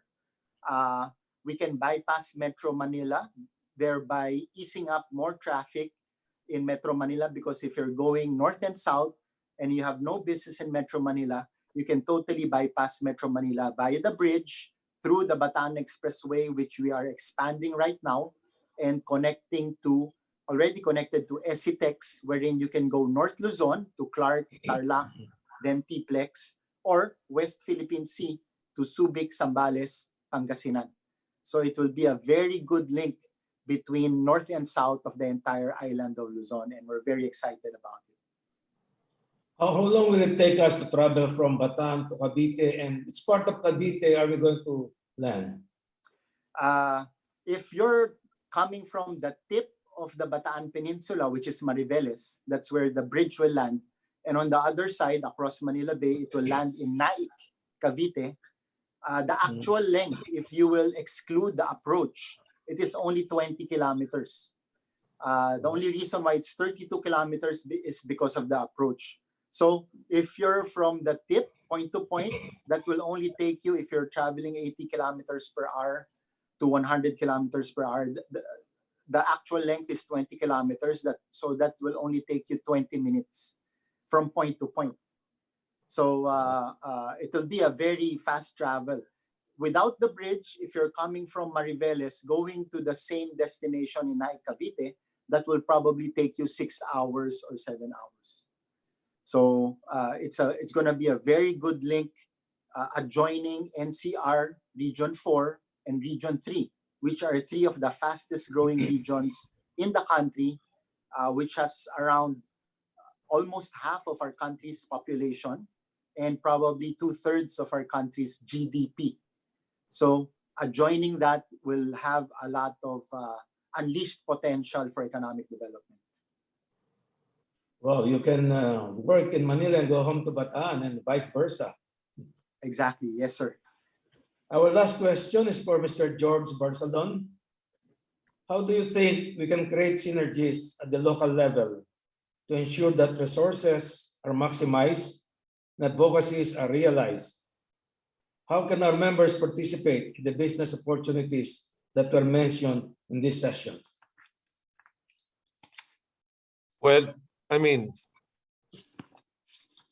after hearing all the development that's going on, the opportunity is there, the jobs are there, and the MSMEs has a role on this inclusive program of the government. As of now, what we're facing is really this COVID pandemic.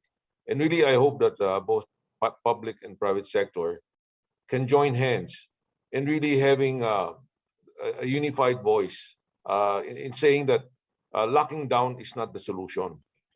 Okay, we cannot afford to lock down because really the MSMEs are suffering. But we can join hands and really do better tracking and with the availability of vaccination for mass inoculation. And I hope the national government is along that line. And I know Luzon now is not suffering as bad as NCR, wherein we are under ECQ. But going forward, having an effort of mitigating, we will see some sort of a normalcy in the economy. But going back to what the question was, the PCCI is a gateway to listen to the problems, some issues of our establishments, and we are able to elevate it to the proper government agencies. Very often we have a Zoom meeting with the Department of Trade and Industries, and today Secretary Mon Lopez just came out with a statement that as much as possible, he does not agree with closing down, and that's in the same tone as the business sectors. So we are here to help our constituents in dealing some of the issues that we can bring up to the proper government agencies. Thank you very much. Thank you, Mr. Barcelon. Thank you to our speakers. Yes, Architect, can I Governor. add something? Yeah, sorry. Please, please. I just would like to give credit where credit is due. I see Architect Palafox in the room with us. And the bridge connecting Batanes and Cavite was a dream and a vision of his more than 30 years ago. So I think now is the time where we have the financing and the technology and the right timing to execute this bridge. But for more than 30 years ago, it was the brainchild of Architect Palafox. So I just would like to give credit where credit is due. I see Architect Palafox in the room. Maraming salamat, Architect. Malapit na po mangyari yung inyong pangarap. Thank you. Finally, you championed it. Thank you so much. Thank you, June. Congrats, June. Can I comment also, Nestor? Go ahead, June. Yeah, you know, these major development initiatives in Central Luzon will balance the direction of urban Metro Manila to poorer Central Luzon from wealthier Calabarzon. That was my term paper in Harvard. Nestor and I were a schoolmate in Harvard Graduate School Design. Because the past many decades since we become a republic, it has been poorer north and wealthier south. And we have recognized that in my term papers and many planning studies of the United Nations Development Program and the World Bank, of which I was a team leader in those projects. So it's a very good initiative. And in my term paper also in Harvard, Manila Bay Region, Pacific Coast, Megalopolis vision, Central Luzon, Metro Manila, and Calabarzon need 7 international airports by 2050. I helped plan and design Dubai. Dubai is now building the largest airport in the world, 260 million passengers by 2050. And United Arab Emirates, they have international airports 20 to 70 kilometers apart. In the past 50 years, they're celebrating the independence December 2, 2021. United Arab Emirates joined the first world in less than 15 years with visionary leadership, strong political will, good appreciation of urban planning and design, and good governance. And it's very, thank you to PCCI for this initiative and the Northern Luzon area team of PCCI. Thank you for allowing me to share, and thank you again, Governor Abet. It was so nice working with you, and thank you for adopting me as a son of Balanga, adopted son of Balanga. Thank you, sir. Maraming salamat po, Architect Palafox. Thank you. Thank you, June. Thank you to our speakers for the insightful and engaging discussion. Before I end this session, let me request our speakers for a short closing statement, starting with Governor Albert Garcia, please. Yeah, once again, thank you to PCCI for making us a part of this conference, Region 3 and the province of Bataan. As you saw, there are many development projects that will make businesses more profitable and feasible in Region 3 and in Bataan. And thank you for giving us the opportunity. As part of government, we are really working on prevention, PDITR, to stop the transmission of the virus, especially Delta variant. And simultaneously, we are inoculating as fast as we can so we can reach herd immunity the soonest possible time. And hopefully we'll have a good Christmas. And by which time we will be all be safer and we can open the economy much faster. And that's where we really anticipate all your investments to grow our economy, produce more jobs and better lives for our people. So thank you for being a vital component of this noble cause in our country. So thank you to all our businesses and thank you to PCCI. Thank you, Governor Garcia. Next is Attorney Biyong Chukungko. Oh, thank you, PCCI, for inviting us. What you've heard this afternoon and everybody's so excited, you know. We know that when we come out of this pandemic, which hopefully is soon, travel will come back with a vengeance and foreign investments will come in and our economy will grow because of all this infrastructure that we have put in place or will be putting in place and for the growth of the country. So next few years will be so exciting for everybody. Thank you. Thank you, Attorney Marisa Agarda. Thank you, PCCI, for inviting SMC Infrastructure to present. So I just want to highlight that infrastructure projects are very good pump priming measures to stimulate a contracting economy. However, since the government's spending is hamstrung by the reality of the insufficiency of government funds, it is important that we have infrastructure projects to ensure that the country recovers from this pandemic, and likewise that we will be prepared if another pandemic or economic shock happens. SMC Infrastructure's projects will play a key role in the country's post-COVID efforts. Moreover, SMC Infrastructure will hasten the country's economic recovery, even while the pandemic is ongoing, without a concomitant expenditure of government funds. Because capital expenditure on such a massive scale will create trickle-down effects with multiplier effects on construction-related businesses, such as supply of labor and services, raw materials, transportation, accommodation, food, and other goods and services. With SMC Infrastructure's projects, its toll roads and expressways extending all the way from San Juan La Union to Bicol, its commitment to building trains and more roads to alleviate people from traffic along EDSA, to investments in water supply and port facilities, it is clear that we are here for the long haul and that we are committed to building a better world for a more resilient tomorrow. Thank you on behalf of Mr. Ramon Am and Mr. Raul Romulo. Thank you, Attorney Marisa. Last is Mr. George Barcelon. Again, I'd like to express, my gratitude to be here to give my reaction to the panelists. To hear them talk is very uplifting. And I will assure you from the National PCCI that every time we get the chance to meet possible investors, we will make sure that North Luzon area is in their radar.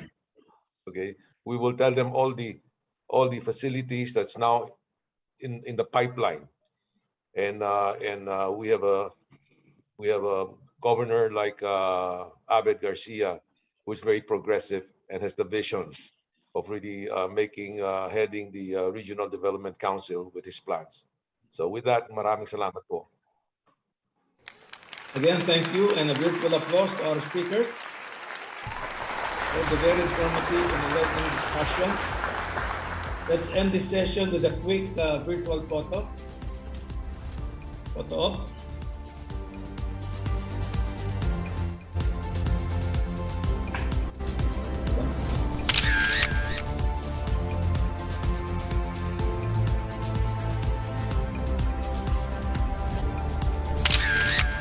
Once again, thank you to our speakers and our audience for being with us today. That concludes our plenary session entitled Game-Changing Infrastructure Developments in North Luzon. Maraming salamat po. Magandang hapon.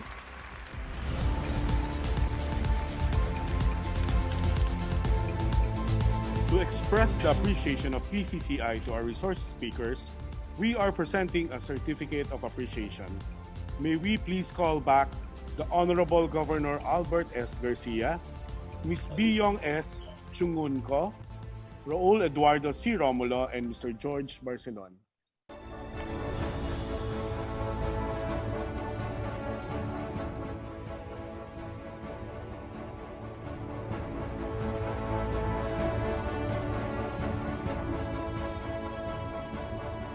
Presenting the certificate of appreciation to our speakers are AVP Gigi Simbulan, Regional Governor Alex Ang, and President Ms. Lina Flor Hizon.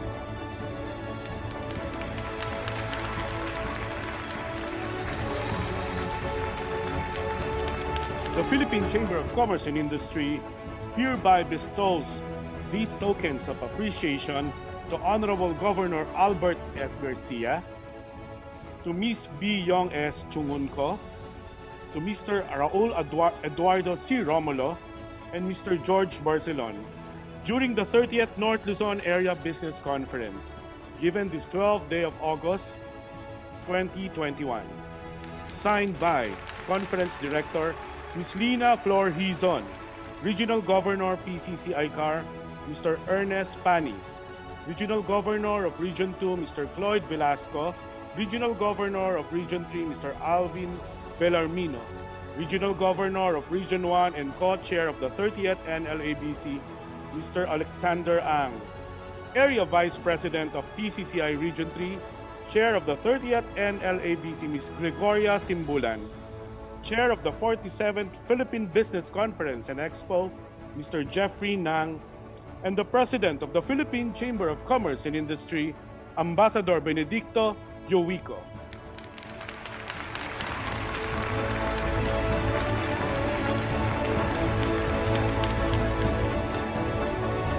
Once again, a round of applause to our dear guests. Maraming salamat po sa inyong lahat. Thank you. Thank you. Thank you. Thank you.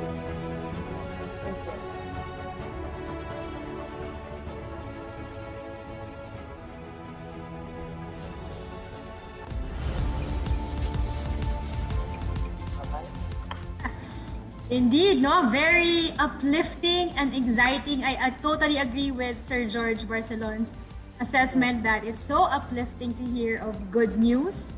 With all the news about the Delta variant, it's so nice to hear about the developments that we can look forward to here in North Luzon. I agree with our Governor Albert that hopefully we can control this virus so that by the third quarter, everyone can travel and use the world-class facilities of Lipad in Clark, and hopefully we look forward also, of course, to the new Manila International Airport. So thank you very much again to all our guests. It was such an exciting plenary session, and of course to our Architect Magno for moderating our discussion, and Sir George Barcelon for his comments. We will now be going on a quick break, but please stay tuned. We have some raffle prizes, and we also want to acknowledge some of our distinguished guests with us. Again, Ambassador Benedicto Yowico, our President, Acting President Edgardo Lacson, Chairman and Director for Membership, Ms. Maria Alegria S. Limhoco, Director for Innovation, Mr. Ferdinand A. Ferrer, the Director for Urban Development and Infrastructure, who also shared with us his thoughts on our game-changing infrastructure, Architect Felino June Palafox Jr., Director for Smart Cities, Mr. Jeffrey Ang, our Area Vice President and Director for NCR, Ms. Delia B. Jimenez, Area Vice President and Director for Mindanao, for South Luzon, Ms. Clarine P. Tobias, Acting Area Vice President and Director for Mindanao, Mr. Arturo Milan, Mr. George T. Barcelon, our President Emeritus and Chairman, Utilities and Legislative, Honorary President and Chairman, Dr. Alberto Fenix Jr., our Assistant Treasurer, Mr. Bernardo P. Benedicto III, Chairman and for International Affairs, Mr. Renato G. Simbulan, of course, our Chairman for Tourism, Retail and Franchise, Mr. Sammy S. Lim, Chairman for Agriculture and Fishery, Dr. William S. Ko, our Chairperson for the PUBC, Engineer Yonina V. Mangio, Chairman for Corporate Social Responsibility, Ms. Nora L. Lacuna, and Co-Chairman for Intellectual Property, Mr. Jesus B. Varela. Chairman for SME, Engineer Ramon D. Escueta, the Chairman for SDG Committee, Mr. Joel Tugade, and of course our NCR Regional Governor Tess Ngan Tian and NCR RG Jose Tayawa. We also would like to acknowledge our former Area Vice Presidents for North Luzon, Mr. Robert Lim, Engineer Alfonso Lau, Mr. Nelson Yuchong Tian, Mr. Renato Romero, and Mr. Reynaldo Diquianco.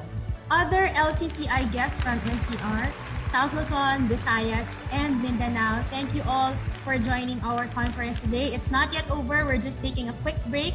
So stay tuned. We will begin with our raffle draw that the NLabC organizers are giving away for today. Cash prizes up to 10,000 and more through the generosity of our co-presenters. Please indulge me to acknowledge our co-presenters, Cleanway, RG Simbulan and Partners Corporation, Samgyup Masarap,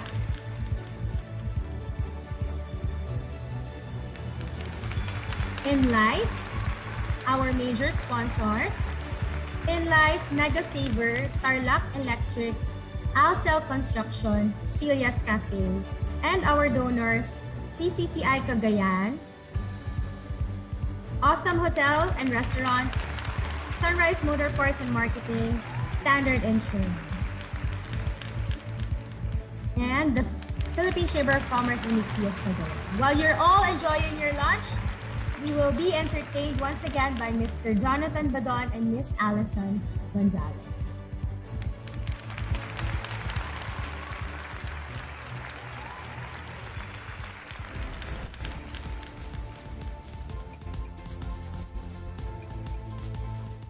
Christ's light brings hope, happiness, and healing of spiritual wound or ailment.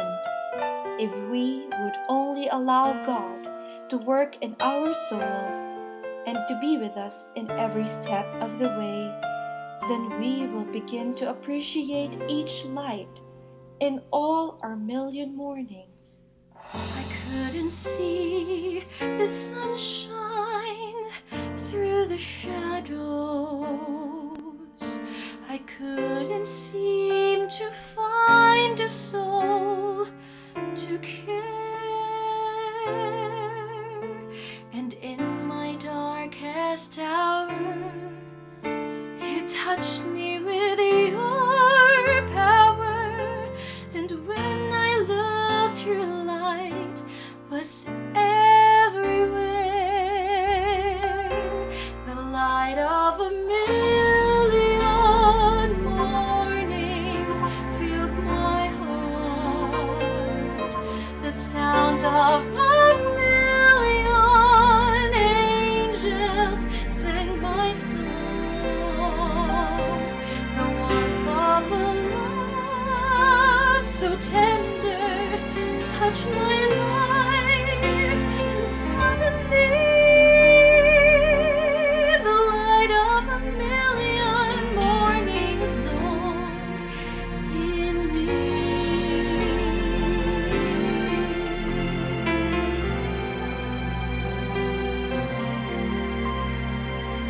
I never tried to understand the sunrise. I only know it takes away the dark. I can't explain your healing or all the joy I am feeling. I only know you've come into my heart. The light of a million mornings filled my heart. The sound of a million angels sang my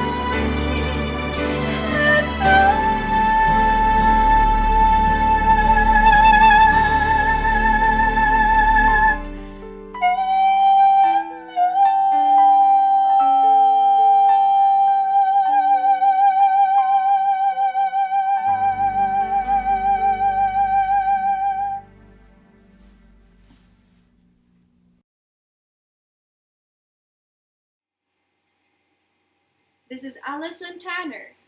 Mabuhay!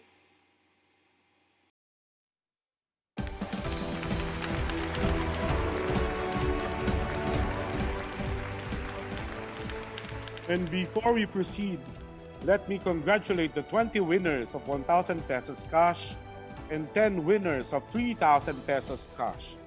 Please note that the winners were pre-drawn under the supervision of PCCI officers and the Secretariat.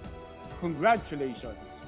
Our 20 winners of 1,000 pesos are Jose Tulio, Benjamin Angke, Joshua Chua, Virgilio Hernandez, Susan Jesusa Nuña, Ernesto Marcelo, Leoncio Dale Bernas, Angelina Blanco, Rachel May Velasquez, Lian Don Ariola, Beatriz Galang, Lynette Matampak, Len Bautista, Lourdes Bernadette Carlos, Maria Teresa Tejada, Lilibet Alcaraz, Hazel Balbido, Jonathan Gonzalez, Shiena Labonete, and Christine Joy Gonzalez.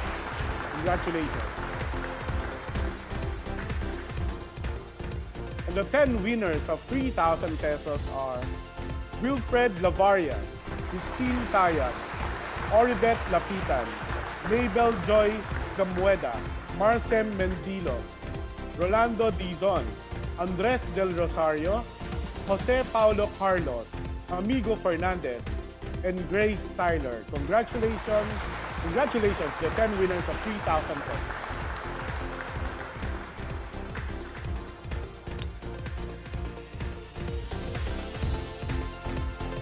The 30th NLABC is made possible by our generous sponsors. Co-presenters Cleanway, RG Simbulan and Partners Corporation, Samyup Masarap.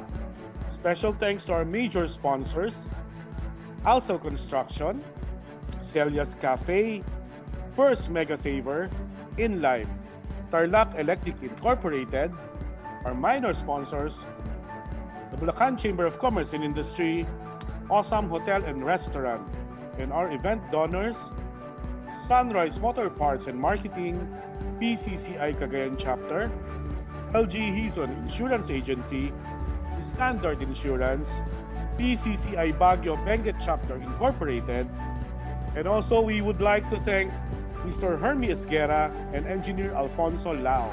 Maraming salamat po.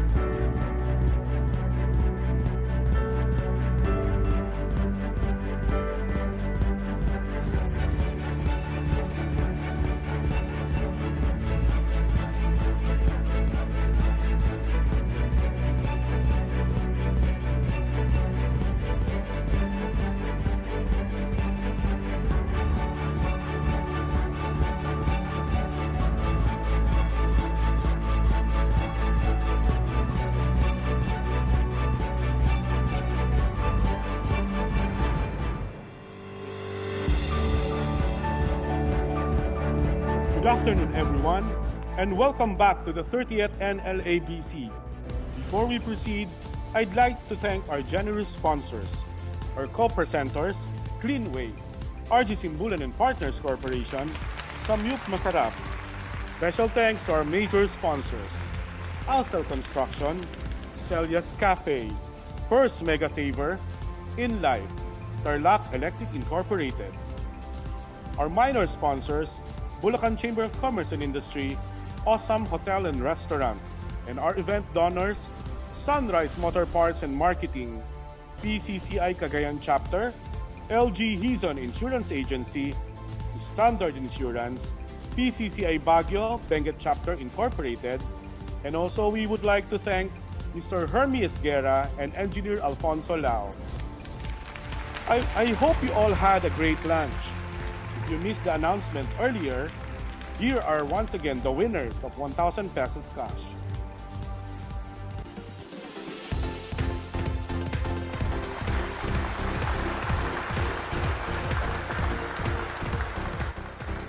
The Secretariat will reach out to you to coordinate the transfer of your prizes.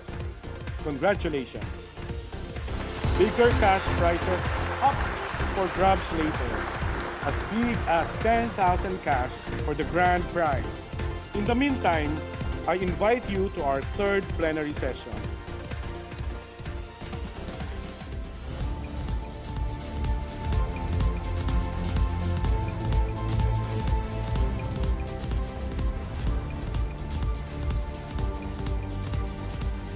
We are formally opening our third plenary, fast-tracking the recovery of MSME's best practices of government. With that, may I now call the third plenary session chair, Regional Governor of Region 2, Mr. Cloyd R. Velasco.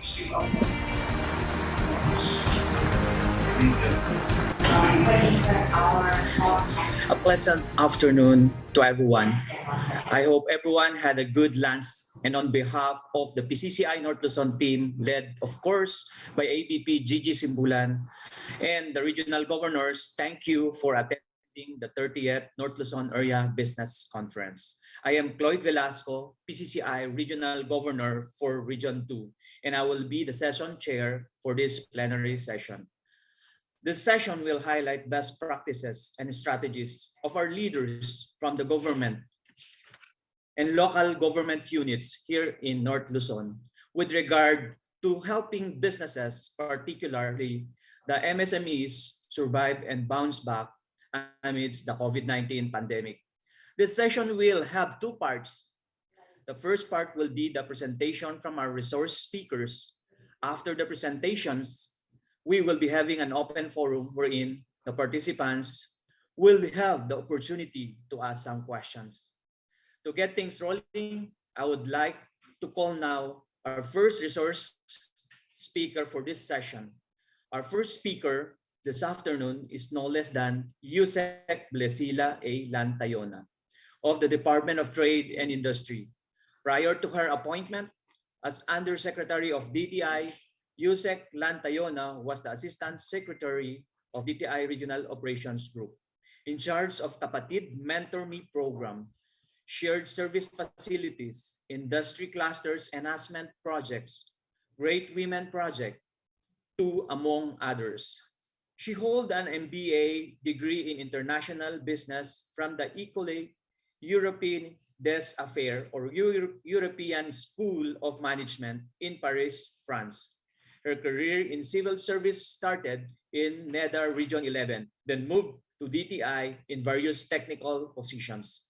At first, then as Provincial Director of DTI Davao del Sur, as Assistant Regional Director of DTI Region 11, and was later appointed as Regional Director of DTI Region 3 or Central Luzon. In September 2019, she was appointed as the Supervising Undersecretary of the DTI Regional Operations Group in charge of the 16 regional offices, 81 provincial offices, and the Bureau of Small Micro Enterprise Development. Ladies and gentlemen, let us all welcome Undersecretary Blesila A. Lantayona.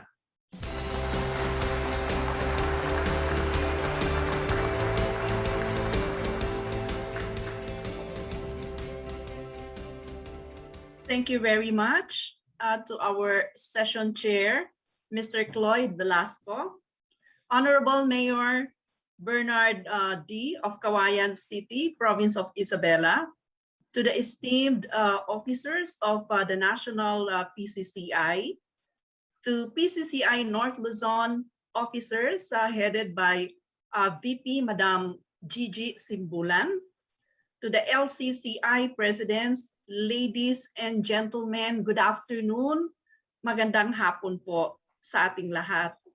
On behalf of the Department of Trade and Industry, I would like to express our gratitude to the organizer for making us part of the 30th North Luzon Area Business Conference.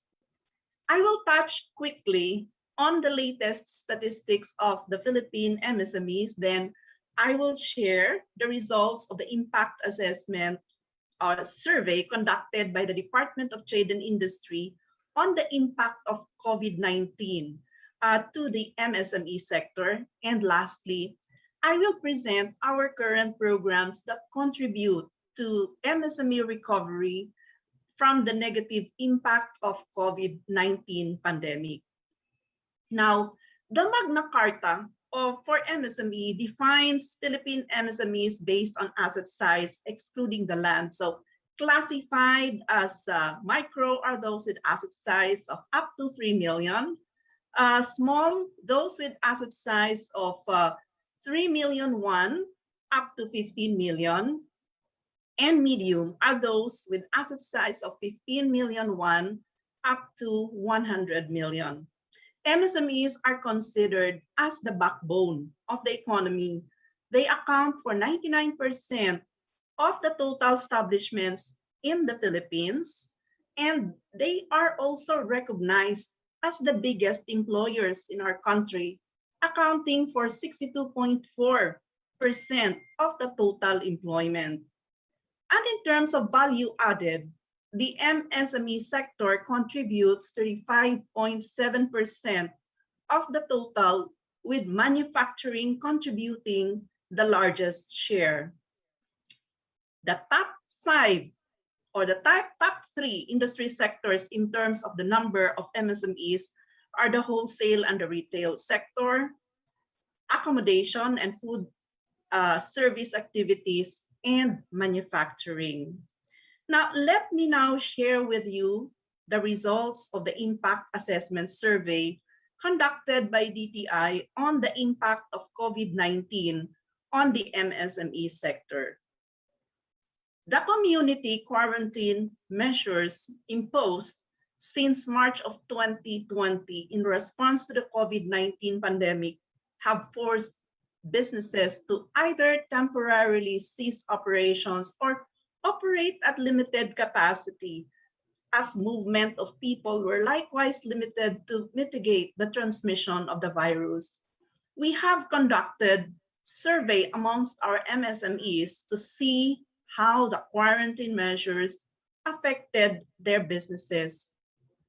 And based on the responses from the 7 series of surveys that we have run, businesses are slowly opening their operation from 22.1% for the period June 4 to June 17 of 2020 to 44% for the period May 27 to June 9 of 2021.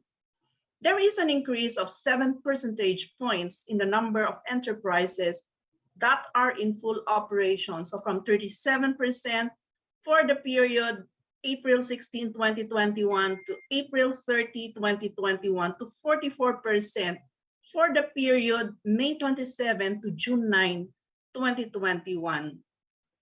Now, the decrease from the previous survey period could be attributed to the stricter quarantine protocols in the NCR plus area. So that covers NCR, Bulacan, Cavite, Laguna, and Rizal, which was implemented in March of 2021.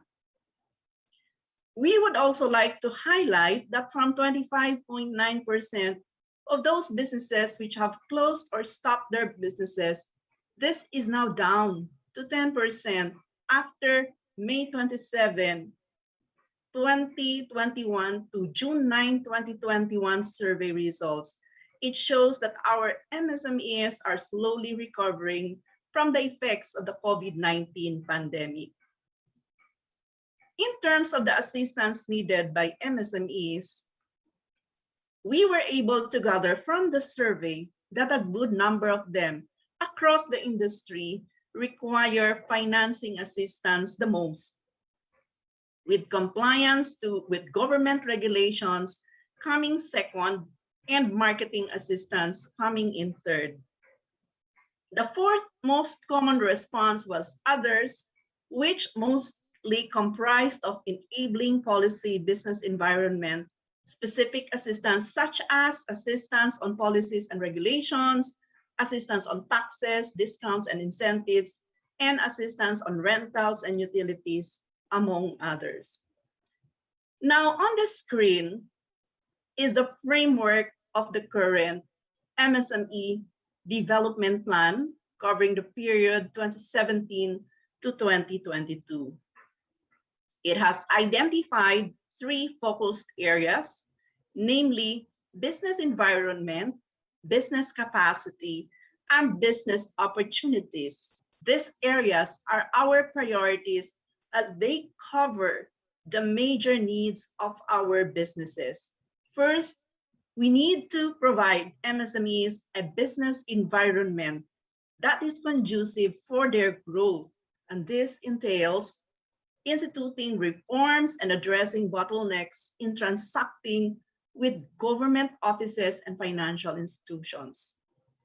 Second, our MSMEs need the appropriate business capacity to thrive in a free market. This means that the necessary personal capability, along with the tools and equipment to increase their productivity and ensure their efficiency. And third, with the right external environment and internal capacity, MSMEs need to be able to sell their products, earn profits, and eventually expand. This means opening up business opportunities with larger enterprises and with wider markets. Knowing the areas to address, we need to target to determine what must be done for our MSMEs. Under the focused areas, there are 5 strategic goals, as you can see on the screen, namely improved business climate, which will simplify and standardize related rules and regulations for MSMEs to start and grow their business. The second is improved access to finance, which will actually streamline loan processes and capacitate financial institutions to cater to the MSMEs. The third is enhancement of management labor capacities, which will provide training and mentoring to our MSMEs. The fourth is access to technology and innovation, which will provide technology transfer and support the innovation ecosystem. And the number 5 is improved access to market, which will link MSMEs to broader markets such as global supply chains and e-commerce. The DTI programs and services for MSMEs are encapsulated in the MSME Development Plan, which was prepared by the National SMED Council, the policy-making body that oversees the interventions for MSME development. Now, let's start with the strategic goal on business climate. We begin with this because it really lays the foundation for the entirety of the MSME's life, from registering with DTI, SEC, or CDA to securing permits and licenses from the LGUs or regulatory bodies like FDA, even up to their quarterly obligations with the BIR, as long as it is a transaction between an entrepreneur with the government. All of these are part of creating an enabling environment. Business climate is about promoting the ease of doing business by streamlining the rules and regulations for MSMEs. Here are some of the programs that DTI is doing on improving the business climate. So we have the Negosyo Center. This is a flagship effort to pursue this strategic goal. And this is the Negosyo Center, which was organized or established by the Department of Trade and Industry. So the Negosyo Center are actually the frontline business assistance offices that make entrepreneurship development services more accessible, as they are established in all cities and municipalities in the country. So in fact, majority of the Negosyo Centers actually housed in the LGUs. With more than 1,200 to be exact, 1,222 Negosyo Centers established nationwide, we are ready to assist every Filipino in starting or scaling up their businesses. The services of the Negosyo Center that these Negosyo Centers provide include business registration assistance, business advisory services, business information, and advocacy, as well as market linkages. So MSMEs can also process their DTI business name registration or renewal 24/7 through our online site, which is www.bnrs.dti.gov.ph.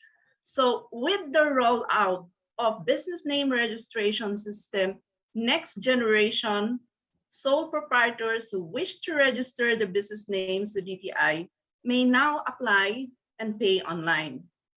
DTI has expanded payment options through Land Bank's Link.biz cash payments via 7-Eleven or Bayad Center, and through other banks via PCHC's Paygate or bank transfer. In 2020, there were more than 916,000 BNs registered, the highest number so far in the last 10 years. We also noted that a major shift in the payment of BN registration fees from over-the-counter to online payments, so recording a 68% online payment transactions in 2020 versus only 35% in 2019. Now, we also have opened our Negosyo Center online portal last June 1, 2021. It is envisioned to bring all the services of a brick and mortar Negosyo Center in the digital platform. Same as the physical version of the Negosyo Center, MSMEs can now visit the Negosyo Center online portal through this site, negosyocenter.online, and avail of all the business assistance they need as if they're also going to a physical Negosyo Center. Now, the strategic goal on access to finance is this really actually addresses more than the MSME's money issues with securing loans. It also includes MSME's financial literacy or capability to responsibly manage their own finances. We will now discuss this access to finance, focusing on some of the programs of the Department of Trade and Industry under this strategic goal. So we have the Pondo sa Pagbabago at Pag-asenso and the SB Corporation's CARES program, or COVID-19 assistance to restart enterprises. So DTI, through its financing program, financing arm, the SB Corporation, launched the Pondo sa Pagbabago at Pag-asenso in 2017 as a microfinancing loan service designed at it's now an alternative to 5/6. No? Unlike most financing programs, the P3 is more accessible by tapping conduits such as pawn shops and cooperatives to reach the clients. The program also tries to be competitive with 5/6, having a simplified requirement just like 5/6 and much lower interest at 2.5% compared to the 20% of the 5/6. The P3 program provides loans to business centers in the poorest provinces based on the poverty incidence report, where the participating microfinance institutions and SB Corporation respectively can operate. So priority beneficiaries of this P3 include micro enterprises and entrepreneurs who do not have access to affordable credit, which include the market vendors, agribusinessmen, and members of cooperatives, industry associations, and others. The Bayanihan Care, on the other hand, actually is it's a loan, no? That's being administered also by SB Corporation. So this is available to MSMEs, cooperatives, hospitals, tourism, OFWs affected by COVID-19 pandemic and by other socio-economic reversals. So loan proceeds are allowed to be utilized for payroll costs, materials and supplies, and mortgage payments, rents, utilities, etc. So for MSMEs with business operating for 1 year, they can avail of a loan up to 5 million with grace period of up to 12 months. But on the case of enterprises belonging to the tourism sector, it's actually up to 24 months, no collateral required, and no interest. As of August 10, the Bayanihan Cares has already approved a total loan amount. That one is earlier figure. It's already about 5.1 billion pesos, and it has assisted more than 30,000 borrowers. Next slide. So aside from the programs and services that we make available to the MSMEs, there is also a need to capacitate them to help them improve or become smart and competitive. This strategic goal number 3, actually focuses on knowledge and skills. So let me discuss this program focusing on 3 of our programs, namely the KMME, the Youth Entrepreneurship Program, and the PTTC Global MSME Academy.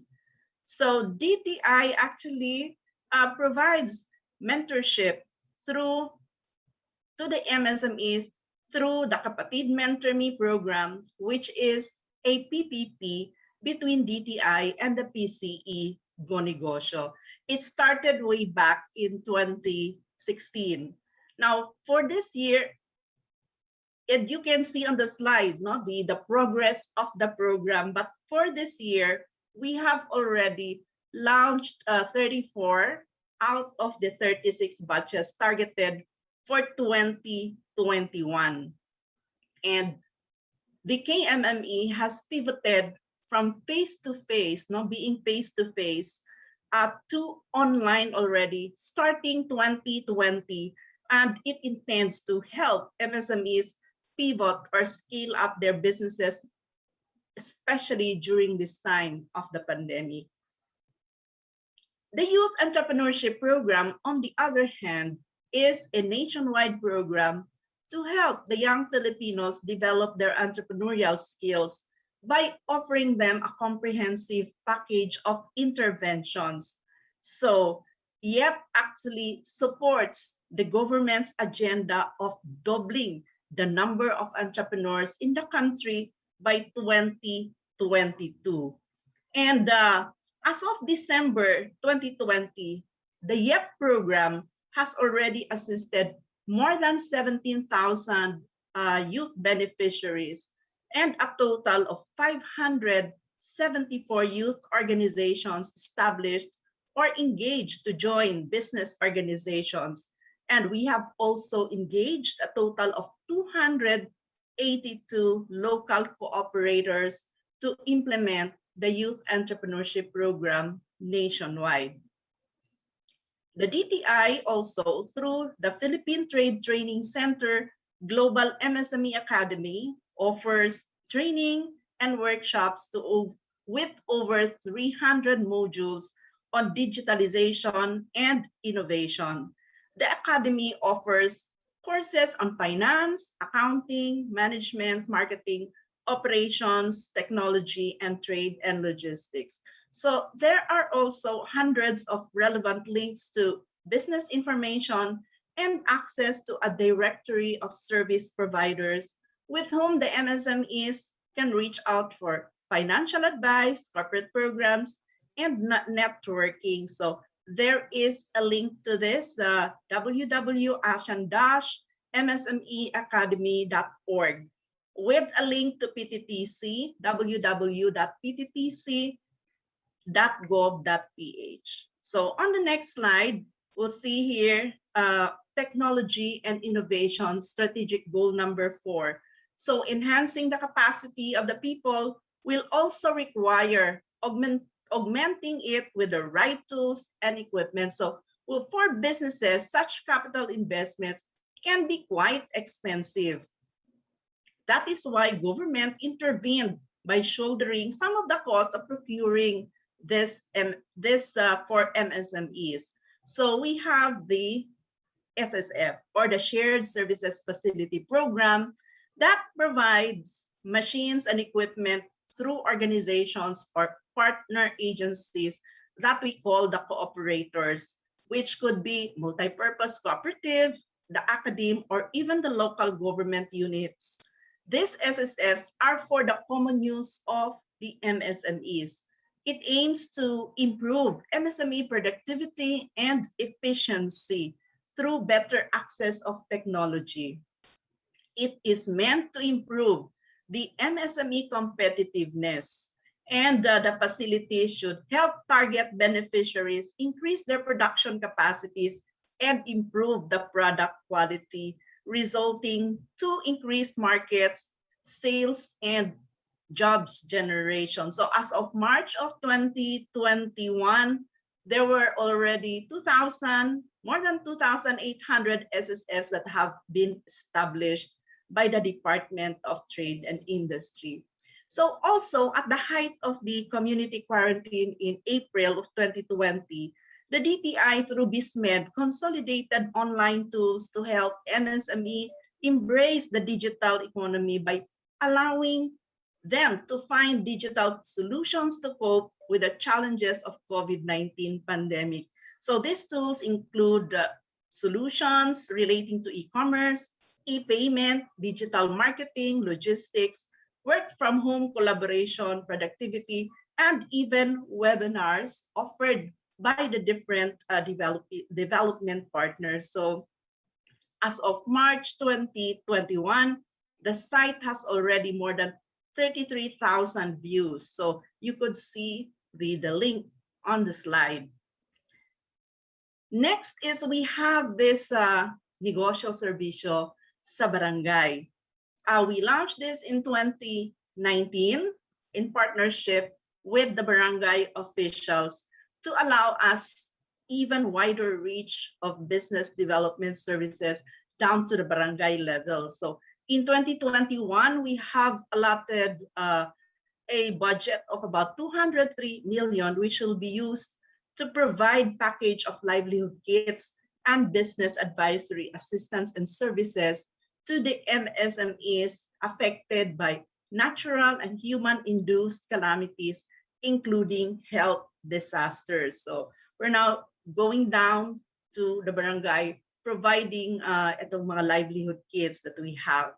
So as of April, we have already penetrated more than 2,400 barangays, and we have already distributed more than 2,000 livelihood kits to the MSMEs. We also have the pangkabuhayan at pagbangon at ginhawa.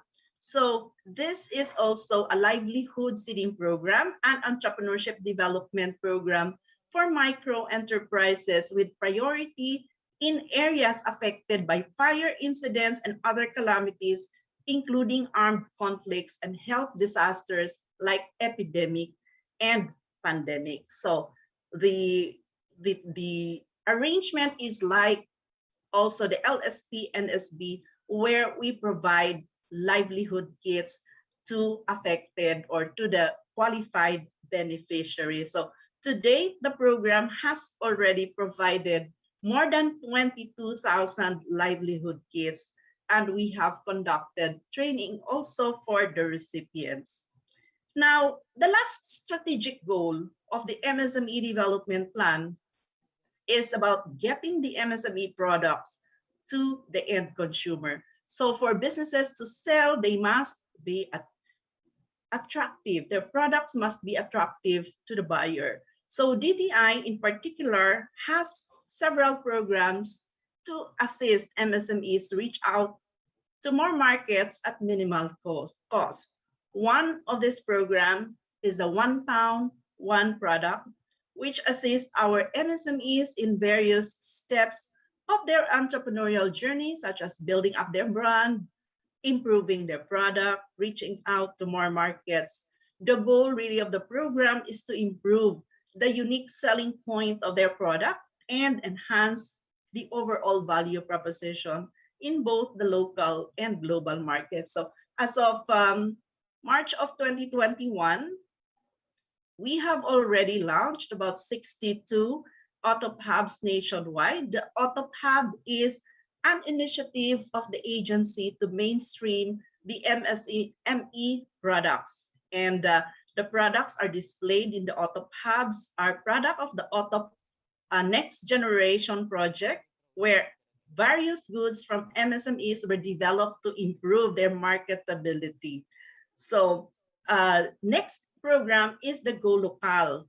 This is a retail concept store retailing or showcasing the quality and innovative Philippine products crafted, designed, and produced by the country's MSMEs.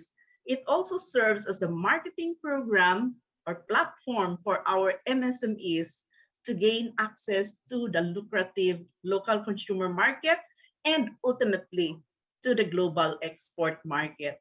It is implemented in collaboration with selected retail partners. The store offers only products of quality with unique design and compelling narratives. So it is a vehicle to discover emerging suppliers and new products with high market potential. We also conduct virtual national trade fairs, especially during this time of the pandemic. So the face-to-face trade fair was done before. Now we have moved most of our trade fairs and marketing events to the digital sphere. Virtual trade fairs, we organize this as an alternative way to conduct a trade fair through the e-commerce platform. So we have trained many of our MSMEs at the onset of the pandemic to really be conversant of how to do e-commerce. We have spent a lot of time and efforts on this, and we are very glad that on the second year of the pandemic, many of them are already into this sphere. So these are just some of the many interventions of DTI that we are implementing to support the MSME journey towards recovery and building resilience. To make this presentation more meaningful with appropriate follow-throughs, I would propose the continued and heightened collaboration and partnership with the CCIs at all levels to help our country's MSMEs bounce back better from this crisis. So thank you very much for listening. Wow, thank you for that presentation, Yusek Lantayona. We laud your efforts and support to local businesses in the industry, particularly in helping MSMEs survive and recover from the impact of the COVID-19 pandemic. A round of applause, please, for Yusek Lantayona. Moving forward, let us now proceed to our next resource speaker. We are fortunate to have granted the opportunity to share this day with a very active young man who possesses outstanding qualities in leadership and public service. Our guest for today's event is one of the most effective leaders of the generation. He has been a consistent awardee for consecutive years as one of the most outstanding mayors all over the Philippines. Named as the Manager of the Year during the International Contest Summit in Stresa, Italy. Awarded as Ambassador for Peace, one of our newest science ambassadors, and one of the recipient of the very prestigious award as among the 10 outstanding young men of the Philippines. Truly a world-class leader representing not only Cauayan City, but the entire Philippines through his accomplishments, enabling Cauayan City to be recognized as the first smarter city of the Philippines, and his active advocacy of localizing United Nations 17 Sustainable Development Goals. At present, he continues to serve as an active and innovative leader with the end view of making Kawayan City truly the ideal city of the North.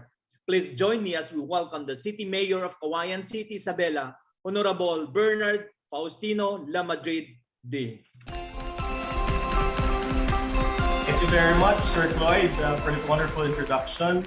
Of course, to my co-presenter, Yusek Bless Lantayana, a wonderful presentation, ma'am. To the officers and members of the PCCI, to the organizing committee of this year's 30th North Luzon Area Business Conference, thank you for inviting Kawayan City to be part of this wonderful program. To each and everyone, a pleasant afternoon po. Mabuhay po and greetings from the city of Kawayan.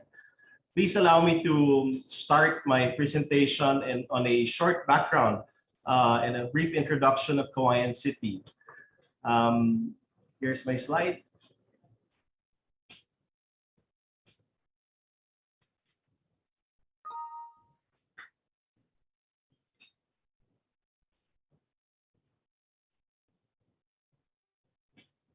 So there we go. Kawayan City is located in the northern part of the Philippines, 365 kilometers north of Manila. It is the poorest city among the cities in the region. It is highly agricultural, and that's why this is where we take pride on how a small, poor, and agricultural city was able to evolve as the Philippines' first smarter city. Kawayan City was given the recognition as the Philippines' first smarter city by the Department of Science and Technology on March 25, 2015, in recognition of its excellence in the delivery of social services through digital governance. When the United Nations launched the new 17 SDGs, Kawayan City took the lead in localizing these goals, which we call 17 hamon sa bawat Kawayanyo, or 17 challenges for every citizen of Kawayan, where all plans and programs of the LGU are aligned for the achievement of these global goals, with the aim to evolve as a smarter and sustainable Kawayan City. With the COVID-19 pandemic, the localization of the UN SDGs has helped the city of Kawayan adapt to the challenges by making the people of Kawayan resilient, innovative, smarter, and sustainable, inclusive, nurturing, and goal-driven, rising in the new normal.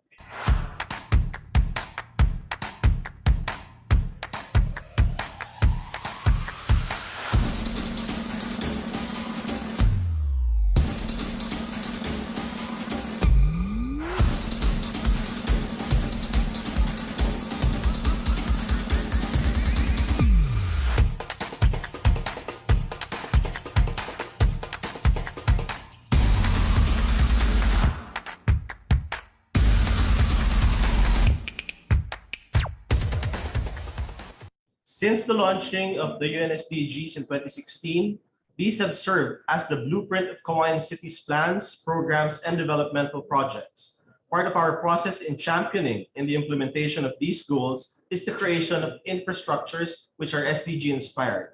These include our SDG Park and the Kawayan City Sports Complex, the first and largest SDG inspired infrastructure in the Philippines.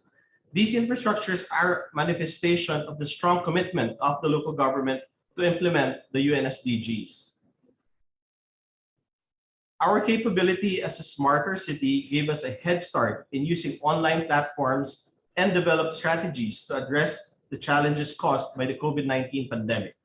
As we all know, the business sector is one of these areas deeply affected by this pandemic, which caused a drastic impact in the economic status of individuals and the country as a whole. Due to the restrictions imposed by the pandemic, businesses are forced to limit their operations, which resulted to the reduction in their sales and profit.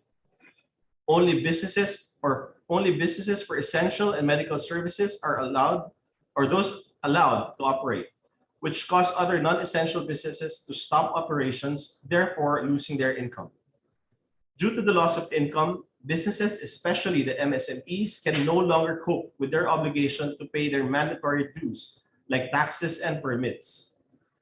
With all of these challenges, 168 businesses in Kawayan City were recorded to close business operations. At this point, let me share with you the different initiatives and best practices of Kawayan City to fast-track the recovery of MSMEs in line with the objectives of goal number 8, decent work and economic growth.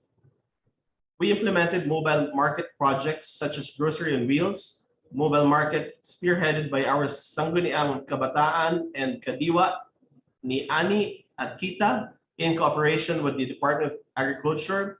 These mobile market projects have provided additional income for vendors as we were able to sell their products even after business operation.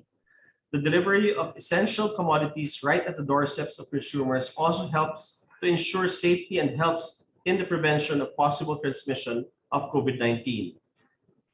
The LGU partnered with selected grocery stores with the Alay na Kalinga sa Pamilyang Kawayanyo or AKAPC program, where affected sectors were given financial assistance in the form of gift certificates for the purchase of groceries and basic essentials.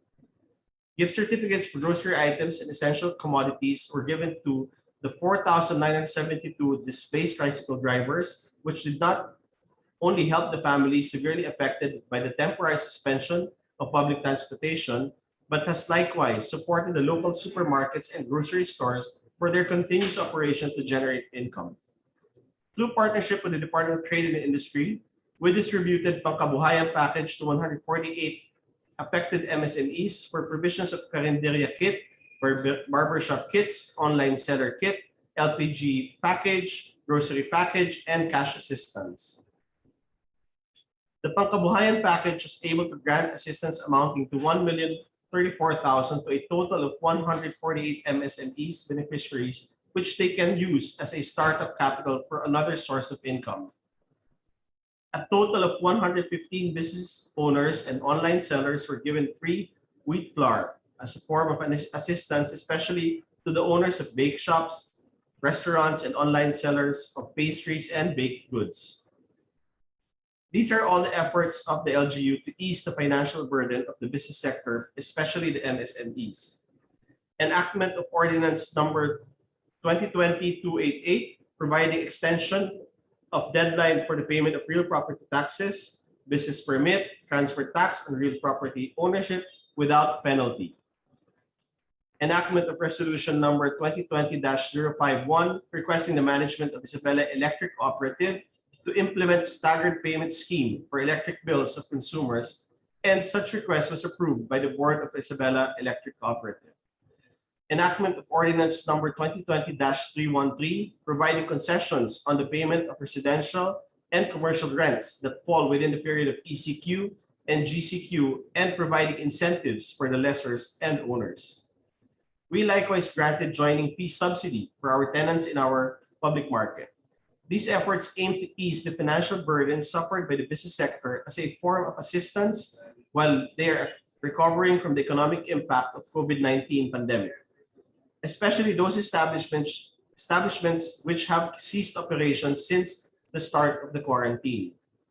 Our investment website is being utilized to promote our MSMEs and facilitate their DTI registration, where a total of 142 MSMEs were registered at the end of 2020.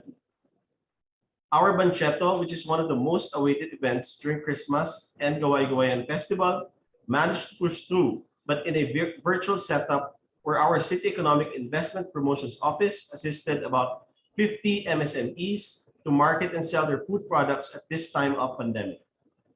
We've already institutionalized the MSMEs Development and Assistance Program through an ordinance to promote entrepreneurship, support entrepreneurs, and encourage the establishment of MSMEs to ensure their viability and growth. And as we continue to live in the new normal, the LGU will be launching a system to provide online services for the business sector in our constituents at the comfort of their own homes. Through our LGU Kawayan One-Stop e-Service, individuals and business sector can now apply for business permits and access licenses online, pay their bills, pay their business fees and business taxes, access records on the assessment of their real properties, and pay their real property taxes online. Apply online to get a copy of different certificates such as Community Tax Certificate or Cedula, Birth Certificate, and occupational permits, as well as health certificates. In closing, again, I would like to thank you for giving us this opportunity, and I hope that we were able to inspire you with this humble experience of Kawayan City. Technology is here to stay, and with the current situation we are in, it is about time that we should be more innovative and resilient. Embrace technology and take advantage of the benefits in using it as a part of our day-to-day lives. More importantly, smart cities are not only for highly urbanized or metropolitan cities. If it can be done in a city which is poor in terms of income, small and highly agricultural like Kawayan City, then there's no reason for other cities not to be able to do it. And Kawayan City is more than willing to support other LGUs who want to implement these kinds of projects to provide a more efficient and effective public service. Again, magandang hapon po sa ating lahat at maraming salamat po.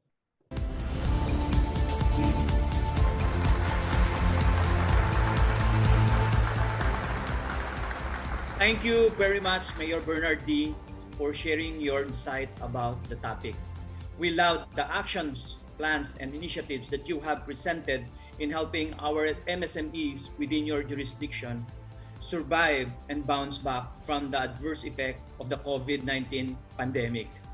At this point, we are now going to proceed with our panel discussion. So may I please invite once again Yusek Bless Lantayona and Mayor Bernard D. to join me on screen.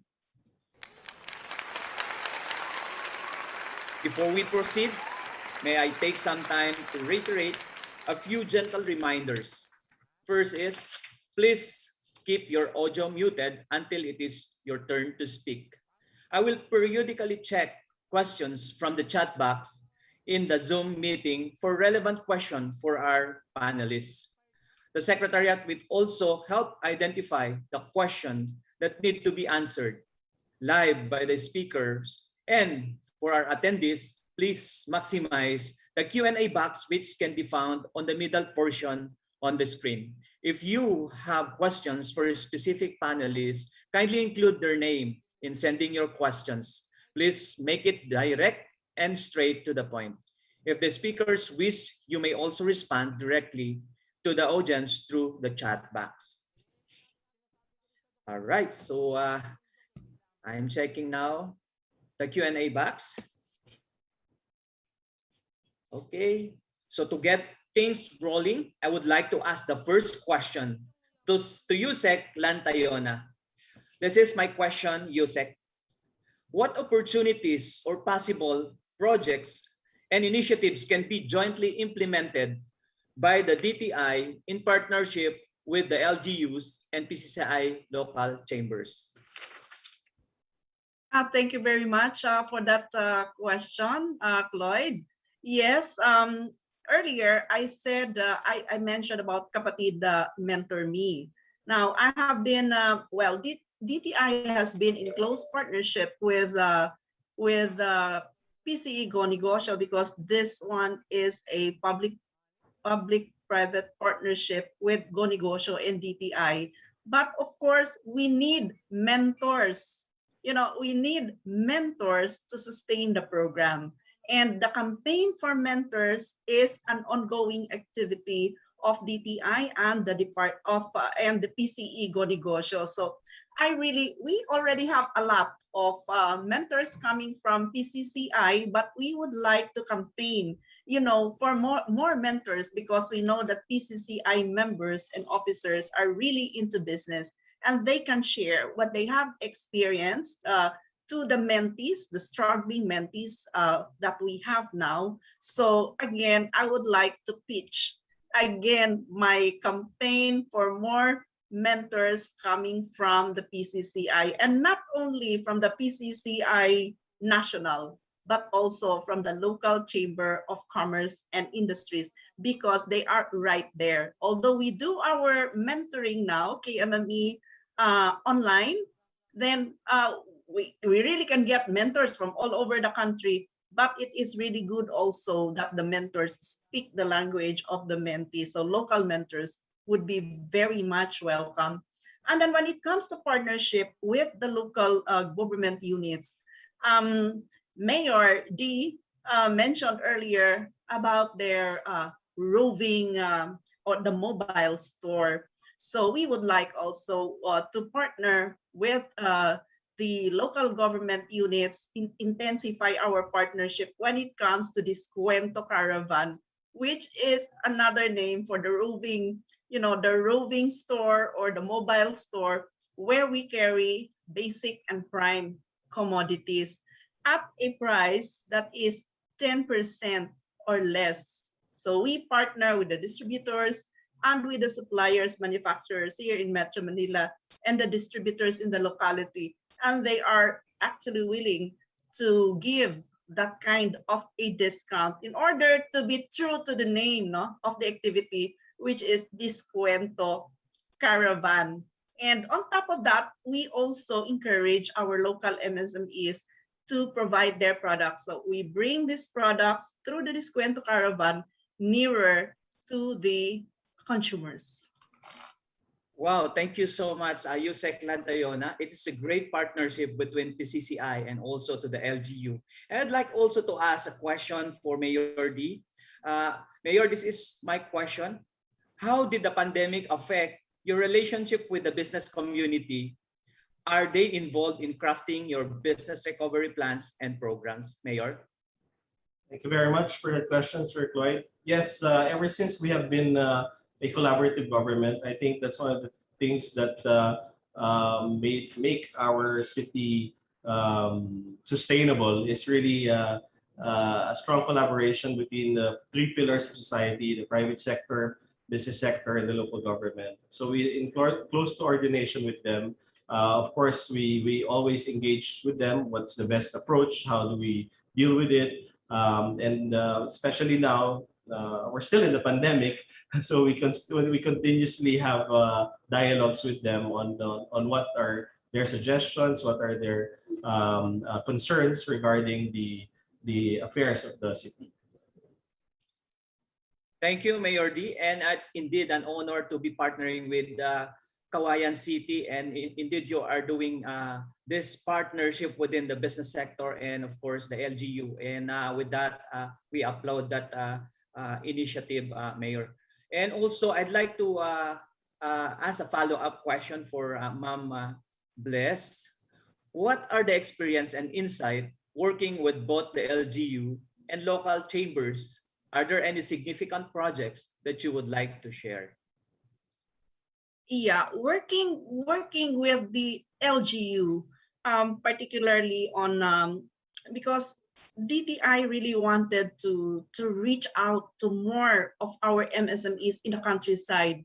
We have our regional offices. We also have our provincial offices. But, going down to the municipalities is really quite hard when you are just based in the province or in the region.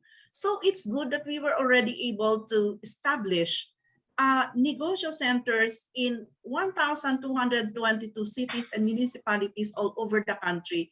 And when you ask me what is the best partnership that I can showcase, more than 50% of these negosyo centers are actually hosted by the LGUs. And we really, appreciate this from the bottom of our heart, because this is the partnership that we are seeing. And we can only afford to, hire one business counselor to be stationed in that negosyo center. But many of our LGUs have actually augmented, the staff in the negosyo center with their own people. And we really can see the synergy that is working because the MSMEs, they are located there in the countryside. So we want to reach out with our programs, but we also would like to expand our partnership with the LGUs. And they have just really done that. And we are really very appreciative of what they have. That is just one of the examples, no? That very, very concrete example of a synergy between the LGU and a national government agency. As far as the PCCI is concerned, they are really our sounding board also, and they give us their feedback when it comes to how businesses are being done. Like, for example, efforts in really streamlining the application for DTI business name and many other, even those applications for mayor's permit, they give us feedback on this, and we also do something on this. That is why for now, DTI's business name registration, you can get it.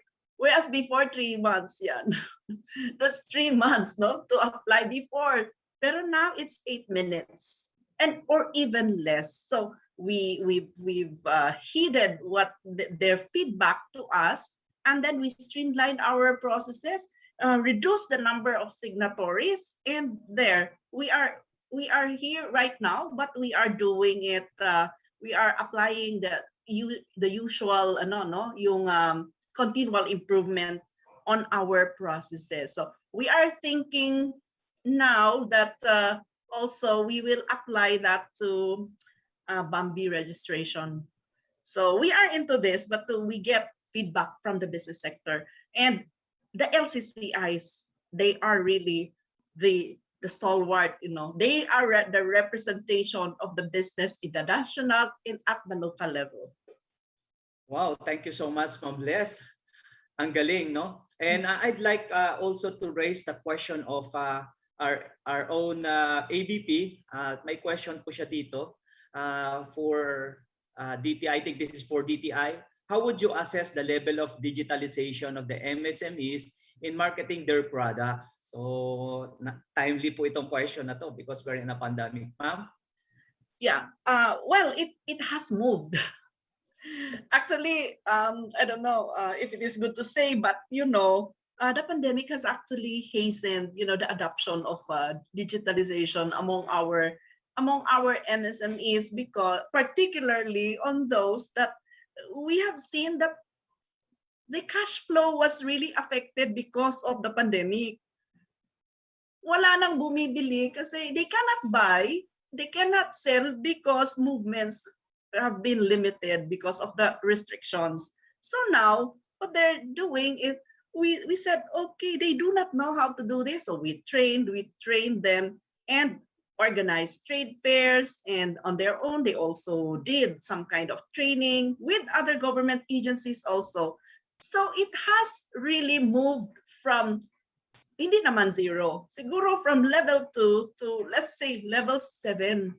Drastically, and it is good, but there are a lot of things to be refined. So in that process, and we are looking into this also, no?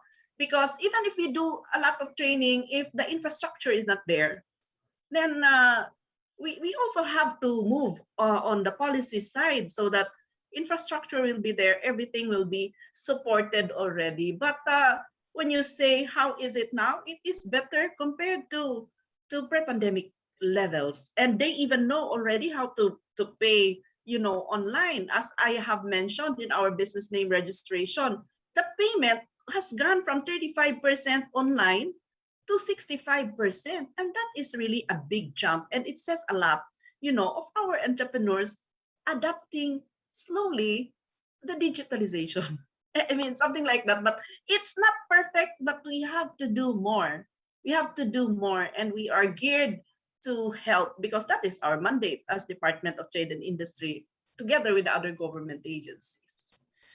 Wow, thank you, ma'am. Indeed, we are a witness of the transition, no? Nagiging digitally inclined na rin po tayong lahat, and even those MSMEs that we are helping. All right, so there is a question for Mayor D. The question is, what are your thoughts, Mayor, on the impact of the Mandanas ruling? What are the possible areas where local chambers can assist LGUs in ensuring best use of the additional fund? Thank you very much. Yeah, this is a serious and ongoing debate. The Mandanas law definitely will provide more funding for LGUs. However, with parang yung quote nga with with the power, there's great responsibility. So ang kasama po ng Mandanas law ay yung devolution, yung full devolution. And this is something that really needs to be thought out well and planned out well. Right now, there are only 3 departments that have signified their full devolution. That's the Department of Health, the DSWD, and the Department of Agriculture. Doon pa lang sa tatlo, kulang na yung funds for that. And And honestly speaking, I'm already a city. Kawayan City is already a city, so medyo mataas yung budget namin. What happens to the small towns or municipalities if you take out the support of the national government? They barely will make it, and probably some of them won't even have the chance to be able to deliver those kinds of services that will be taken out by the national government. So it really has to be thought out well and carefully planned. The transition has to cannot be abrupt. It cannot be overnight. Siguro gradual. We can do it gradually, but not overnight. I think there's a strong resistance from the LGUs, particularly LCP has already set our opposition to the full devolution. Gradual devolution siguro. But full devolution talagang it is highly impossible. Thank you, thank you very much, Mayor Bernard. It's indeed a comprehensive explanation of the question. And of course, this question again is addressed to Ma'am Bless.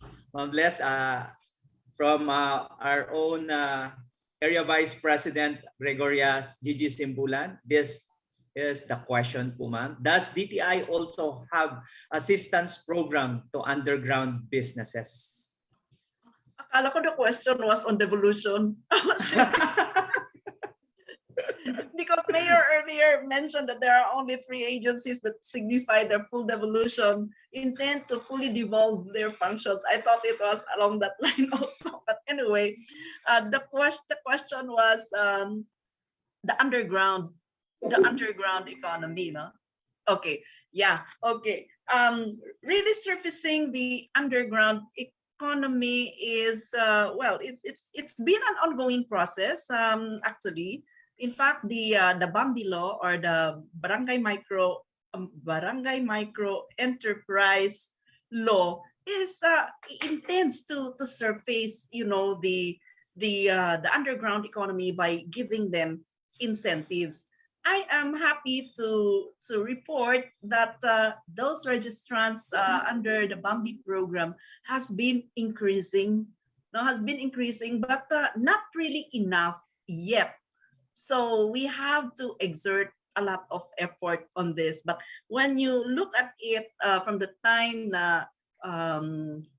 it was started, now there is really a jump, you know, on the number of abilities of the Bambi law registration. So and also we provide a number of services also to them, like for example the financing program, and hopefully the requirements that the financing program would would require from them would really encourage them also to get a registration, even if it is just a business name registration, you know, coming from DTI. So that is the first step already. Like for example, in the loan programs of the SB Corporation, they require a minimum requirement. It must have at least a DTI business name registration. So that will encourage them to, you know, get a business name from DTI. That is the first step. Thank you, Ma'am Bless. I think that's the reason why nag-jump po yung nagpapa-register ng business name during the 2020 po. All right. So there are more questions here. There are members of the chamber as well as participants in this event who are signifying their interest to be a partner. They wanted to get the ball rolling to be partner with LGU as well as to the DTI and the chamber, of course. So I'm so happy to announce that we are indeed ready to be a partner of your agency and your LGU, Mayor D. And there is a question here from Jalene Salvador, if I pronounce it right, from Miss Jalene. MSMEs are one of the priority projects of the government to give opportunity to people, especially on the countryside. How the DTI and LGU disseminate and encourage the people to avail these projects? So I think both are being addressed to Mayor and Ma'am Bless po. Sino po yung mauna? Si Mayor na lang po. Okay, thank you so much, Mayor Bernard. Go Thank ahead you po. Thank you po for the sasabihin ko pala sana ladies first. but actually that's very true. Alam niyo po, there are so many projects and programs of the government where we just need to inform the people. One time we came out with a citizen satisfaction index to find out if people knew about the programs and projects, and it came out that those who knew about the programs and projects of the LGU, talagang mataas yung ranking, mataas yung appreciation. However, it came out that talagang there's a really wide gap. There's a big gap of those that really have no idea what's going on. So the information drive has to be really strong. Right now, we're in the new normal, which is social media is very powerful. So, for example, us in the city government, we really take advantage of social media, whether it be Facebook, whether it be our public address through online, whether it be our websites, our Kawayan City app or our mobile app. All of these things are really for awareness, to create awareness. It's not anymore enough that you just tell your barangay captains or your barangay workers to inform the public. It's not enough. You really have to bombard them with this kinds of programs and projects for them to be able to really appreciate and really avail of these programs. So it's a continuous challenge, and that's very valid po. Maganda po yung question na yan. But I think one of the effective ways to address it is to institutionalize the SAFE or the Investment Economic Promotions Office. That's their main duty, is to really make sure that the programs and projects, especially the DTI or the LGU, will be cascaded to the grassroots. Ilan po. Thank you, Mayor Bernard. To Ma'am Bless, may we hear your answer, ma'am? Yeah, thank you very much for that question, because it is really something that should be continuing. It's a continual effort. DTI right now has 3 radio programs. One addressing the consumers, one addressing the negosyo, and the other one is Trabaho Negosyo at consumers. So 3 radio programs, tele-radio program. We also have our DTI YouTube channel, and each of the functional groups of DTI also has a Facebook page, very active. And of course, we have our galamay. No, we have the regional. 16 regional and 81 provincial offices plus the negosyo center. But the realization is it's not really enough. There are people that still do not know the program. So it is really a continuing effort on our part. So that is why we have to really intensify our partnership with the LGU, with the private sector, even with the academe, because we have strong partnership with the academe. We have our fabrication laboratories lodged at the academe for the MSMEs. So we have to have a very strong partnership with just, all of the stakeholders if necessary. But again, it's not a frustration, but I think it's a reality that there are still people who would not know really your programs and projects. Even if we attempted to go already to the barangay, sometimes we have this regular survey, and sometimes we get very low rating when it comes to awareness. And in fact, I told the secretary, Sec, jologs na nga yung dating ko sa radio program, ganun pa rin. Yung para bang ganun pa rin. So, I mean, that is a reality, which means really that you really just have to continue doing it. So I hope that with this, our attendance, to this event of PCCI will also somehow boost the awareness of our constituencies on what are the programs of the LGU, what are the programs of the national government agency. Thank you, Ma'am Bless, and also thank you, Mayor Bernard, for that answer. Unfortunately, that's all the time that we have for this session. But before we close, I would like to request our resource speakers for a 1-minute closing statement. Mayor Bernard, ladies first na po. Okay, ladies first na po. Ni Mayor. Yeah, yeah, I really would like to thank PCCI for inviting us here. This is an opportunity for us to engage with you as a partner, a very good partner, historically a very good partner, and of course with your listeners and with your viewers also. And we hope that we are able to convey what the department is doing. We really would like to inform them also of our programs and projects, because that is the mandate that we are told to do. And we are doing this one with all the passion and with all the efforts that need to be done as a national government agency. So again, thank you very much to PCCI. Thank you, Ma'am Bless. Mayor? Yes, Sir Cloyd, thank you very much for having me again. It's a pleasure to speak with you, Yusek Bless, Lantoyana. I learned a lot also today. You learn something new every day. But I'd like to commend the PCCI. You have been an natural ally of LGUs. You know, without the strong collaboration with the private sector and the business sector, we cannot really move forward. And the government cannot do it alone. We need the strong support of the private sector, of the business sector, to really go over and especially now during the pandemic, we really have to work together and help one another. In fact, the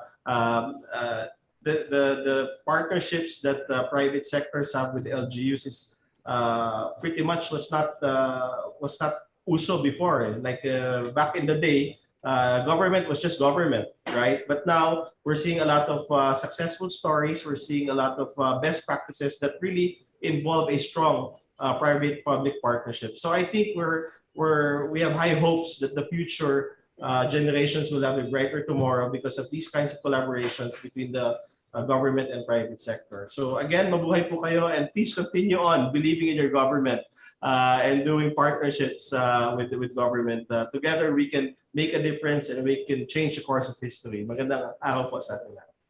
Once again, thank you, Mayor Bernard D. And Yusek, yes?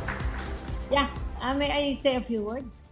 All right, go ahead, Ma'am Yes. Ma'am Gigi. Yeah, I would like to take this opportunity to thank our good friend, Yusek Bless Lantayona.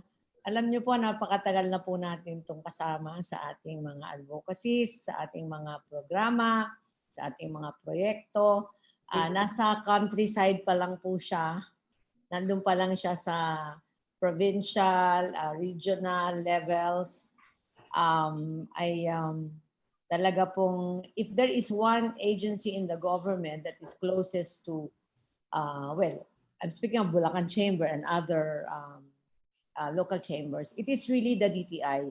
In fact, every time when I go around talking to people, the undertakings and their stories would always involve the assistance programs of DTI. It's just that maybe sa dami po ng programa ninyo na parang nagiging day-to-day ang dating, na ang impact talagang slow but sure, at hindi parang hindi bongga yung dating pero kumbaga sa very staple, very basic.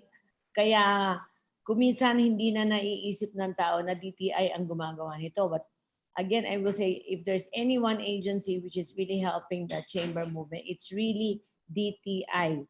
At siguro kailangan magkaroon din ng magandang promotional program para makita ng tao what DTI has been doing for us.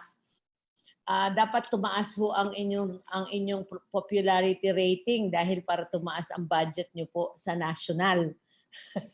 Kasi ang alam ko, talagang with all your activities, it's a wonder how you can do all this with, I would say, relatively lower budget than the other government department. I thank you, Yusek Bless, you've gone a long way, and this is really because of your meritorious performance and your love for the MSMEs. Talaga pong kung masasabi ko na para kayong ina ng mga MSME sa Bulacan, at sa North Luzon, at ngayon nasa taas kayo, so you can really be more effective in helping uplift the status of our micro, small, and medium enterprises. Maraming salamat po. Napakahabang istorya po ang pinagsamahan namin at ng aming mga chambers dito sa North Luzon with Music Bless. And we wish you all the best. Ang maganda po dito, lalo po kayong gumaganda habang umaakyat kayo. At lalo po kayong sumisipag habang umaakyat kayo. You are a very fine example of a public servant. Thank you very much, ma'am. And kay Mayor D naman po, I'm very pleased to meet you and hope that we could, RG Cloyd can really accompany us to your city. Marami pong mga mayors ngayon na ka-generation nyo. I think having heard you and having heard all the good reviews from RG Cloyd and the other presidents of Region 2, I think you're one of the best in your generation. At sana po maging talagang makita, kumbaga mahawa, yan. Sabi ko, may your tribe increase. Mahawa ang ibang mayors, lalo na yung mga kaedad ninyo, because we really need a new breed of leaders. We need leaders like you who are performers, who we can forget na politician. We need leaders like you who really are public servants and not politicians. Pwede namin kalimutan na kayo ay politiko. So, congratulations po sa inyong magandang performance. And Yusek Bless again, my hugs and kisses. My hugs and kisses. Alam mo naman yon. Thank you very much. Thank you, RG Cloyd, for giving me time. Thank you. Thank you, ABP. And to express the appreciation of PCCI to our resource speakers, we are presenting a certificate of appreciation. Maybe we shall please call back Yusek Blesila Lantayona and Mayor Bernard D. And presenting the certificate of appreciation to our speakers are AVP Gigi Simbulan, Regional Governor Alex Ang, and President Ms. Lina Flor Hizon. The Philippine Chamber of Commerce and Industry hereby bestows these tokens of appreciation to Yusek Blesila Lantayona and Mayor Bernard D. during the 30th North Luzon Area Business Conference given this 12th day of August 2021. Signed by Conference Director Ms. Lina Flor Hizon, Regional Governor PCCI of CAR, Mr. Ernest Panis, Regional Governor of Region 2, Mr. Cloyd Velasco, Regional Governor of Region 3, Mr. Alvin Bellarmino, Regional Governor of Region 1 and Co-Chair of the 30th NLABC, Mr. Alexander Ang, Area Vice President of PCCI Region 3 and the Chair of the 30th NLABC, Ms. Gregoria Simbulan, Chair of the 47th Philippine Business Conference and Expo, Mr. Jeffrey Nang, and the President of the Philippine Chamber of Commerce and Industry, Ambassador Benedicto Yowico.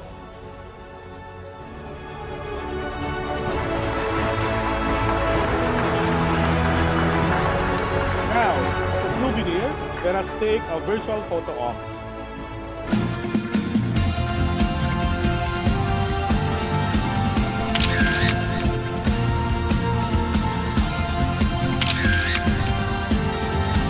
Once again, a round of applause to our dear guests. Palakpakan po natin sila.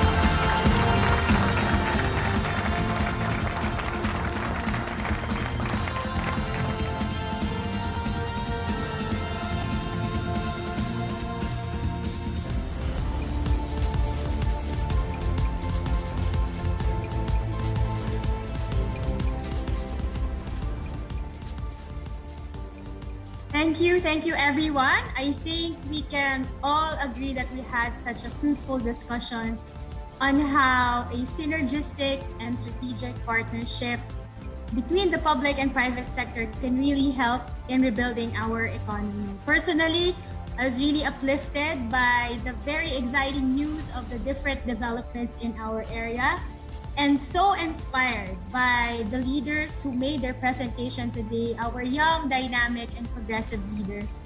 So sabi nga ni Governor D, no, together we can change the course of history. Together, kakayanin natin. So nakakatuwa po ang lahat ng ating mga naging panelists. And with those hopeful words, we are now ending our third and last plenary for today.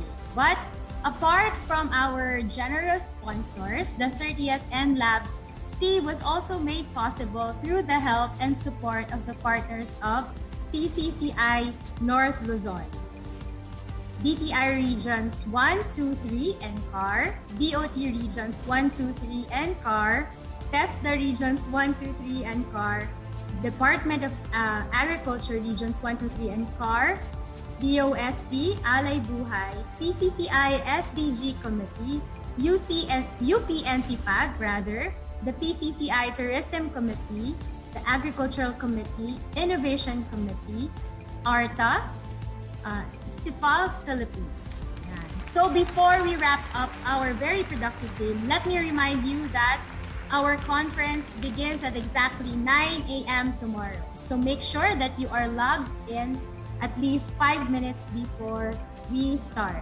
We have a very dynamic batch of guests tomorrow coming from different sectors, from the agriculture sector and as well as from the technology sector. So very exciting, very from different ends of the spectrum, but again, another synergy. So we hope to see you tomorrow, and reminder for our raffle winners, the organizers will send you a cash gift certificate. But we are not done yet. Sabi nga, wait, there's more. We have bigger prizes at stake in a short while. As much as 10,000 pesos will be given away, and a Sharp air purifier courtesy of First Mega Saver. Only registered participants are eligible to join the raffle draw. And for our grand raffle draw, you have to be present in order to claim your prize. So kailangan may konting kaway-kaway from our window. So when you hear your name called, please acknowledge the announcement in our chat box. You can put I am present or I am here, so we can validate and ask you to unmute so you can be also part of our program.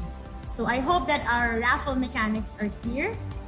So please stick around.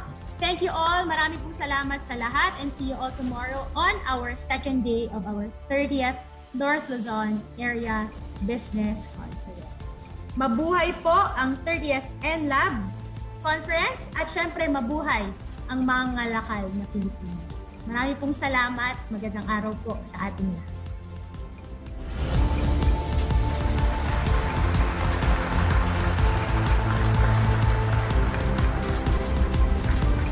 This has been day 1 of the 30th North Luzon Area Business Conference, co-presented by Cleanway, RG Simbulan and Partners Corporation, Samyup Masarap.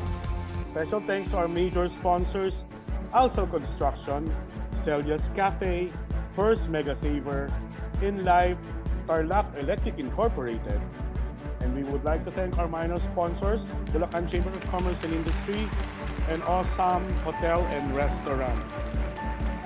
And our event donors, Sunrise Motor Parts and Marketing, PCCI Cagayan Chapter, LG Hizon Insurance Agency, Standard Insurance, PCCI Baguio Benguet Chapter Incorporated.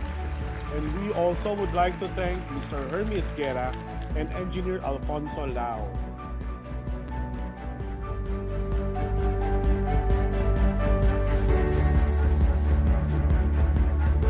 And now, let me turn over you to Bulacan PCCI.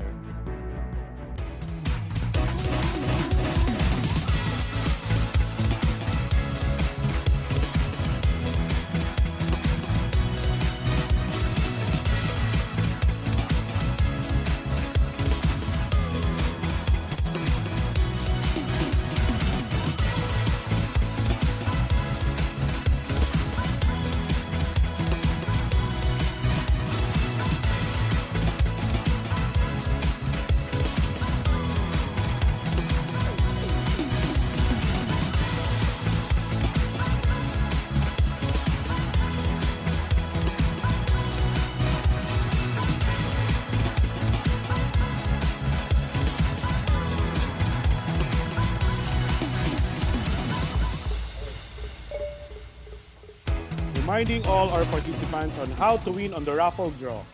Here are the mechanics to be a winner. You must be a registered participant. You must be present during the raffle draw, otherwise prize will be forfeited. And you are required to type in the chat box. And only one entry per participant. A participant can win only once and name shall be removed after winning. And cash prizes will be remitted to GCash or bank transfer and subject to verification processes. And to start off our raffle, we will pick 5 winners of 5,000 pesos cash. And our first winner is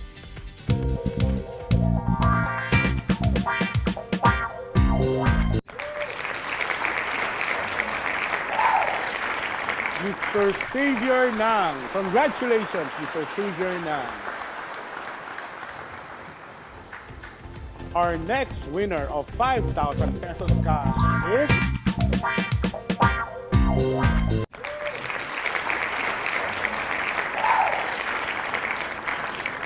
Miss Josefina Marquez. Congratulations.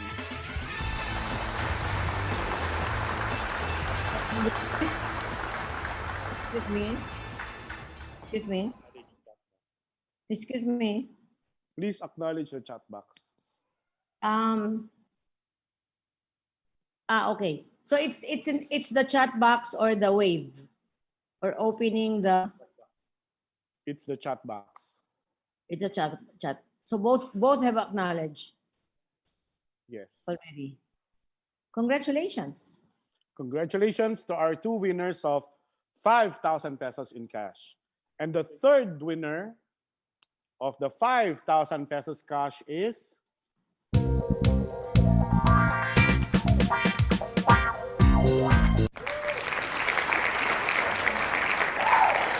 the third winner is Miss Jessame Tabilisma. Miss Jessame Tabilisma.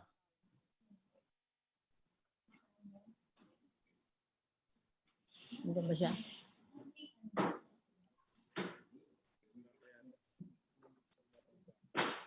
Kindly please acknowledge the chat box to all the first 3 winners of the 5,000 pesos cash.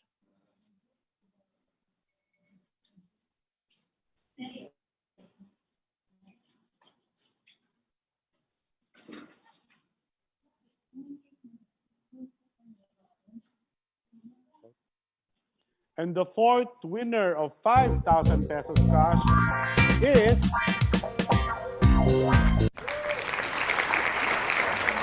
Mr. Martin Borja. Congratulations, Mr. Martin Borja.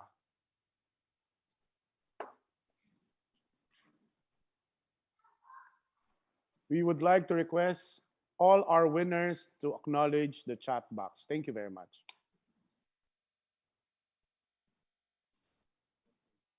Sandali lang, sandali lang.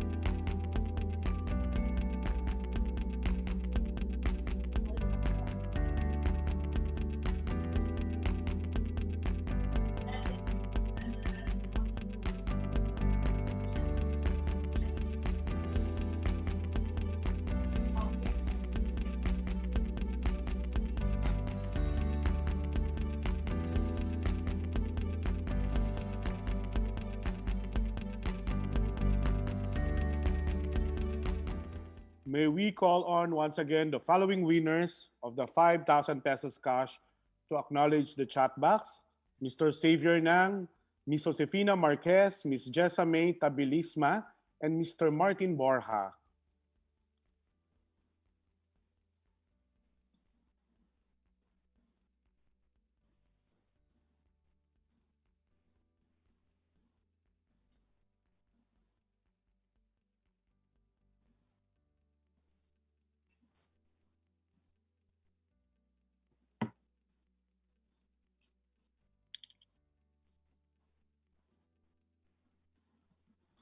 And now we'll proceed with our fifth raffle draw of the 5,000 pesos cash. And the winner of the 5,000 pesos cash is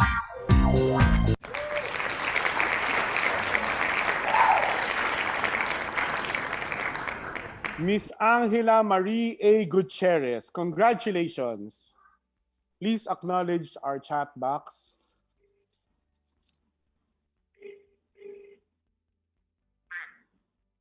Okay lang ba? Okay ba tong procedure? Pag wala within 2 minutes, 2 minutes, that's a long time. 1 minute lang.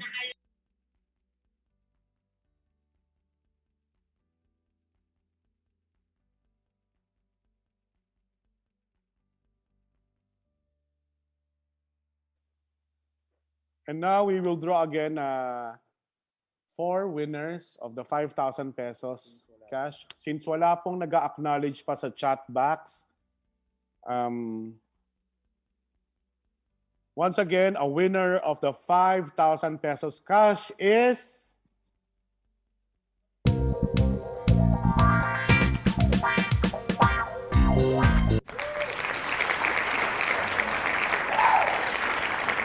Miss Agnes Asuncion. Congratulations to Miss Agnes Asuncion.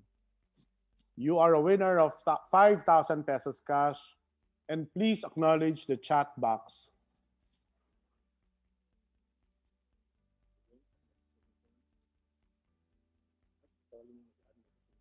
And again, may we call on Miss Agnes Asuncion to acknowledge the chat box? Are you still there?